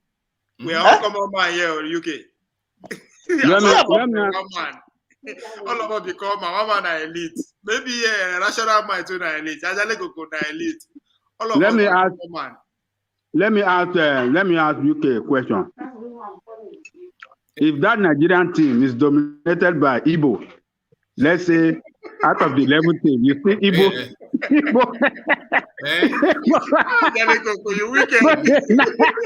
Igbo na 9 people, 9 out of 11. You don't go support them. I'm not going to support them. Let's narrow it down, UK. If out of that 9 that Ajale Koko described, 5 after them are from your own local government. You no go support them. I don't support them. Look at that. UK, cool it down now. Wait. We don't say the best. I beg, take it easy. You see? The best for your village too, UK. The best for your village. The best for Nigeria. Look at that. UK. What's your village do you? The thing is, you will support them, or then after they win, you will continue to hate Nigeria. But in that moment, walk up final, you will support them. But thank you, UK. So UK, you don't win with that. So yes, you lose both ways now. If your local government people are four in the team and you don't support them, you know if you come yard again now, they will let you back in yard now. Okay. All right. I think UK has run off to reflect on his words that no, I don't think I meant that though. So thank you, UK. I didn't mean to do that. I think he's gone off to do something. So thank you, UK. Let's go from UK to Meadowman. Meadowman, are you still with us? I'm still with you. All right. Thank you, Meadowman, for being with us. So to that space then, but to you, that question of loyalty, so that World Cup final scenario that I painted UK, what's your stance on that before I move on to? Of course, I'll support Nigeria. Of course, now, hope it goes. Then you can hate them later, but at that moment, you support them. Later on, I'll hate them. So Obasanjo's recommendation then to MALLAM Buhari that Georgia not war. But does MALLAM Buhari have a chain name? Because he only knows one thing, of course, Yamutu. you know. Sometimes I see Buhari in NNAMDI Kanu. When I say NNAMDI Kanu Buhari, sort of personality. These are very, very stubborn kind of people. Huh? I'm just it's just something that goes around my head sometimes. But that will never happen. Knowing Buhari and his mindset. Buhari still lives he still lives in the 60s. There was a question Jafar put to Nsibidi about 20 million Igbos living in the north. And if they hate the North so much, why have they not left the North? It is not about that is one misconception we are having. It's not about the North. It's not about the Northerners. Like I said before, we voted for Shehu Shagari, we voted for Yaradua, we voted for Atiku, a Fulani man. Come on. It's not about hating the North. The problem today has heightened because of two things. One is the policies of this government. And the second thing is gun-wielding militia Fulani killers. Not the Fulani people, but the militia killers. That is the problem. That is what has heightened the situation, this situation in Nigeria today. It has never been a hate against the North. No. And that's which North? Which North? 20 million Igbos there, living there. Which North? It has never been against the North or Northerners. This whole thing has heightened because of these two reasons I've given. Is about this present administration's policies, clear policies, and the gun-wielding killers. That in this case they are Fulani, but not the Fulani people. It has never been that. All right, but to the Georgia war, you feel that they're both two strong-headed people. But you have to be that way to be the way they are, though. I think you'll find that it takes two to tango, but I don't see two pelicans kissing each other. It does not. If Nnamdi Kanu had to abandon or maybe even temper down the Biafra agitation for his freedom, would you think lesser of him for that? If he had to peter it down a bit for his freedom, would you think lesser of him than? Would you think less of him than that? Or yeah. No, you see, I have always told people this, Nnamdi, because somebody came here one time and said that Nnamdi Kanu using Ojukwu's old tactics. That is why he's he has this following. It has not. It wasn't that. When people come into communities and okay, it's just like saying that he was saying that Nnamdi Kanu is intelligent, he's smart, he speaks to the people. It is not that. It's like saying that Sunday Igboho spoke good, spoke fine, spoke to the heart of people. That's why they were. No, it is they're perceiving what is happening in the country, the policies of this government, and the killers that are killing people and taking over their land. That is what is motivating. That is why these people, they perceive it as a movement for survival. And when young people are most, will I say, susceptible to be, but you see them, they are volunteering, they are arrested, they are killed, they still come out. That because they perceive that whatever he says on radio, they go out the next day, they see something that makes that sound very true to them. So if Nnamdi Kanu will drop or tone down, it will not. No, I will even applaud him for that. I will even applaud him because he has come.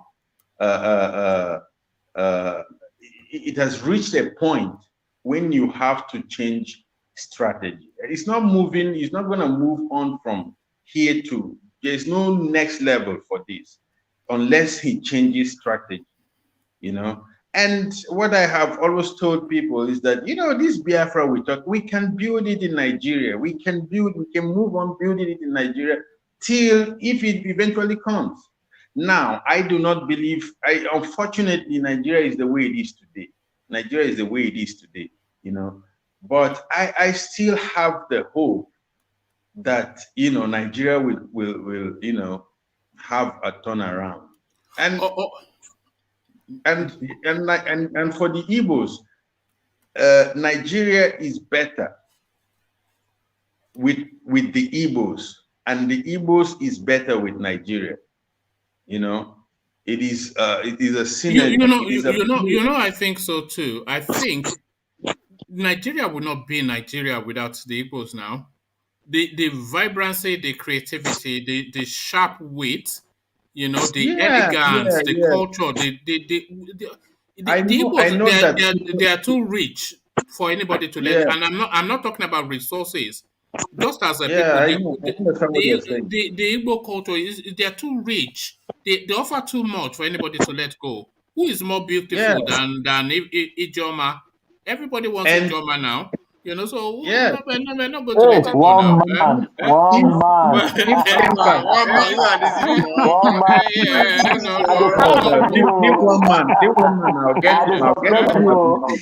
No, but broadly what I mean. Yes, my wife says I'm shouting too much. And if let's say for some miracle a referendum comes, people are given the chance to campaign for one side or the other, and all these tensions are doused. Believe me, UK, my brother, believe me, most Igbo people will vote to stay in Nigeria. The thing is that we are in a situation, and I see Nigeria is a very strong country. With what has happened in that country, that country still remains one. Those are very, I love Nigerians from every region. The people, sometimes I hate Nigeria to the core, but I love the Nigerian people because, I was telling this to a Ghanaian friend. I said, we are different, my brother. There is something here in that country that makes, a Nigerian different. Meadowman. Yeah. Can I ask you a question? I heard you when you said if a referendum is conducted today, that the majority of the Igbos would vote to remain in that union, that Nigeria. Is that what you said? No. So why do you say that? Yeah. Why, are you certain that that's not the case? But not what I said. I said if the tensions are put aside, if both sides are given to campaign to speak for what the side that wants to break up to democratically speak to the evils, and the side that wants to stay, give present their case. If the tensions created by this administration is removed from the equation, I really think that Igbos would vote to stay in Nigeria. I think so too. You know, if they are confronted with the reality of it, you know what this thing is. So if it's suddenly now presented that, okay, then this is it now, make that decision, then you have to reflect on the totality of it, the totality of it. So that means then you have no association. That just, of course, you can still travel, but that just free willing in Yoruba land, in the north, you're then just narrowed. It's a big thing. It's easy to say when you know that it's not coming, but if it's presented to you as a real possibility, you'll be surprised how many of them will recoil from it and say, no, we just want a better deal. Yeah, because even Nigeria, and one thing about Nigeria is that we are. Yeah, go on. Middleman, let me tell you, if referendum is conducted tomorrow, whether Igbo want to stay in Nigeria or not, look, majority of Igbo will vote overwhelmingly they want to have Biafra state. That is what I said. You don't know created by this administration is removed from the equation. There's no way you can remove it now. How to remove it? Tension already been created. People already been killed. Thousands of people already been killed. You think people want to forgive and forget? We want to let it go like that? No, they don't want to be part of the system that we continue to kill them. Majority will vote. But what Meadowman is saying, it is the concept, not it is the system, not the concept. So it is not the Nigerian state that offends the Igbo man. It is their treatment within the Nigerian state that offends them, and it is not the treatment only, but treatment by elements that have identified as being unfair to them. So what Meadowman is saying, and correct me if I'm wrong, is that if that is addressed as a standalone, then people don't really want to leave Nigeria, but the system weighs so much against them that they feel they may have no choice. So yeah, I think okay, General Koko, let me ask you. When President Yar'Adua was president, do you think if there was a referendum, he was a northerner, right? Maybe a Fulani man, if I'm not mistaken. Do you think if a referendum was held, then the Igbo would leave Nigeria? Yes, Meadowman. No. Yes, Meadowman. If you be following them, you will know that Buhari just escalated it. They've always been consistent with what they want. So it's not about Buhari. Buhari just has managed to level. There has always been because like I said before, the issues, the things that happened before, during, and after the war had never been addressed, and that left the perception that war never ended. Yeah, Meadowman, let me tell you something. That war never ended. So that is why you had people like Orafu Wazurike and then NNAMDI Kanu and all these things. That is why I laugh when people think that because NNAMDI Kanu speaks on the radio, that's why you have this huge following. No, it is perception, like you always say in this platform. Perception is everything, Meadowman, can I say something? See, those people that will not like referendum to take place, they know what is happening. Let's even take Igbo out of the equation. Come to Yoruba. What you are seeing today is because of the selfishness of some Judas among Yoruba.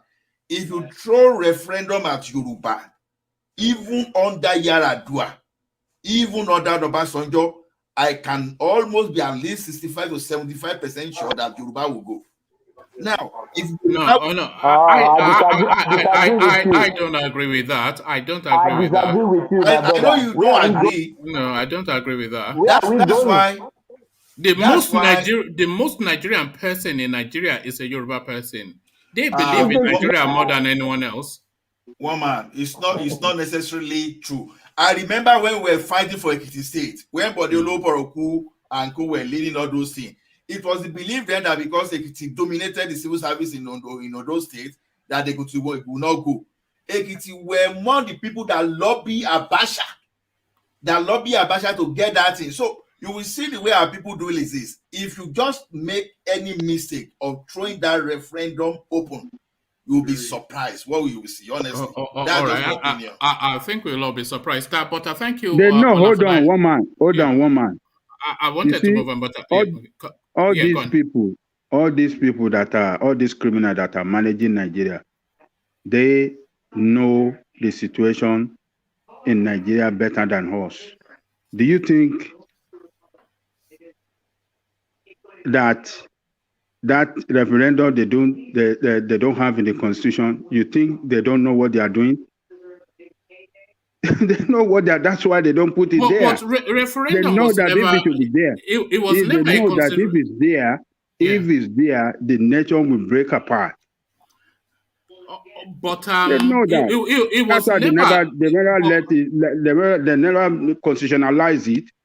Yeah. It was never. It was never a talking point, a consideration until Nnamdi Kanu brought it into the lexicon. I never heard anybody chanting for referendum until Nnamdi Kanu opened up that space.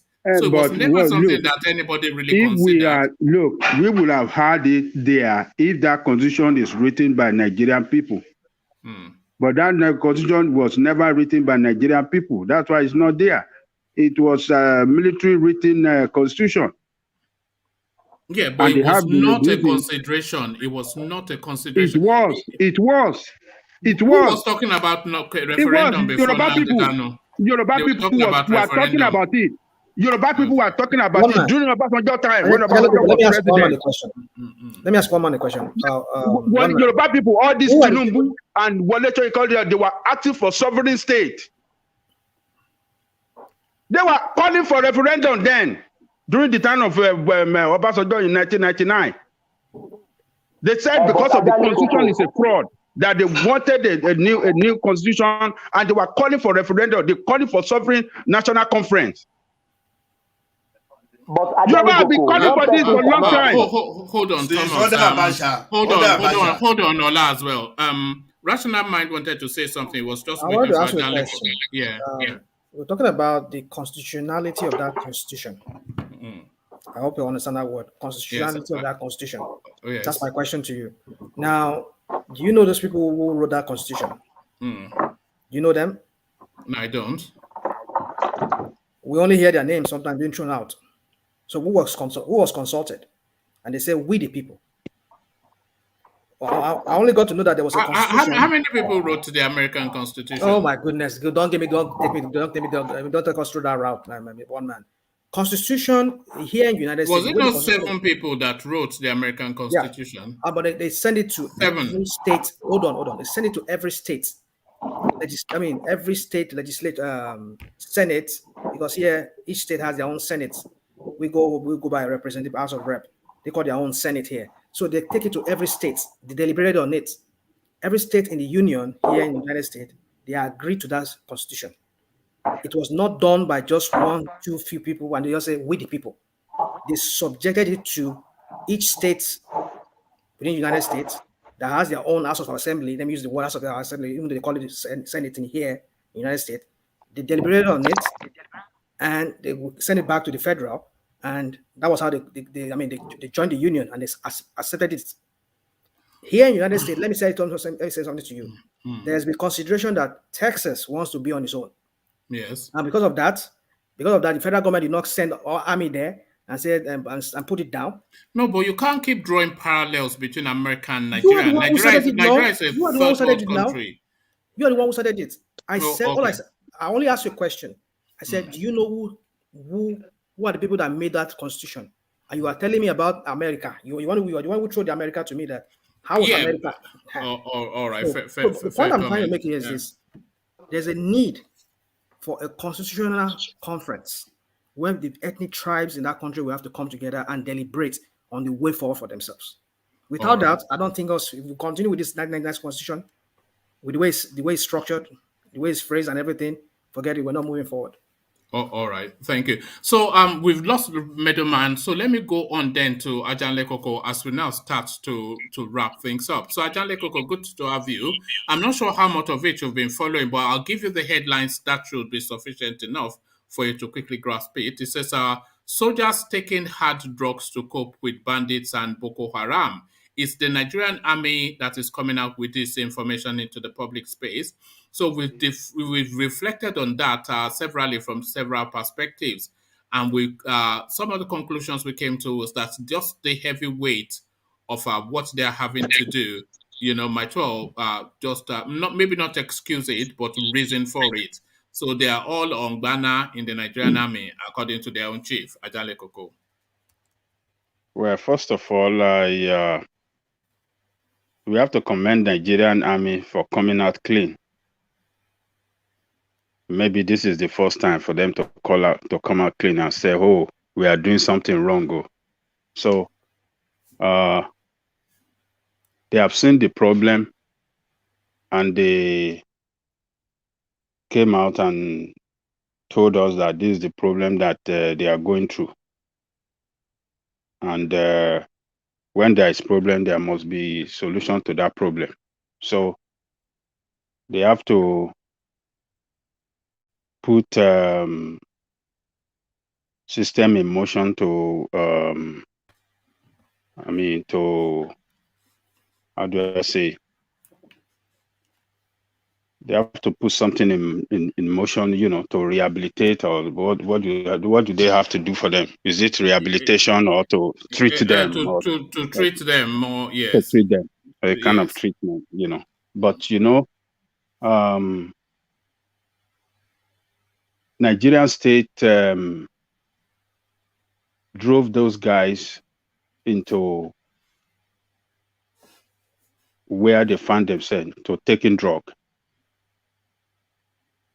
How long have they been fighting this war now? They've been fighting this insurgency for about 11 or 12 years.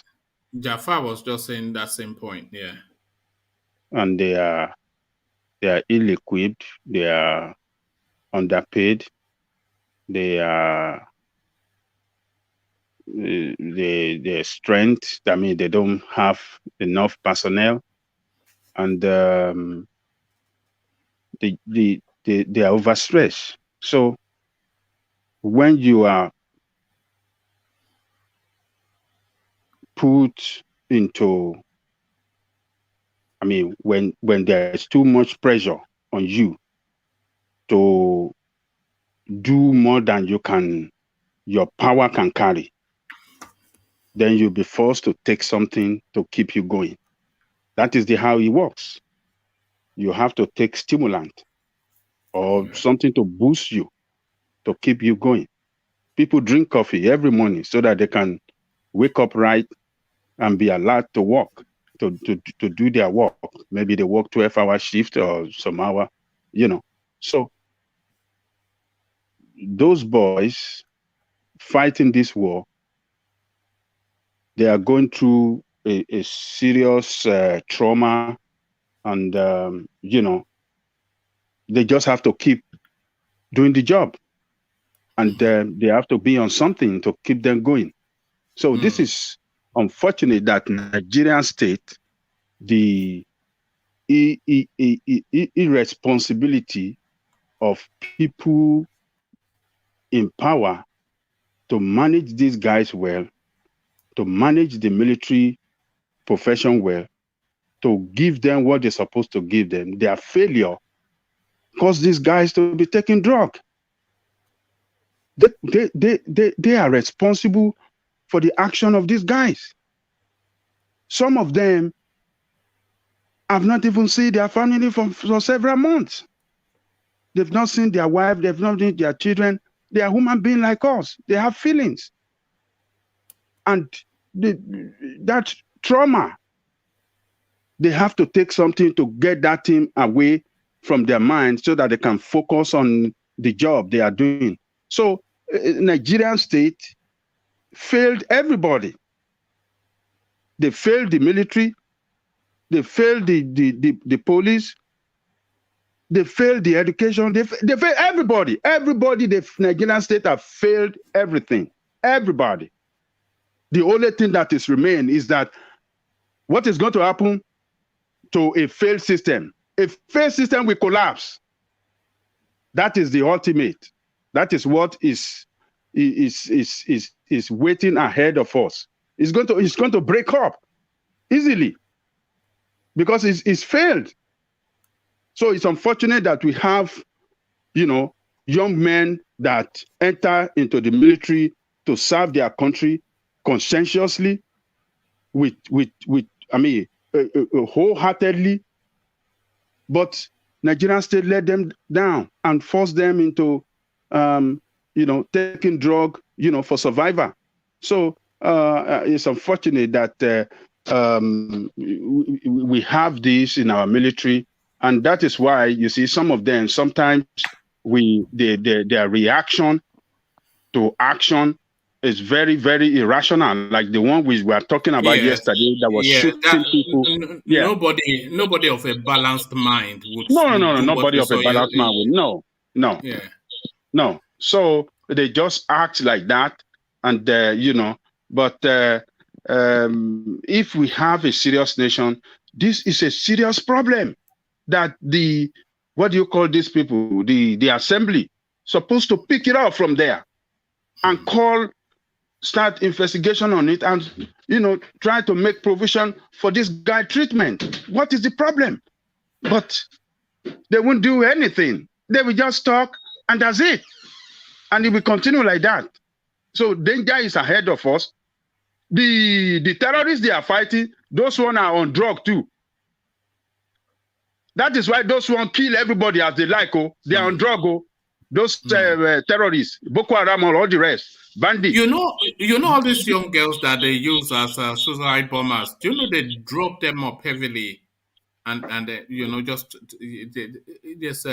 it's just a heavy drug space. Anyway, that's the thing.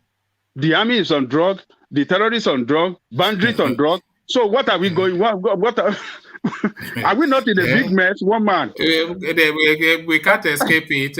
Even the bus driver. The bus driver that is driving you from Oshodi Central to Ajegunle, he's high on both what is it? Alamo bitters and Igbo. He's smoking Igbo and drinking Alamo bitters. Okada rider is on drug. Omalake pusher is on drug. What are we not? All those tippers that are tipping over when they are telling the guy to drive from Tinkan Island to Maiduguri, and he has already smoked four joints. You are telling him not to tip over. Look, the kind of that country has put a lot of pressure on everybody, and people just have to do something to keep them going. So I hope they will. There was a time I read some data a while ago. Just vaguely from memory, some senior person from one of the better universities in Nigeria, psychologist, professor, or something. He was saying that a good 98% of Nigerians, they have mental health problems. So that's not to say that everybody is insane, but nobody is really balanced in the head in the country, is what he was saying.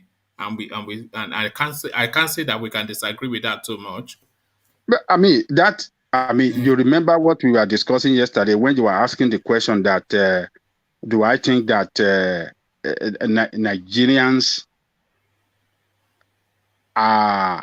are we human, or what was how was the question you were asking Yes, yesterday compared to along those lines? Yes, yes, we are not. so Are we normal? are we normal? I mean, compared to the way things are run here, the way people behave here, compared to the way our people behave back home, it's there are element of mental disorder in our people, and it's the system. It's Nigerian system that caused that problem, that people don't act well, people don't talk well, people talk violently, people treat their fellow people like dog. They don't have feeling for each other. And you see, or God, the way we talk to driver, just because he's driver, doesn't mean that you have to not give him a respect, you know. Ajale Koko, there's an experiment that is well worth carrying out in Nigeria, to have somebody, just a normal person, so that it goes from Ikeja to Victoria Island by public transport, and it attempts to be a civilized person from that journey. It doesn't take, so it transits through different, so it stops 2-3 times to change buses or something. Yes, and it tries to be a civilized person from Ikeja to Victoria Land via public transport. You know, I don't think you can manage it, you know. Is it that the conductor is trying, you won't be able to manage, not to raise your voice or to get aggressive. I mean, to enter the bus, would you enter the bus like a normal person? You have to rush to enter the bus. You have to be pushed. You have to, I mean, when you enter the bus, they will talk to you crazy when you, I mean, it's just...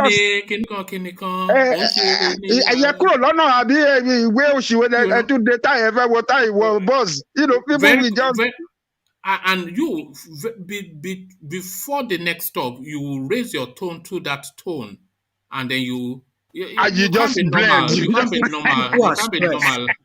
You can't be People are normal in stressed. Nigeria. It's impossible. Yeah, the stress level in that country is just insane. You can't be normal, especially in Lagos. How can you be normal in Lagos? They will have you. You can't. Yeah. That's why a lot of people, young people, just die suddenly. You don't know the reason for that, because they go through too much of stress, and you know, sometimes our body cannot even take it. You don't know that you are stressed out already. It's something we just you know, happen to you just suddenly like that. And there's another problem. There's no, you cannot even call for help and get it on time. Where will you call for, you are in an emergency situation and you need an urgent medical attention, you cannot get it. You cannot get it. It's a horrible place. It's horrible. OYO on your own. But I think Ajale Koko, let me take you to a different talking point just for reasons of time. So Obasanjo then speaking to space. I'll just give you the headline again, will be sufficient enough for you to understand what the body of the narrative is. Justin meet with Nnamdi Kanu. Obasanjo tells Buhari gives reasons. So Obasanjo essentially now to Daura Bon, telling him to meet Umahia Bon and settle this. But we all know these two characters. We especially know Buhari. So is it a good advice? But more importantly, do you think it is one that MALLAM Buhari is likely to take on board? It's a good advice, but I don't think that Buhari will take to that advice, because he has worsened the situation now than trying to find solution to it. If it had been when Nnamdi Kanu started that struggle, that they invited him to a roundtable discussion, just like Yaradua did to the Creek guys, you know, maybe we won't be going through what we are going through, in the country today, in the East, maybe everybody will have, you know, face one direction as a people, and maybe we will have. Sorry, and yeah. Were you saying that if Yar'Adua had said that, maybe we wouldn't have had any problem? Is that what you're saying? No. What I'm saying is that if Buhari had invited Kanu when he started the struggle, invited him to a roundtable discussion, maybe we wouldn't have been in this situation we are going through now. He would have, you know, solved the problem, if not 100%, maybe like 70%. And I was referring to Yar'Adua, what Yar'Adua did to the Niger Delta guy when he invited them, and you know, had a negotiation with them to abandon their agitation, and they solved the problem. If Buhari had done that, we won't be in this situation we are today. So, but he haven't done it, and we have seen the level of this tension. The level of this tension is so high now. So, how is it going to cool it down? That is the big problem. How is it going to cool it down? But it's not too late. If do you think that is the only solution? Because I was just in a previous contributor saying that it is not really known into history that you use force to quell an idea, especially one that is so fervently felt by so many people. So you cannot destroy the idea of Biafra or something like that. You know, yes. you cannot shoot it out of them. You know, because it's not possible. How many people are you going to shoot it out of? And it's not, and Biafra is not even Kanu anymore. So this is something at some point people have to talk. So why not now? You know, he has been taking a wrong approach, and it's not helping the nation. Instead, it's you know, compounding the problem. The problem is becoming more complex. So he has not shown that a leadership skill at all. It doesn't show that. Do you think Buhari is a leader? No, Buhari is not a leader. A leader must know how to bring people together. A leader must know how to solve problems, you know, in a civilized way and not in a violent way. A leader must know how to respond to the yearning of the people. Buhari has failed in all those directions. He has not done any one of those. Do you think Buhari thinks acting tough is what leadership means, is all about? Acting tough and you see doubling down on your position. Yeah. His military background is still driving him, and he doesn't want to understand that in democracy, you cannot use military might or military force to solve problem. It doesn't solve problem. Under democracy, it doesn't solve problem. It compound and make it complex. The only thing that solves problem in democracy is bringing people together, negotiate with people. You can reach a conclusive solution.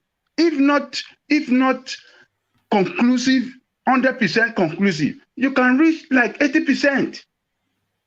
Under democracy, because we are saying government of the people, by the people, for the people, that democratic tendency is in the head of everybody, that we are in democracy now. We have constitution, because everybody will be looking at, we have law. This is what the law says. People want to fight for their right. You cannot count. People will shout. Some people will stand up and we continue to hit the system up. So that is where Buhari failed. Buhari need to bring everybody to negotiation table. Look, if Buhari, you see, that man is not smart at all. And I don't know what he's trying to achieve.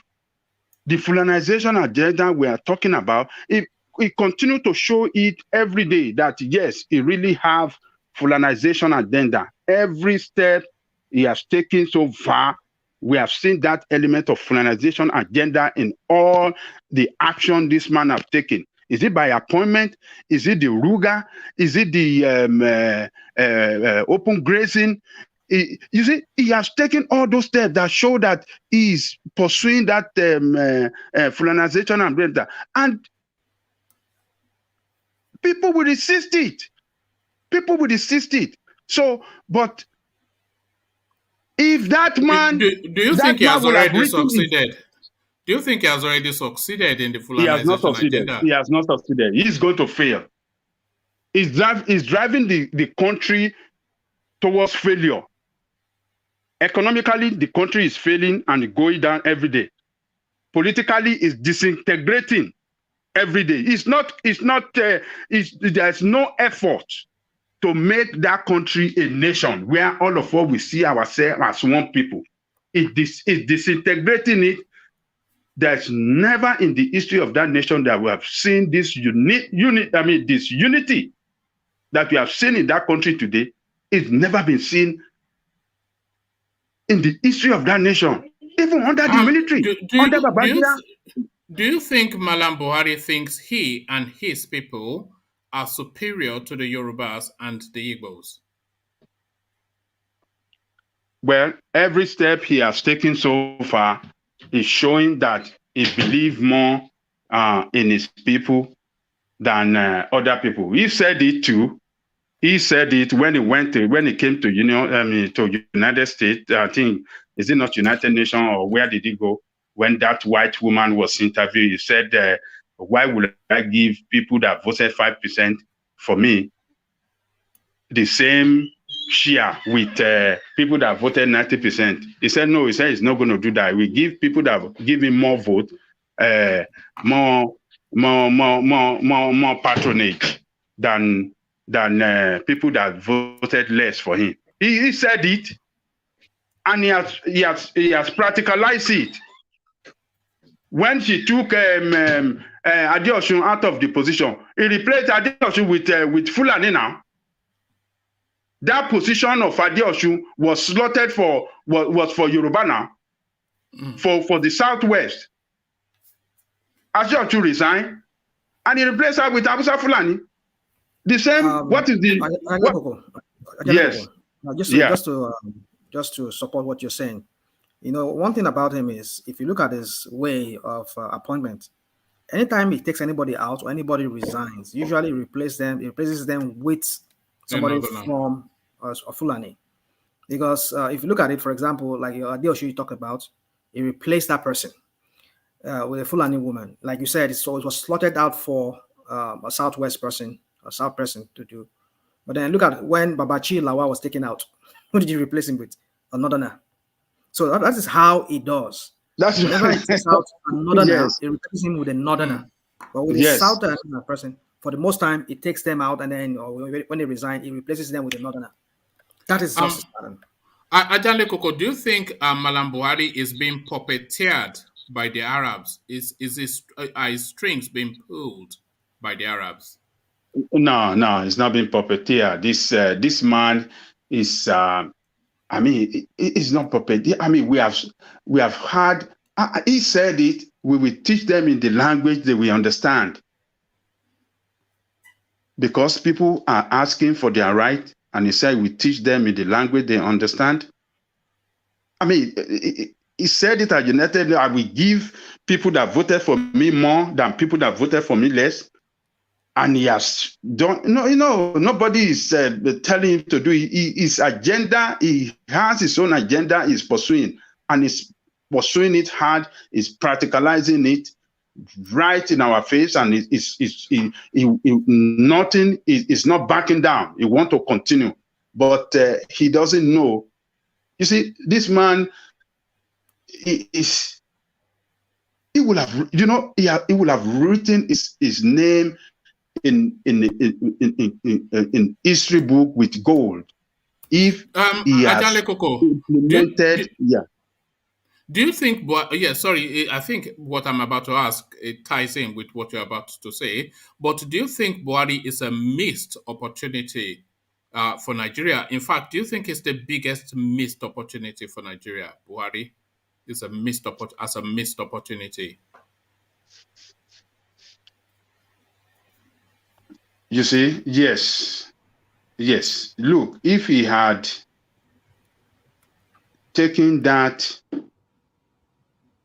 report submitted to him by Jonathan, that Constituent Assembly report, if he has started the process of implementation, just put something in motion. Let it just put it in Gear 1. Let us start with Gear 1. See how far we can go on Gear 1, from Gear 1 to Gear 2. That is what we will all be talking about.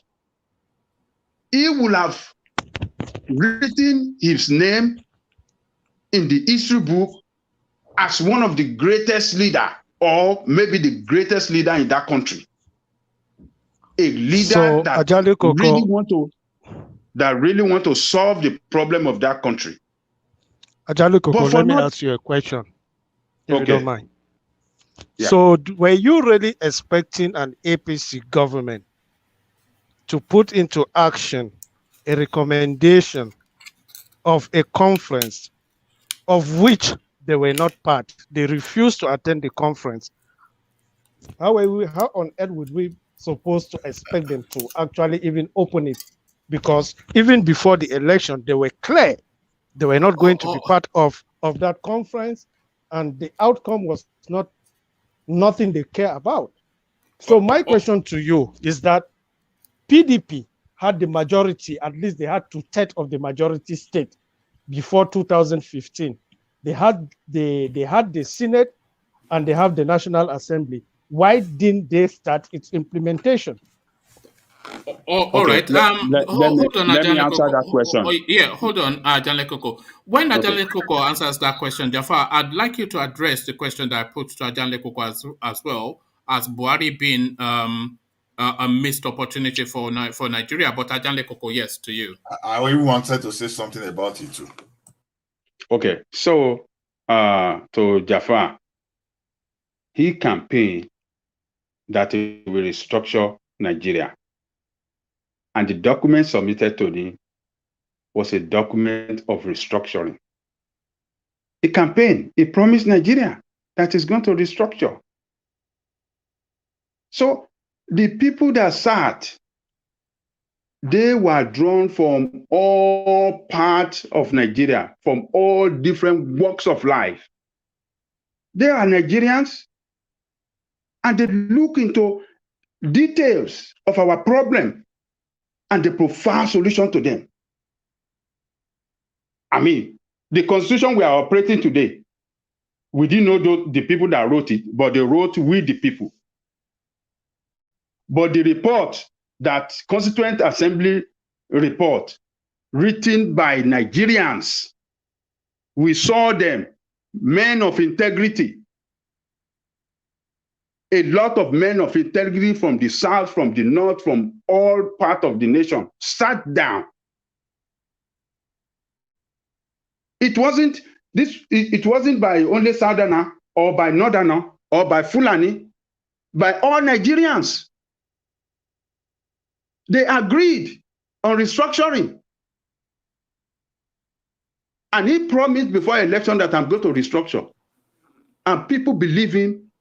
A lot of people from the Southwest believe that and voted for this man. That yes, it's going to restructure. But this man failed. He failed, but rather pursuing an agenda that is destroying the nation. Fulanization and Islamization agenda that is destroying the nation.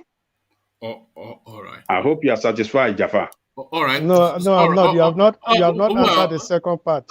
no, be satisfied. Which is the second part? Hold on, Jafar. Be satisfied with it, because in 20 minutes I'm going to have to shut it down, because we are coming up to 5 hours, and you know that so just be satisfied with that till next time that we reconvene. But to that question, has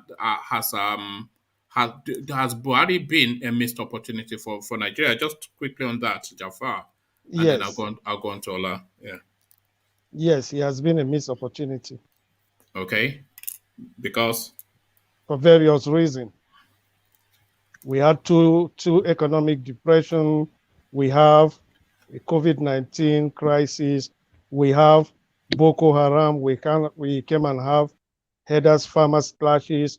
Then we have banditry. I mean, a generalized state of insecurity. That's a missed opportunity. No matter what program you may think or you may have for the country, with all what I have painted, it was not going to work. All right, thank you, Jafar. So, Ajale Koko, round off your thoughts, and then I'll go on to Ola, and then he can give us his thoughts on missed opportunity, and then take his own questions as well. So, Ajale Koko, to you. So, Jafar, you mean that there is no any other way out of this problem? So, this is the best it can give the nation? Is that what you are saying? Is that what I'm saying? If that's the best they could give, is that the best it can give the nation? There's no any other routes.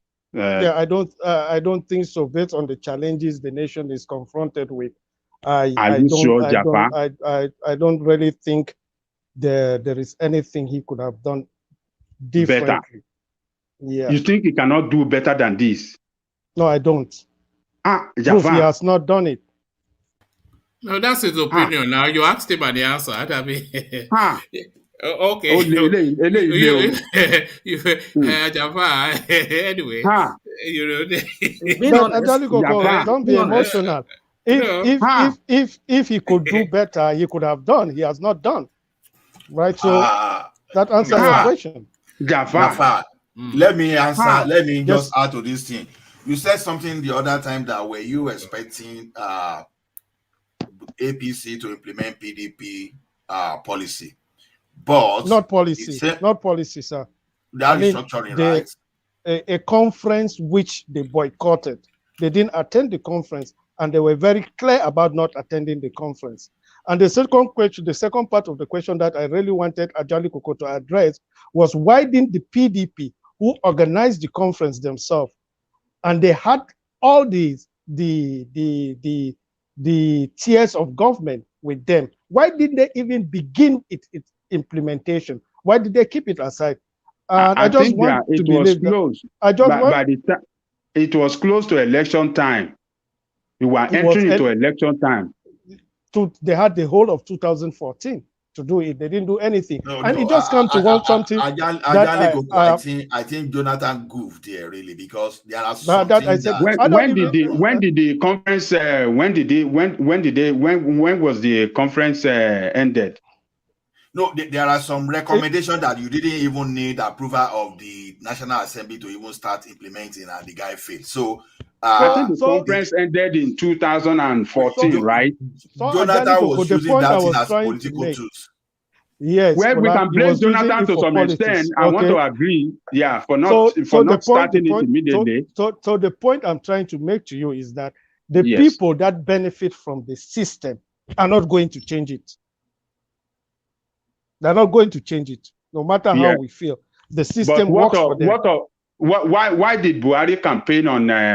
They all campaign about it. It's not about even the campaign. Somebody actually even organized the conference. It's all optics. It is optics. They don't mean it in their heart. So do you really believe that when Atiku becomes president, he's going to restructure Nigeria? I believe so. No, I don't. I believe we will do. I don't. I believe so as well. They will do. I believe they will do it, because maybe not in the manner we all want, but certainly in some manner. Yes. Atiku was vice president for 8 years. They never even started it. So I have every reason not to believe he would even think about it. I have every reason to believe this is all politics. No, they started they started it up to 2006 when they now crawl in the issue of third time agenda to destabilize everything.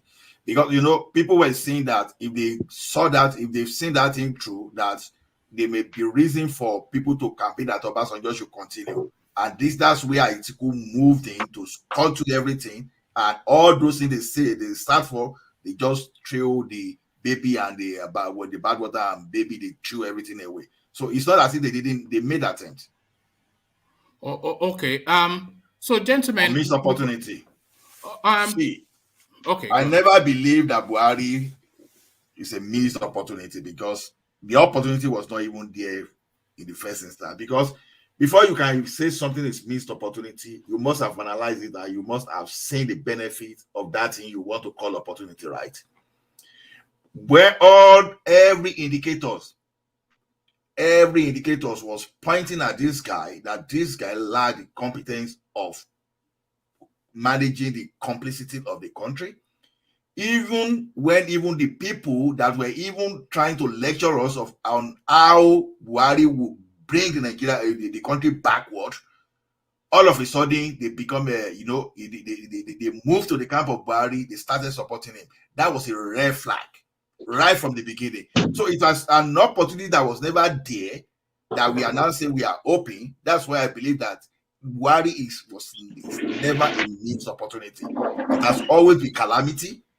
And when you talk of opportunity, is totally opposite of what you call opportunity. It has been a risk, negative one for that matter, and it's serious disaster. So to me, it's never a missed opportunity. The person that would have been a missed opportunity, which was not performing very well, would have even been Jonathan himself to even see the benefit of all those things that he was doing. But unfortunately, he crashed his own government with gross misconduct and corruption. So to me, Buhari can never be a missed opportunity for Nigeria.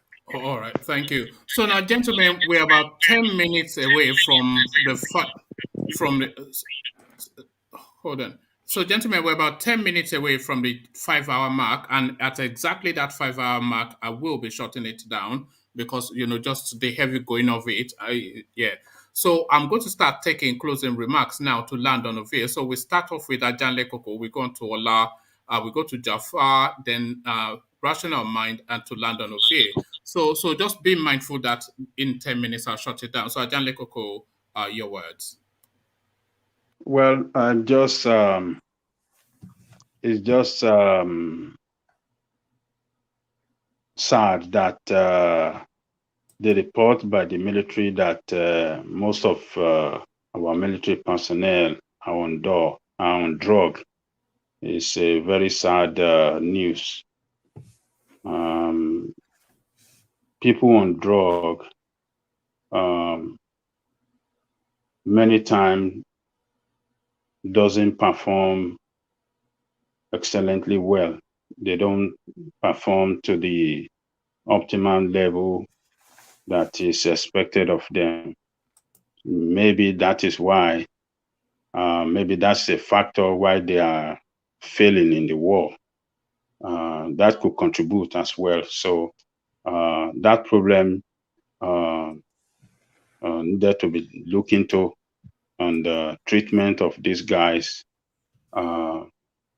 should commence immediately, and the nation should see to their welfare. They should be well paid. We have watched various videos about this guy complain in the war front. They sleep on barely floor, on the grass, and there's, they don't have they are not well equipped to fight the enemy.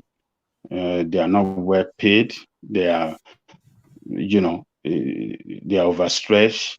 They are human beings like us, and we expected them, to protect us when we don't give them the tools and all that they require to do the job well.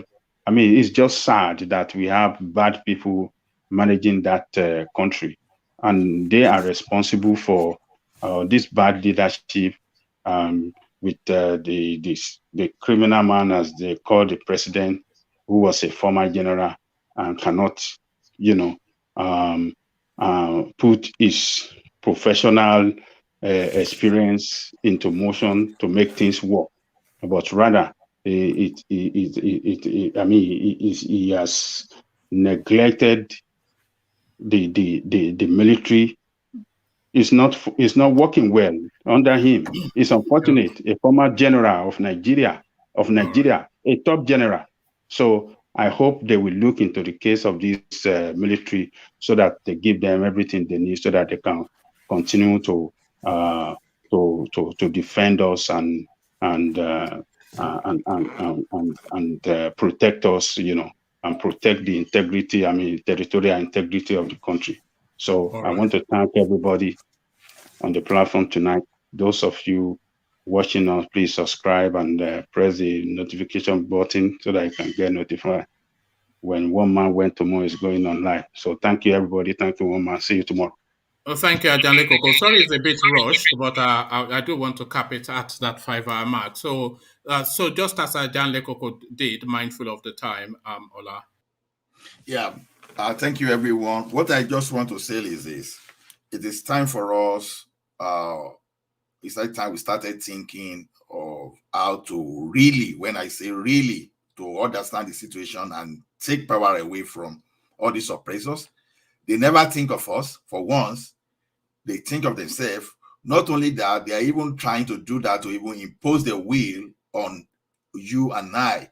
So it is time we took the decision to make sure that this will never happen again. How do I mean? You see people that promise to bring everyone down to the head, and at the end of the day, they are going against it. Even to your face, they are telling you that it's not important. You even see them doing something that you would have thought that would be impossible in the history of the country by chasing the Chief Justice of Nigeria away just to put the person that they think they can control.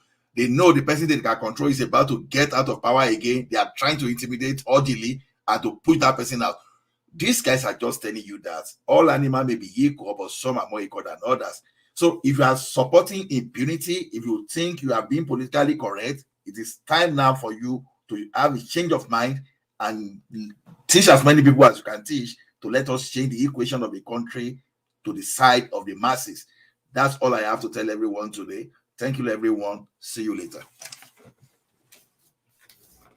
All right, thank you, Ola. And again, sorry it had to be rushed, but as I said, I just want to cap it at that 5-hour mark. So, Jafar, just as everyone did, mindful of the time, your words. Yeah, and thank you, One Man, for this platform. It's a very educative platform for where divergent opinions are expressed. I wish to thank each and every one of us that is faithful to this platform, and also thank all the co-panelists and our viewers and listeners. And I wish you all a good night and good morning wherever you are. Please don't forget to share and subscribe. Thanks all. All right, thank you, Jafar. A good morning and a good night. Are you still in Nnamdi Kanu's words? You see, we'll make an Igbo man out of you yet, Jafar. Just watch. But now, a rational mind to you. Yeah, thank you, One Man, and thank you, everybody. I just want to be quick on just saying, looking at the headlines today in the news and saying that Nigeria is being overrun, either we realize it or not. Abuja is under siege now with the threat of bomb attack on Abuja. That's to tell us that it's a serious matter. And we've seen just yesterday a university that was overrun by bandits, and now that's school today. Well, that's to tell us there's a lot going on. Adamawa, Taraba, killing everywhere. It's just crazy. We just saw what happened in Ethiopia. The rebels are advancing on the capital already. So is that what's going to happen in Nigeria? Well, let's see. I just feel Nigeria is gradually becoming a failed state. And I think they need to act fast. If not, I think it will be goodbye to Nigeria. And that's all I have to say. All right. Thank you, Rational Mind. So, Ovie, take it home for us. Ovie, ladies and gentlemen. It's interesting seeing you and Ajaleko believe that the incoming president will restructure Nigeria. Well, Politics. In politics, politicians look for what the masses want and they will sell it to them.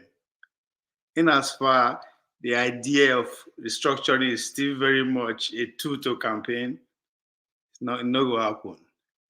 I think we don't even have the power to say you want to change it, you want to try to restructure the country in the first place. But in as far we are going to have a peaceful election come 2023, the incoming president will not restructure Nigeria. That was something for us to think about. As I always say, on our politics. Thanks for everyone that took part today.